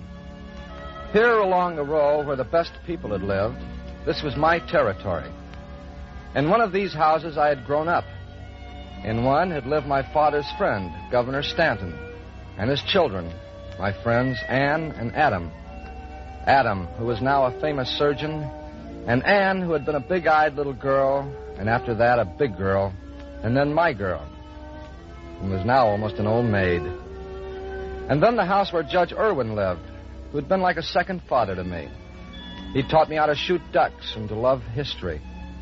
And now, after all the years, I was back here at midnight with Willie Stark, Governor Stark, who had nothing to do with the Bay Road and Burden's Landing. I was knocking on Judge Montague Irwin's door. Don't mind if we come in, do you, Judge? Jack is always welcome in my house. Well, fine. Come on in, Jack. Happen to have an evening paper, Judge? I haven't had a chance to see one. I have a paper. It publishes my endorsement of the impeachment proceedings against you, if that's what interests you. Just wanted to hear you say it, Judge. You, sure you took this to the Lord in prayer? I can only act according to my conscience. Yes. You've been in politics a long time, Judge. So's your conscience. I beg your pardon. You've been a judge a long time, too.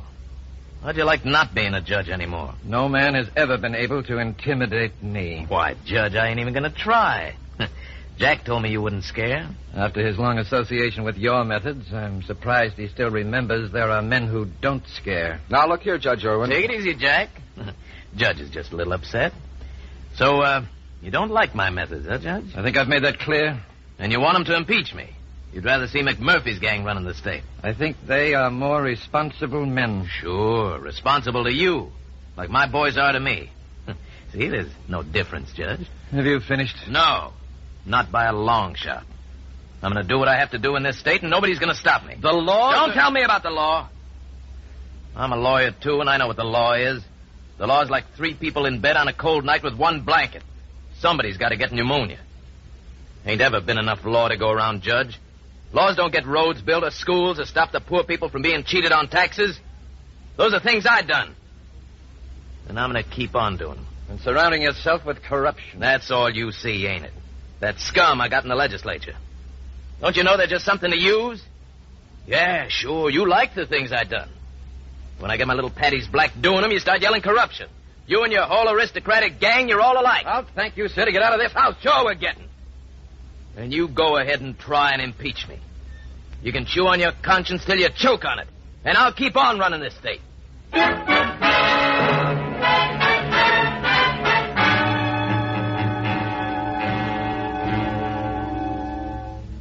We drove the miles back to the Capitol without talking. I could see the boss was cooking a few things in his mind, and like always, I just let him cook. But they got interrupted quick enough when we got back to the governor's mansion. Lucy Stark, the boss's wife, was waiting up. Willie. Huh? Willie, you've got to do something about Tom. Tom? What about Tom? He was in an automobile accident tonight. Accident? My boy, where is he? He's all right. He's upstairs asleep. A patrol car brought him home.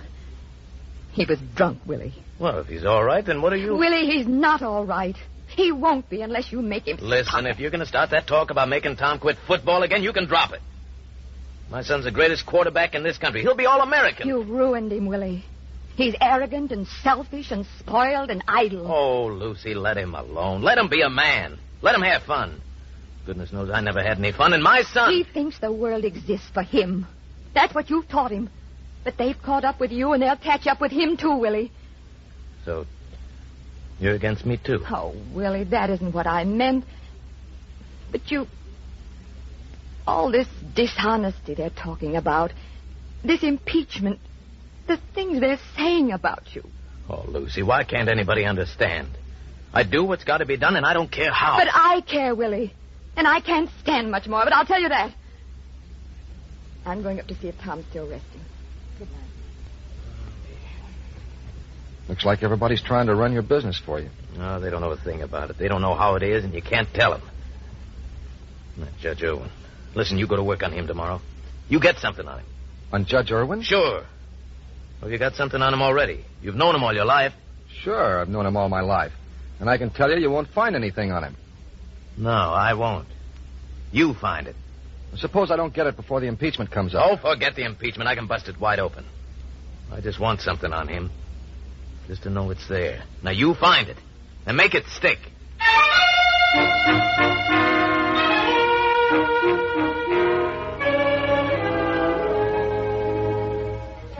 I had my orders. I had them from Willie Stark, Governor Stark, the boss. And how Willie Stark got to be Governor Stark and the boss, well, that goes back.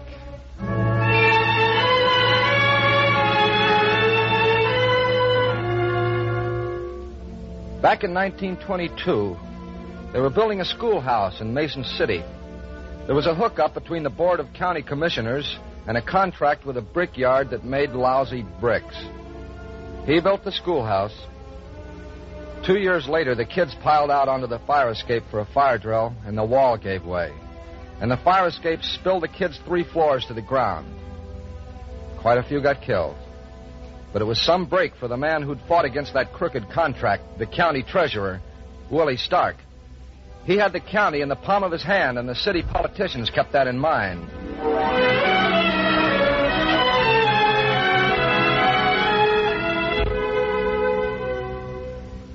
When they ran Willie for governor, I covered the campaign, if you want to call it a campaign. It was awful. Willie was being framed, but he never tumbled.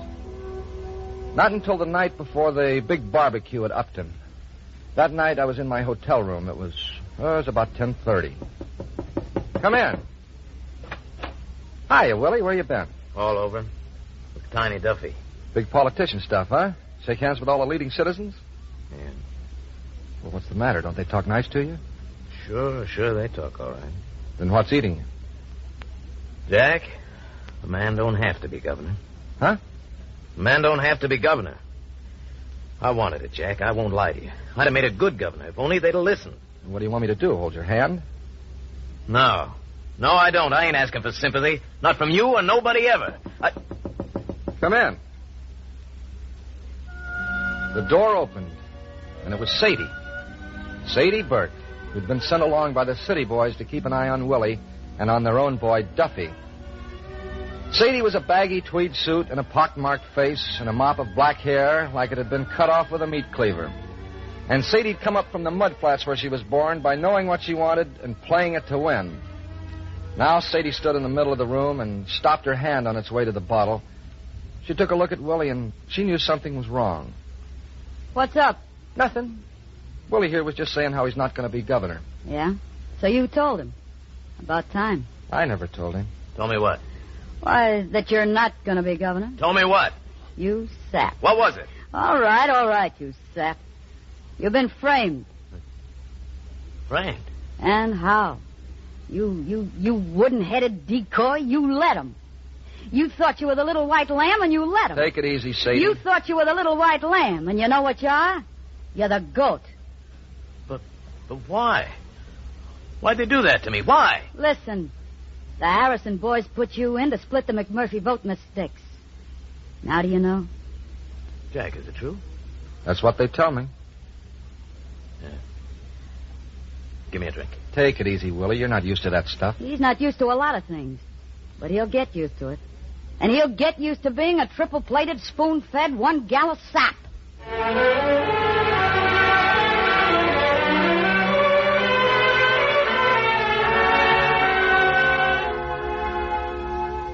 Next afternoon, I poured Willie out to the barbecue. And I propped him up on the platform, and then I got ready to lean back on my spine and pare my fingernails like I always did during one of Willie's speeches. But my fingernails didn't get any attention that day, because something had happened to Willie. Folks, I ain't gonna make a speech today. I'm gonna tell you a story. It's about a hick, about a redneck like you all. A hick who thought he could maybe change things for himself and folks like him. Well, one day the men in the city, they rode up to his pappy's place in a big car and they said how they wanted him to run for governor. And oh, he swelled it. He was a country boy who believed, like any one of you, that the plainest, poorest citizen can be governor if his fellow citizens think he's got the stuff for the job. And oh, brother, how they took him in. They said they wanted him to try. He told him the whole thing. And Sadie Burke listened with her eyes narrowing. And Tiny Duffy tried to stop him and couldn't. And I saw something I was going to see a lot of times, and it was always going to get me the same way. I saw Willie Stark in action. Hair down in his forehead, arms swinging, eyes bulging and glittering like something was cutting loose inside of him. Oh, they fooled. Something was that day. They fooled you 1,000 times like they fooled me. That's what they think we're for, to be fooled. But, oh, we're going to fool them instead. And what I learned this day, I'm never going to forget. That what a hick wants, he got to do for himself. So when I come back to run for governor again, I'm coming on my own. And I'm coming for blood. The truth is going to be told, and by thunder, I'm going to tell it.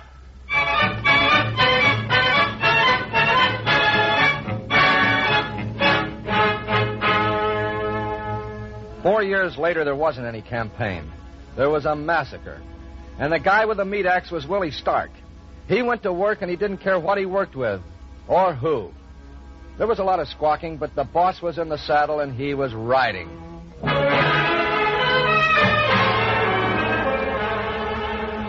I was working for him, and Sadie was working for him. I had a pretty soft job. I can't say about Sadie.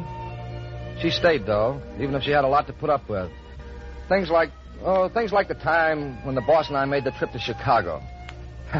That time there was a blonde ice skater with phony Swedish hair. We weren't back 2 days when Sadie knew about it.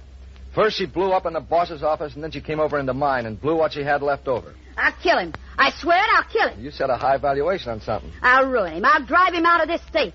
After all I've done for him. Listen. Don't tell me. I know too much already. Who made him governor? Who put him in the big time? I reckon you mean for me to say that you did. And it's true. And now he goes and 2 times me. He wasn't 2-timing you. He was 2-timing Lucy. Lucy. She'd had her way. He'd be still slopping hogs in Mason City right now, and he knows it. He knows what she'd do for him. You seem to think that Lucy's on her way out. Give him time. He'll ditch her. Why, Take it easy, Sadie. Jack, what was she like? Who? In Chicago. Was she pretty? She was nothing. Forget it. Forget it. Look at my face. Look at it. It was the smallpox. Up there in that shack. My father, he'd come home drunk and start kissing me all over my face. Or else he'd just look at me and start slapping me. And that's the way I'll always be. Sadie. No matter what you do for them, they'll kiss the face. And then they'll kick dirt in it. That's the way it'll always be. Listen, you make out all right. What do you care what he does? What do you know about it? What do you know? Let him go if it's all this grief. Let him go. I'll kill him first. I'll kill him, I swear it. Listen, no matter who he runs after, he'll come back to me. He'll come back. He's got to. He can do without any of them, but he can't do without me. Do you hear? He can't do without Sadie Burke.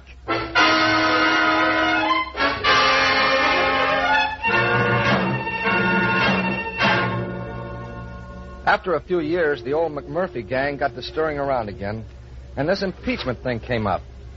Well, the impeachment proceedings were killed before they ever got to the legislature. But the crowd didn't know that. The wool hats and the Mother Hubbards that swirled around the Capitol that day. Not singing, not yelling, just standing there. They didn't know. I did, and I wished I didn't. I wished I could have been hearing it for the first time when he came out and stood looking very small on the big steps in the flood of light. And after a long time, lifted his hand to quiet the roar. I tell you what I'm going to do. I'm going to build a hospital. The biggest and finest money can buy. For every man and woman. For free. Because it is your right. You hear? It is your right.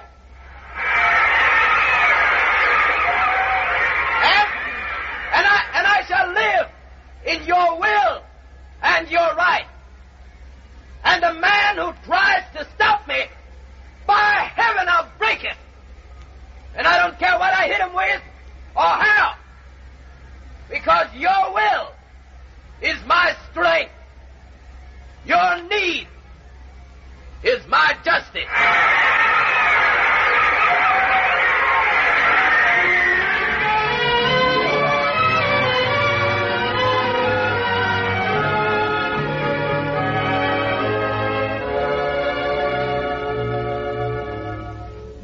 So that was licked. But I still had my orders to get something on Judge Irwin. You know, the easiest thing to think about is money. So I thought about money. Was there ever a time when the judge didn't have enough money to make the judge happy? I went first to the only two people living who knew him as well as I did. I fixed it up for us to have dinner together. Ann Stanton and Adam Stanton and I. And after dinner, I shot the question at them. Ann, was Judge Irwin ever broke? What are you talking about, Jack? Was Judge Irwin ever broke? Think now. You too, Adam. The judge? Why, no, I don't think... Yes, wait a minute. Yes, he was, too. When? Let me see. I was just a kid. I heard them talking. It must have been about 1913 or 1914. Uh-huh. Thank you. Jack, why did you want to know? Oh, I don't want to know. My best pal wants to know. The guy who pays me the first of every month. Oh. You mean Stark? Governor Stark, yes. Listen, Jack. What you do for a living is your business, but that man and his... That man. That's what you all call him. He's done something for this state, and that's more than anybody else ever did, including Judge Irwin. And my father? Your father was a nice guy. He was even a pretty good governor. You'd better say so. There's nobody like him. Maybe. But the rich still got richer and so forth. He ran this state from the top down, and Willie's running it from the bottom up. Why, he's going to build the biggest free hospital and medical center in the country. Sure. That's his bribe. Now I suppose he wants you to find some scandal on Judge Irwin. He thinks everybody is as dirty as he is. Well, let's forget it. What's the difference if he knows Irwin was broke? 20 years ago, there's no law against it. Well, listen, I've got to be going. Oh, Adam, not yet. It's early. Not for me. I've got 3 operations in the morning. Anyway, I've had my evening's worth of politics. So long, you two. Don't get up. I'll let myself out. Jack, why do you have to spoil everything? You didn't used to be this way. That man has done this to you. Ann, if I was so wonderful before, why didn't you marry me? Leave that out of it. That man... There you go again. That man. Just because he came off a dirt farm instead of a plantation. You're a bunch of snobs. All right. I'm snobbish. I'm so snobbish, I had lunch with him last week. You what? I had lunch with him. A cheese sandwich in the cafeteria in the basement of the Capitol. My. Governor Stanton's daughter having lunch with Governor Stark. What will the society editors say? I went to see him about getting state money for the Children's Hospital. And I'm going to get it, too. Does Adam know? What's the difference? It's just business. Well, business or not, if you don't know his reputation with women, it's time you did. You're not supposed to be running around Running around. Don't be a fool. I'm nearly 35, and I can take care of myself. 35, Jack. Practically senile. And I haven't done anything. Why didn't I do something? I could have been a doctor, or a nurse, or Adam's assistant. Or gotten married? To me? Oh, I don't mean just getting married. I mean... You don't know what you mean, Ann. Except that little Jackie has spoiled your pretty evening. Let's leave it like that.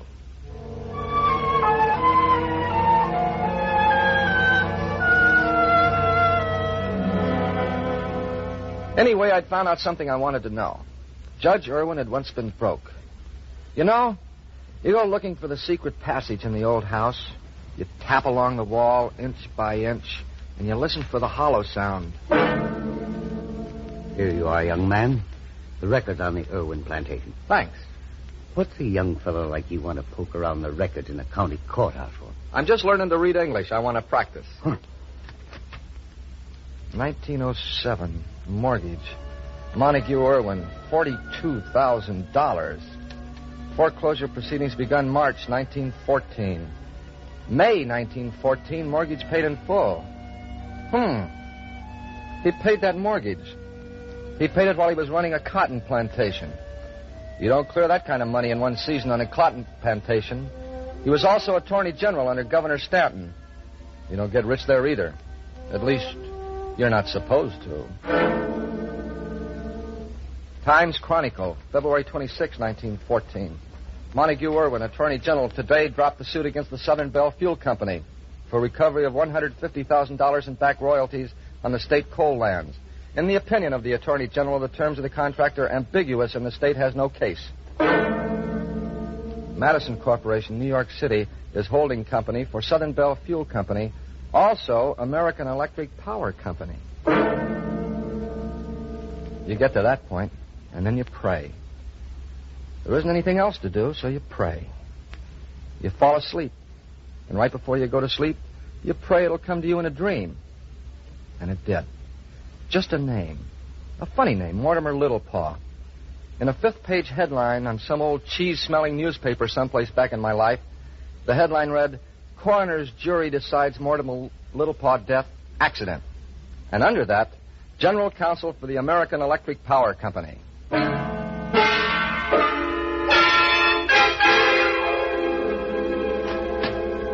Yes? Miss Littlepaw? Yes.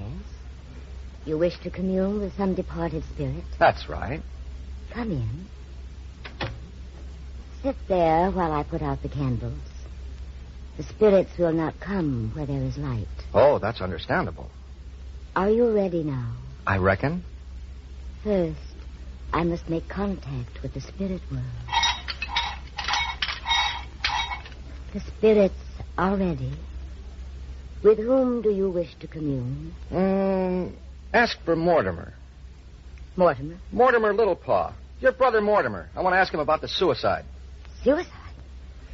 You've tricked me. I just want to know about Mortimer. My brother's death was an accident. That's what the newspaper story said. Get out! Get out! I thought you were all right. I may not be all right, but my money is. Look at this, $100. Tell me about the letter from Mortimer that the bellboy swore he mailed to you and you swore you never got. No, it's a lie. What's the matter with you? Don't you need money? Here, 200 more. Pick it up and start talking. No, I know you. You're from the insurance company. Look, the insurance company's forgotten all about it. Nobody cares. He was driven to kill himself, wasn't he? He'd given years to that company, and when they threw him out to make room for another man, isn't that so? He did. That man.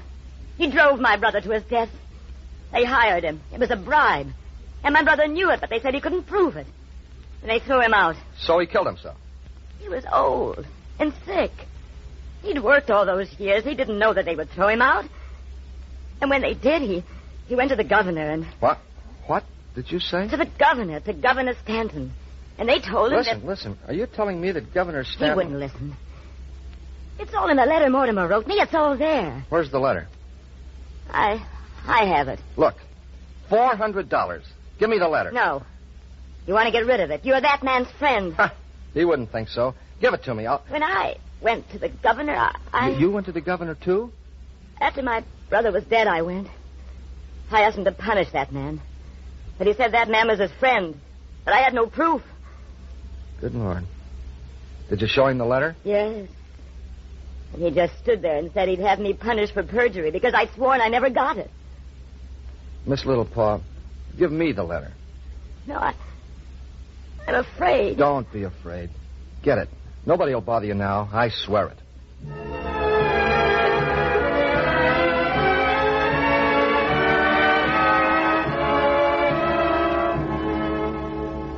She got it, and it was all there. For nothing is ever lost. There's always something, the boss had said. The twitch in the old wound, the slimy bottom in the clear pool, the oily track across the clean snow. There's always the truth. And we history students, we love the truth.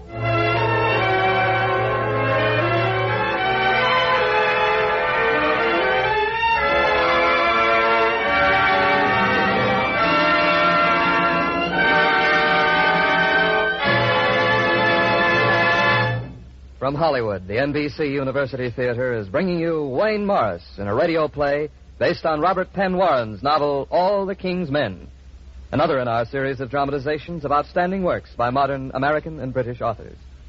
If you are interested in supplementing your enjoyment of these productions with home study under college supervision, be sure to listen to the announcement to be made at the close of our program. Our intermission speaker today is Mr. Granville Hicks, author of The Great Tradition, Small Town, John Reed, the Make Other Books. We present Mr. Hicks speaking to you from Schenectady.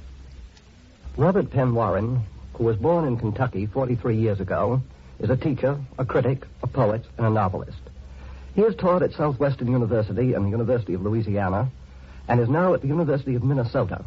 And he is a shining exception to George Bernard Shaw's rule that those who can do, and those who can't teach. For his reputation as a teacher of writing, high as it is in the profession, is surpassed by his reputation as a writer. All the King's Men, which was given the Pulitzer Prize as the best novel of 1946, was Warren's third novel, although it was the first of his books to reach a large public. His first novel, Night Rider, published in 1938, has recently been reissued, and it is worth reading. So, for that matter, is his second novel, At Heaven's Gate. All three of these books resemble, in certain ways, the sociological novels of such writers as John Dos Passos and John Steinbeck. That is, each of them is directly concerned with problems that grow out of the organization of society. But Warren's emphasis is different from the emphasis of the left-wing novelists of the 30s. They said, in effect, here is an evil situation. How can we remedy it? He asks, what does this situation mean? What moral values apply to it?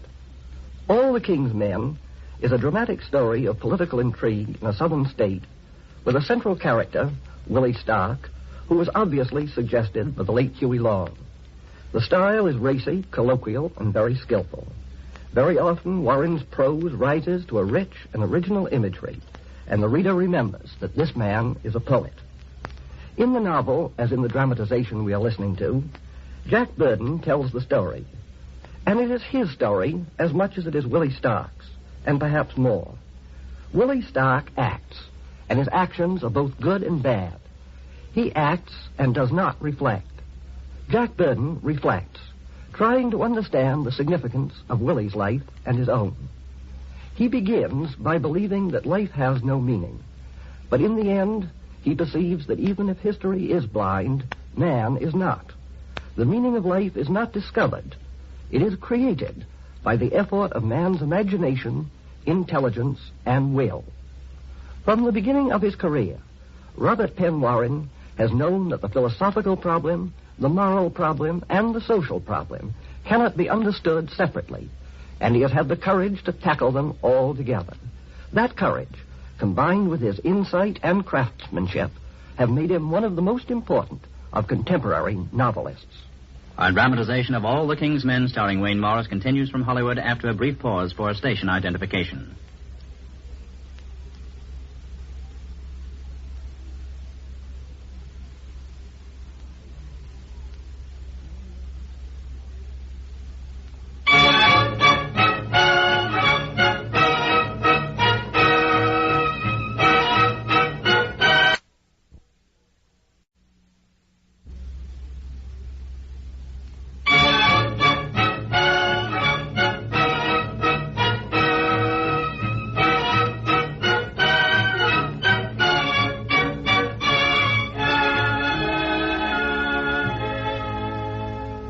The 7 months I was digging on Irwin, the boss was plenty busy.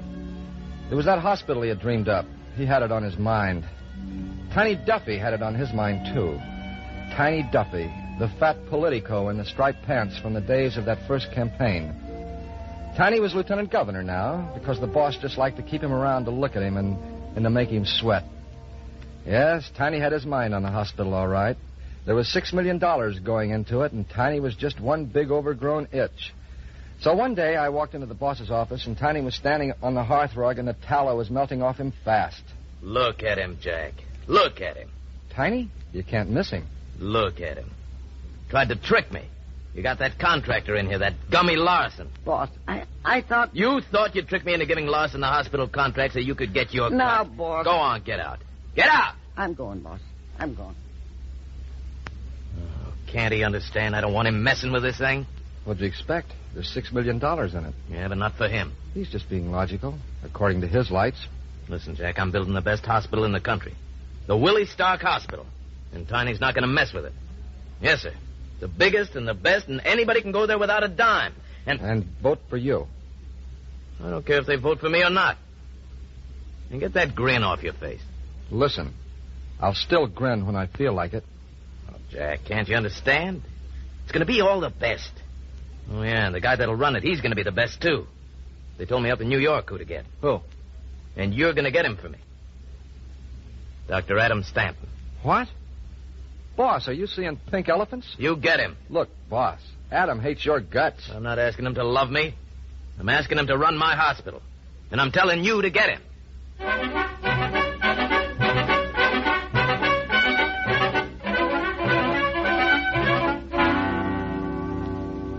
Listen, Adam, I want to tell you something, and don't start yelling till I'm through. Okay, Jack? Governor Stark wants you to be the director of the new hospital. No, thanks. Look, think it over. You can write your own ticket. The boss said... The boss can't buy me. And he can't threaten me either. He's not trying to. Now, take it easy. It's no disgrace. Maybe not. But the answer is still no.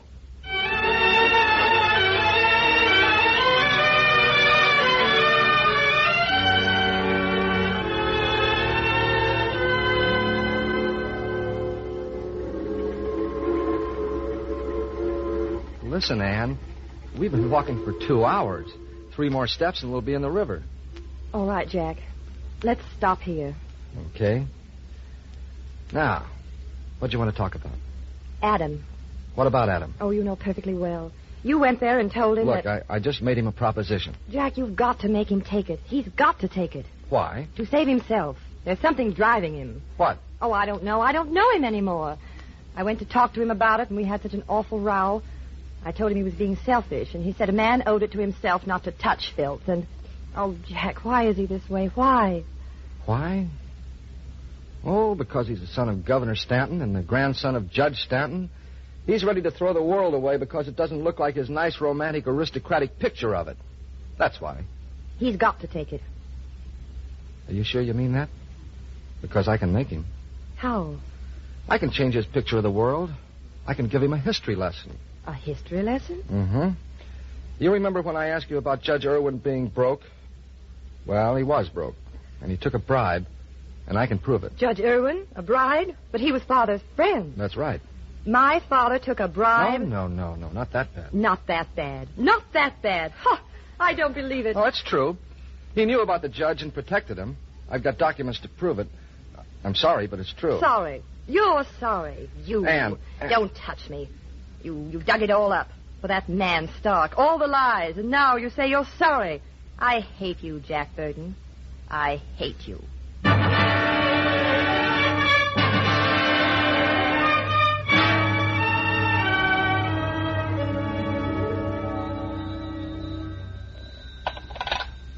Hello?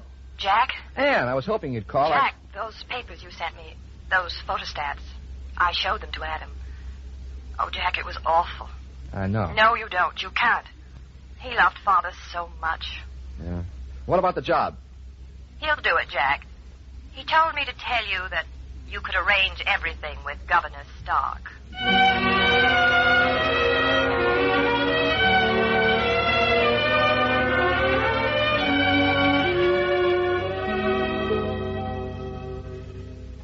Well, Doc, what do you think of it?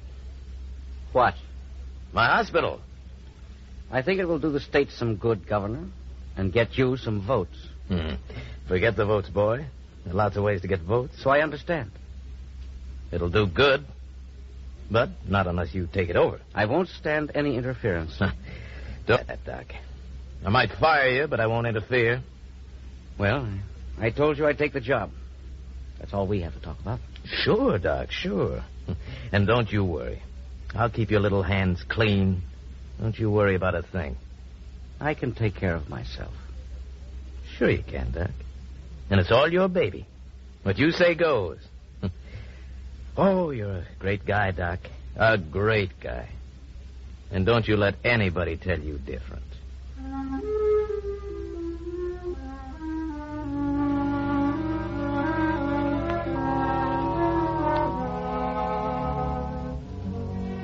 And so it was settled.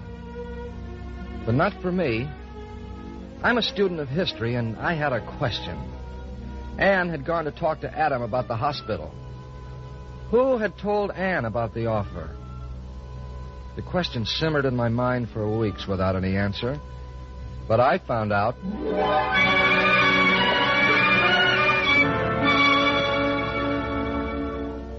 I found out on a day I heard Sadie making a racket in the boss's office. I'd heard her make plenty of those rackets. They'd gotten to be mechanical. They didn't mean anything to her anymore. But this was different. I knew it as soon as she got through with them and came slamming into my office. I knew this was different. This was like the good old days. I'll kill him. I tell you, this time I'll kill him. Take it easy, Sadie. He's done it again. He's two-timing me. Now, Sadie, we've gone into all this before. It's Lucy he's two-timing, not you. Oh, shut up. You and your high-toned friends. My what? Your high-toned friends. You ought to come mixing them in.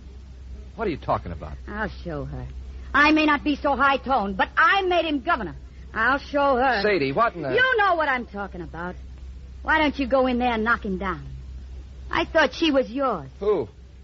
Well, maybe he's fixed you up, too. Like that doctor.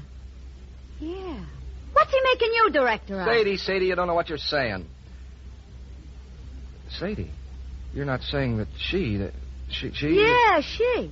That's just what I'm saying. Ann Stanton.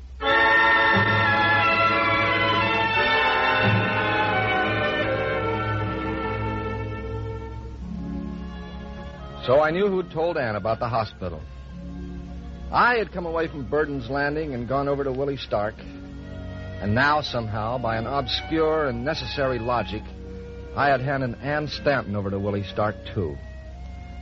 Ann, who'd been all my days and all my dreams when I was 21. Ann, who had loved me. Ann Stanton, who belonged to Willie Stark.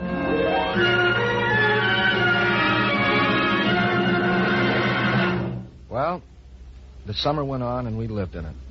And nothing changed. And then on my way to the boss's office one day, I got slammed out of the way by 180 pounds of Sure Bet for All American, which was on its way out. Kind of looked like Tom Stark had been on the carpet, and the carpet belonged to Willie Stark. Jack, I ought to break that kid's neck. Well, this is a new one. What's up? What's up? A rat named Fry come to see me. Said Tom's got to marry his daughter. Get that? Old routine, huh? Who's behind Fry? What do you think? McMurphy had a guy over here right on Fry's heels. McMurphy can make Fry see reason, I suppose. That's right. What's he want? The Senate. And so do you? And I'll get it. Judge Irwin can stop McMurphy. Remember I told you to get something on him? Where is it? I got it. What? Listen, boss. I'm going to give Judge Irwin a break. If he can prove it isn't true, I won't spill it. Listen, who are you working for? I'm giving him a break. Okay, Jack, do it your way. But if it'll stick, you know what I want, and it better stick.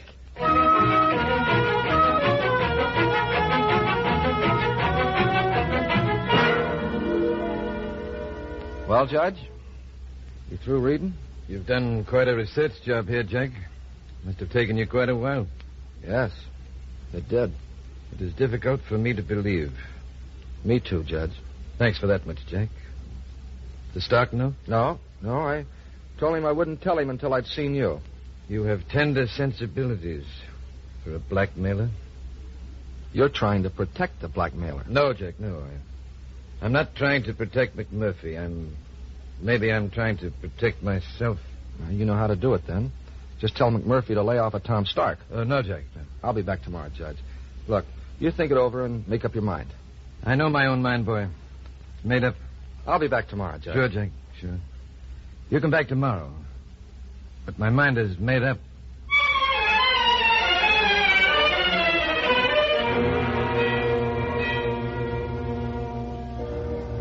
His mind was made up, all right.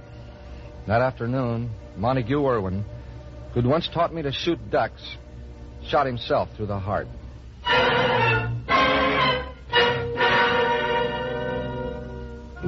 There was only one thing left for the boss to do about McMurphy, and that was to buy Gummy Larson. He did it. Gummy got the hospital contract, but the boss took it hard. You tell him. You tell him he leaves one window latch off, he leaves one sack of cement out of that concrete. If he puts in one extra teaspoonful of sand, I'll rip him open. I'll rip them all open. That hospital, they're putting their dirty hands on it, and it's mine.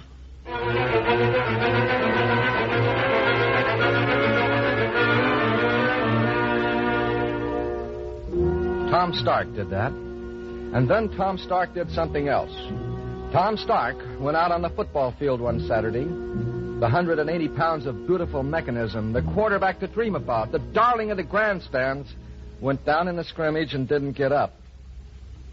The boss sent me to bring Lucy to the hospital. Willie, how is he? Now, look here, Lucy. He's all right. He's going to be all right. How is he, Willie? I told you, he's all right. You say it, but what does the doctor say? Well, I'm waiting for Stanton now, but Tom's all right. You understand? Can I see him? Yeah. Jack? Yeah? Show her the way, will you? Oh, wait.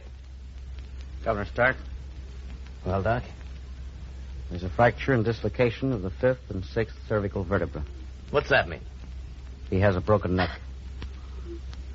Go on. We can do either of two things. Put him in a cast Operate. Go on. The operation is the outside chance. It may be fatal. We may also find that the spinal cord has been crushed. In that case, the patient will remain paralyzed for the rest of his life. Go on. I advise the operation, but I want you to know it's radical. It's the gambler's choice. Do it. Mrs. Stark? Yes. Very well. I shall operate immediately. Do it. Oh, my boy. Sit down, Willie. Sit down and rest. Don't you worry, Lucy. He's going to be all right. God grant it. He will. He's got to. Lucy, Yes, Willie. you know what I'm going to do? I'm going to name the new hospital for him. For my Tom. The Tom Stark Hospital. It'll be named for him. Oh, It'll Willie, Willie, don't you see? Huh? These things don't matter. None of them. Willie, he was my baby boy. He was our baby boy, Willie, and these things don't ever matter. Don't you see?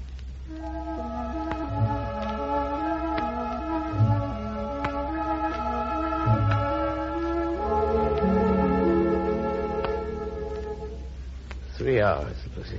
3 hours. What are they doing? Jack, why don't you go see what they're doing? Look, boss, why don't you try to lie down? You've been up all night. Lie down. Jack, don't you understand that boy? And that's my boy. Well, Governor Stark, he will live. Oh, thank God. The spinal cord was crushed. No. I'm sorry, Governor. Tom. Willie.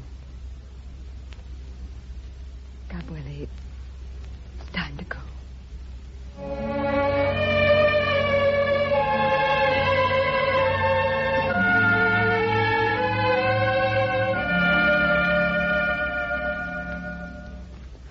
Sit down, Jack. I want you to be in on this. Tiny. Yeah, boss? There won't be any contract with Gummy Larson. Boss, you can't, boss. Yes, I can. You tell Larson. Go on, tell him. Tell him now. Go on, get out. Boss. Get out. Shut the door, Jack. Sure. Well? Boss, it doesn't matter if you kick Tiny around some more. He's built for it. But Larson's a different cookie. Listen, Jack. Don't you understand, boy? You gotta start someplace.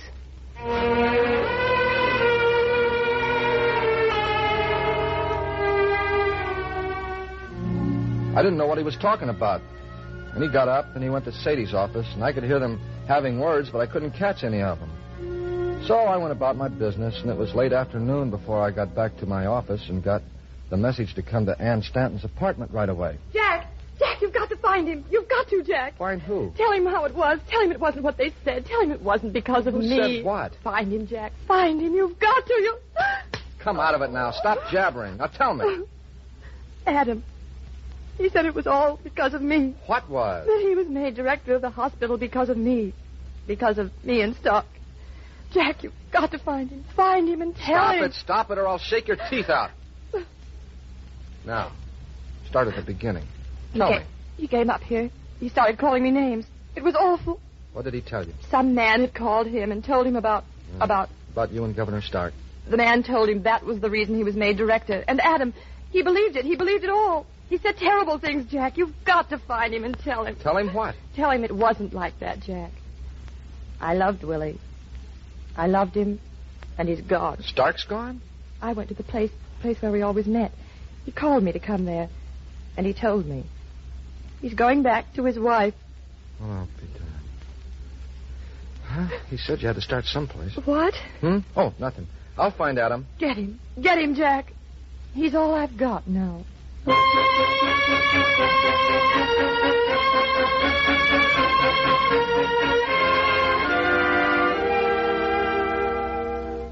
I went looking for Adam, but I didn't find him.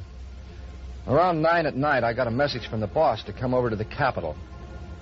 We walked together across the big domed lobby, crowded with men, because the legislature was in session. And then there were 2 shots. The one from Adams' 22 that got the boss, and the one from the state patrolman's 38 that got Adam.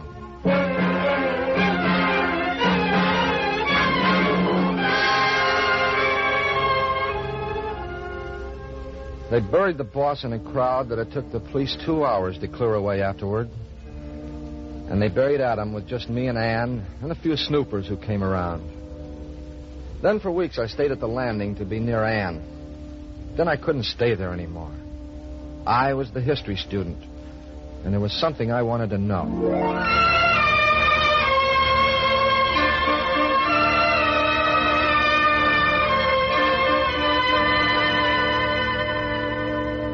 Hope you don't mind my coming to see you, Sadie. Why should I mind?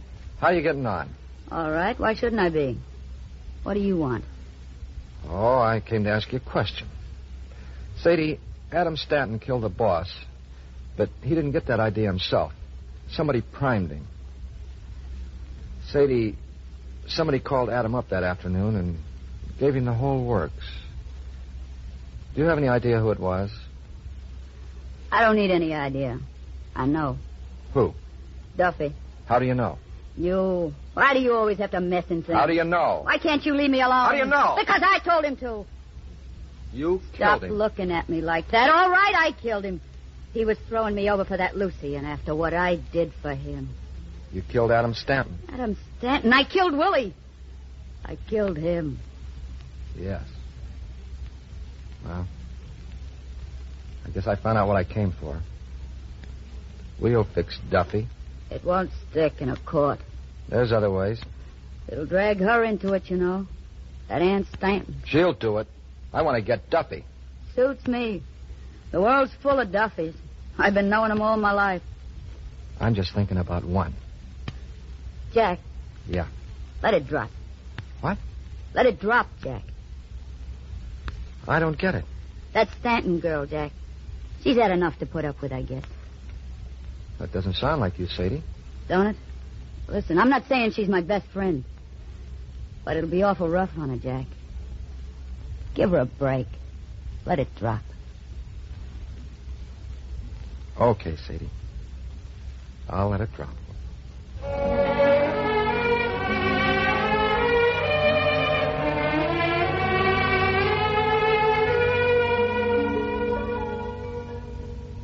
It was nice of you to come out, Jack. It's been a long time, Lucy. Thought I'd see how you was getting along. I've been well, Jack. And you? Oh, fine, fine. I'm getting married to Ann Stanton. Oh. I'm glad. I hope you'll be happy. Thanks. You knew Tom was dead. Yes, I knew that. Pneumonia. He died very quickly. I'm resigned now, Jack. And God has given me something so I can live. Would you like to see him? Him? Who? I'll show you. Come on, this way. What? It's Tom's baby. It's my grandchild. You remember, Jack, that poor girl? Yeah, boy, do I. I went to see her, and I persuaded her to let me adopt him. A legal adoption? Oh, yes. I gave her what I could. It wasn't much. Willie always spent everything he made. But I gave her $6,000. Well, that was nice for her. Here. Don't you want to hold him? Yeah, sure. What's his name? Well, at first, I thought I'd name him for Tom. And then it came to me. I'd name him for Willie. His name is Willie Stark. Willie Stark. You know, Jack, I named him for Willie because Willie was a great man. He made mistakes, Jack. Maybe he did do bad things like they say. But inside, he was a great man. A great man. You see, Jack, I just have to believe that.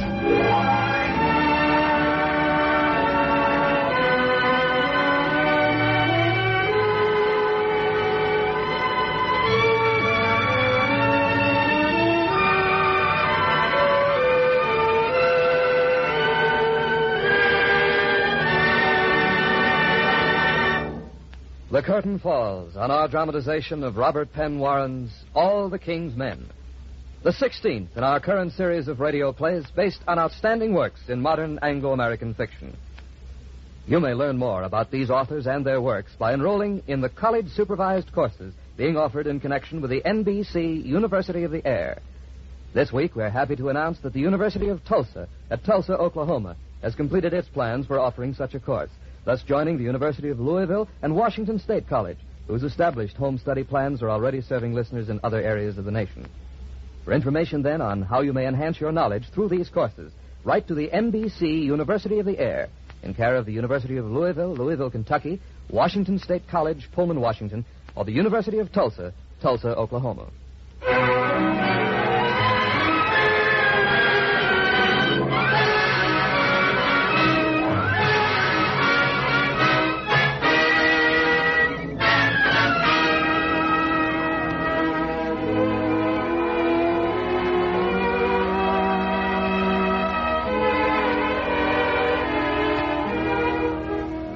This dramatization was written by Clarence A. Ross. Your intermission commentator was the distinguished author, Mr. Granville Hicks. Starred in the role of Jack Burton was Wayne Morris, who will soon be seen in the Warner Brothers picture John Loves Mary. Our cast included Paul Frees as Willie, Paul McVeigh as the judge, Lois Corbett as Lucy, Sylvia Sims as Sadie, Jacqueline DeWitt as Anne, Louis Van Ruten as Adam, Ann Stone as Lily, and Jim Nusser as Tiny. Your announcer, Don Stanley.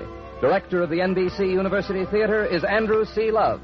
Original music for All the King's Men was composed and conducted by Albert Harris.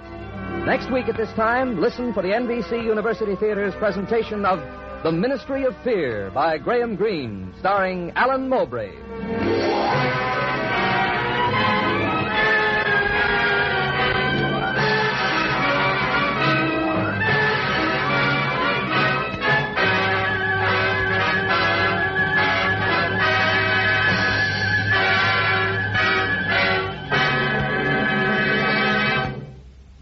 This program came to you from Hollywood. Yes, indeed, it is a wonderful Sunday on NBC. Listen first for the adventures of Ozzie and Harriet. Then it's time for Horace Heidt with more talented new entertainers, followed immediately by the shenanigans of Phil Harris and Alice Faye. Then for Fred Allen with guest Charles Boyer, topped off with Robert Cummings in Let's Live a Little on NBC Theater, and many, many other fine programs. Listen all evening for your wonderful Sunday on most of these NBC stations. This is NBC, the national broadcasting company.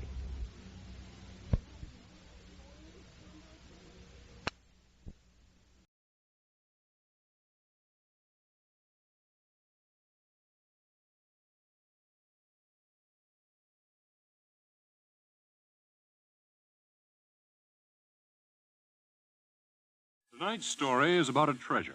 Fake or real? It's a real treasure. Captain Kidd's? No. Sir Henry Morgan? Not even Henry Morgan's. No pirates, huh? No pirates, sorry. Well, what kind of treasure are you talking about? Freedom. Mm-hmm. So that's the treasure. And that's the story.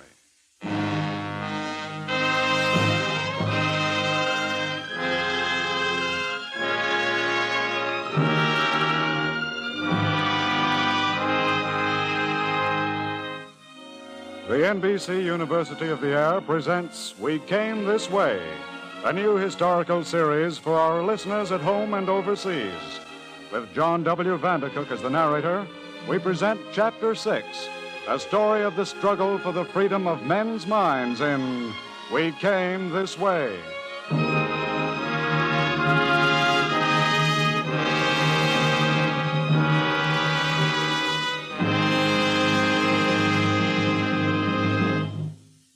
This is a story of men who have no statues or memorials built in their native land. For the heritage of freedom that they left behind has been betrayed. The time is the year of our Lord, 1509. Europa stands upon the threshold of a modern age. The shadowy shape of the world to come looms large. Men's minds question the cowled Gothic universe of the Middle Ages, and their senses, like an astonished caress, discover the beauties of Greek civilization. A wind blows across Europe, up from the Italian south, bright and vigorous, up from the rich silken cities of Florence, Genoa, and Venice.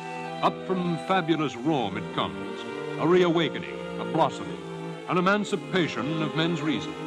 The wind brings a new learning, a new philosophy, humanism, a new expectancy, a renaissance. Europa stirs like Lazarus come from the dead. Only 16 years ago in 1492, an obscure sea captain discovered a new barbaric world.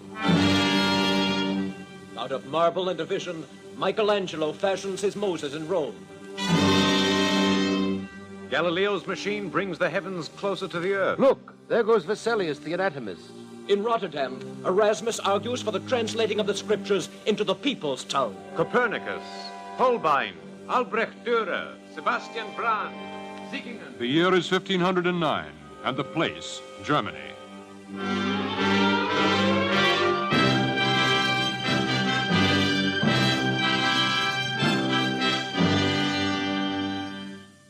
'16th-century Germany, a crazy quilt of a land, an idiot Tom of tatters of armed and suspicious cities under the sovereignty of the Holy Roman Empire and its Emperor Maximilian I, who, by the grace of God and powerful feudal princes, rules this land. But the wind blowing from the south is blowing strong here, driving the darkness from the minds of men, raising the enormous question of man's relationship to man. And throughout this fragmentary patchwork empire, scholars arise, seekers after truth. And foremost among them stands John Reuchlin, scholar, teacher, and humanist, whose life was peaceful and filled with quiet study until his 54th year. Yes, I repeat, you, my students, are more fortunate than I. For before you, in all its promise, lies the immense discovery of the world. As the unknown sailor Columbus did, you approach a new and varied shore. Behind you, like a cathedral built to the universality of God, rises the wisdom of the past. Take that wisdom, and with it, widen the possibilities and hopes of man. Treasure the holy languages of Greek and Hebrew, through which God first spoke to us. Spread the learning we have won from them. Treat it as the heritage of man. Until we meet again, my students, God bless you all. Said that God is love, man is hope, and the bond between them, yes, combined in an indescribable. What a time to be alive in. You loan me a gulden, Damon. I promise I'll pay you back next. Pfefferkorn. Eh? Oh, it's you, Von Hutten. What brings you to the enemy, Pfefferkorn? A love of the new learning, my brother? No, wait, don't go. I've no time to waste with poets and scriveners. I have things to do. So have we all. Some for honesty, Pfefferkorn, and some for treachery. I would watch my tongue, Ulrich von Hutten. It speaks its own mind, my friend. For the life of me, I can't make a gentleman out of it. Wait. What is it? How did you like good Reuchlin's letter, Pfefferkorn? He speaks well. Is that the sum of your applause, Pfefferkorn? I've no talent for flattery. But fairness, Pfefferkorn, fairness in God's name. His words reveal a whole world to come, and all you can find to say is that he speaks well.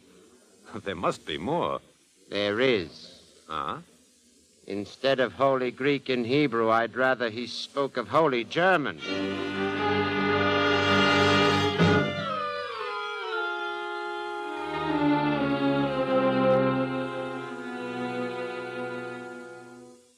My Lord Prince, the danger is very great. That I could discern myself, Peppercorn. This new learning is like a plague in the universities. At Erfurt, in Freiburg. In providing myself an informer, I could have done better with an ass. I know all these things, Peppercorn. Patience, my lord. It will shortly come together. You come by a long and dull route, man. Well? The peasant's yoke is a heavy one, my lord. They still stand. But they are restless, though without confidence or courage to do more than groan. These humanists will give them what they lack, my lord. For their nonsense about the freedom of men's reason and potentialities will sift and diffuse down to the mass. And a time will come when, on the strength of it, a peasant who used this scythe to cut his hay will use it for a bloodier cutting. So? So, my lord, I've found a way to cut down the tree before it blooms. How? We will discredit them. Discredit whom? The peasants? No, my lord, the bookworms. How? We will drive a wedge against their new learning by attacking their holy Greek and Hebrew. Holy Greek and Hebrew? Their holy Hebrew first, my lord. We will get more support for that. Will you speak sense, man? In the name of winning the Jews to Christianity, we will confiscate and burn all their books, my lord. And the fire we light will burn the humanists. But I will not be surprised, my lord, if in this we find them to be enemies of the church. Peppercorn, your pardon. I have maligned your intelligence. What would you have me do? A mandate, my lord prince. Get me a mandate from the emperor.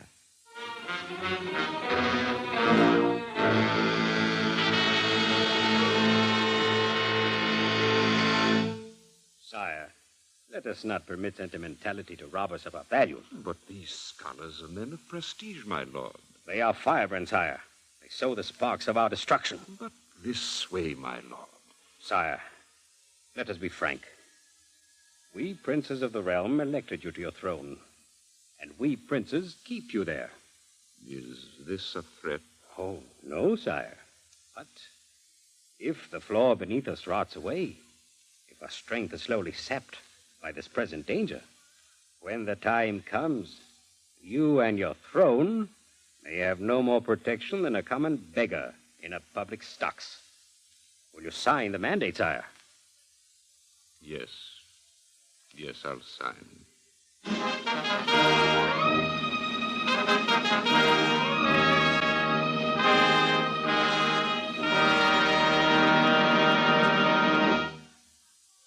I, Maximilian, Emperor of the Holy Roman Empire, after solemn conclave with my princes of the realm, do hereby command Albert, Archbishop of Mainz, to gather evidence on the subject of Hebrew books, whether it would be praiseworthy and beneficial to our holy religion to destroy such books. Further, do I command that the Archbishop secure the suggestions of Jacob von Hochstraten, Victor von Carbon, and Dr. John Reuchlin upon this matter. Such suggestions to be set in writing and given to John Peppercorn, my ambassador in this matter. Signed this day of our Lord by my hand. You make more of it than is there, Ulrich. Do I, Dr. Reuchlin? It's my suspicious nature, Dr. Reuchlin. And your cynicism. I find nothing ideal about Pfefferkorn. What does the mandate actually command, Ulrich? An opinion, a suggestion. And it leaves the gathering of evidence in the Archbishop's hand. A friend to the new learning. In 1,500 years, we've failed to convert them. Doctor, I think it's a trap. Perhaps. I think that the princes are striking out at us, and through you. Why don't you leave Cologne, Doctor? Go away, Ulrich. Truth has but a handful of champions as it is. No, Ulrich. If it is a trap, I shall try to be the only one to fall in it. Aye, like the cornerstone of a great wall.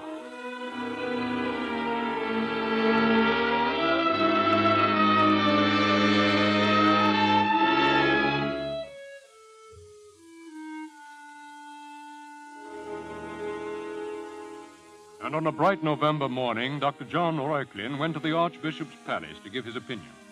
And in the great hall of the palace were crowded barons and knights and priests.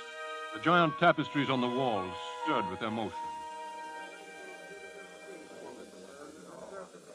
Behold the miracle of Pfefferkorn, Doctor. A serpent sitting amongst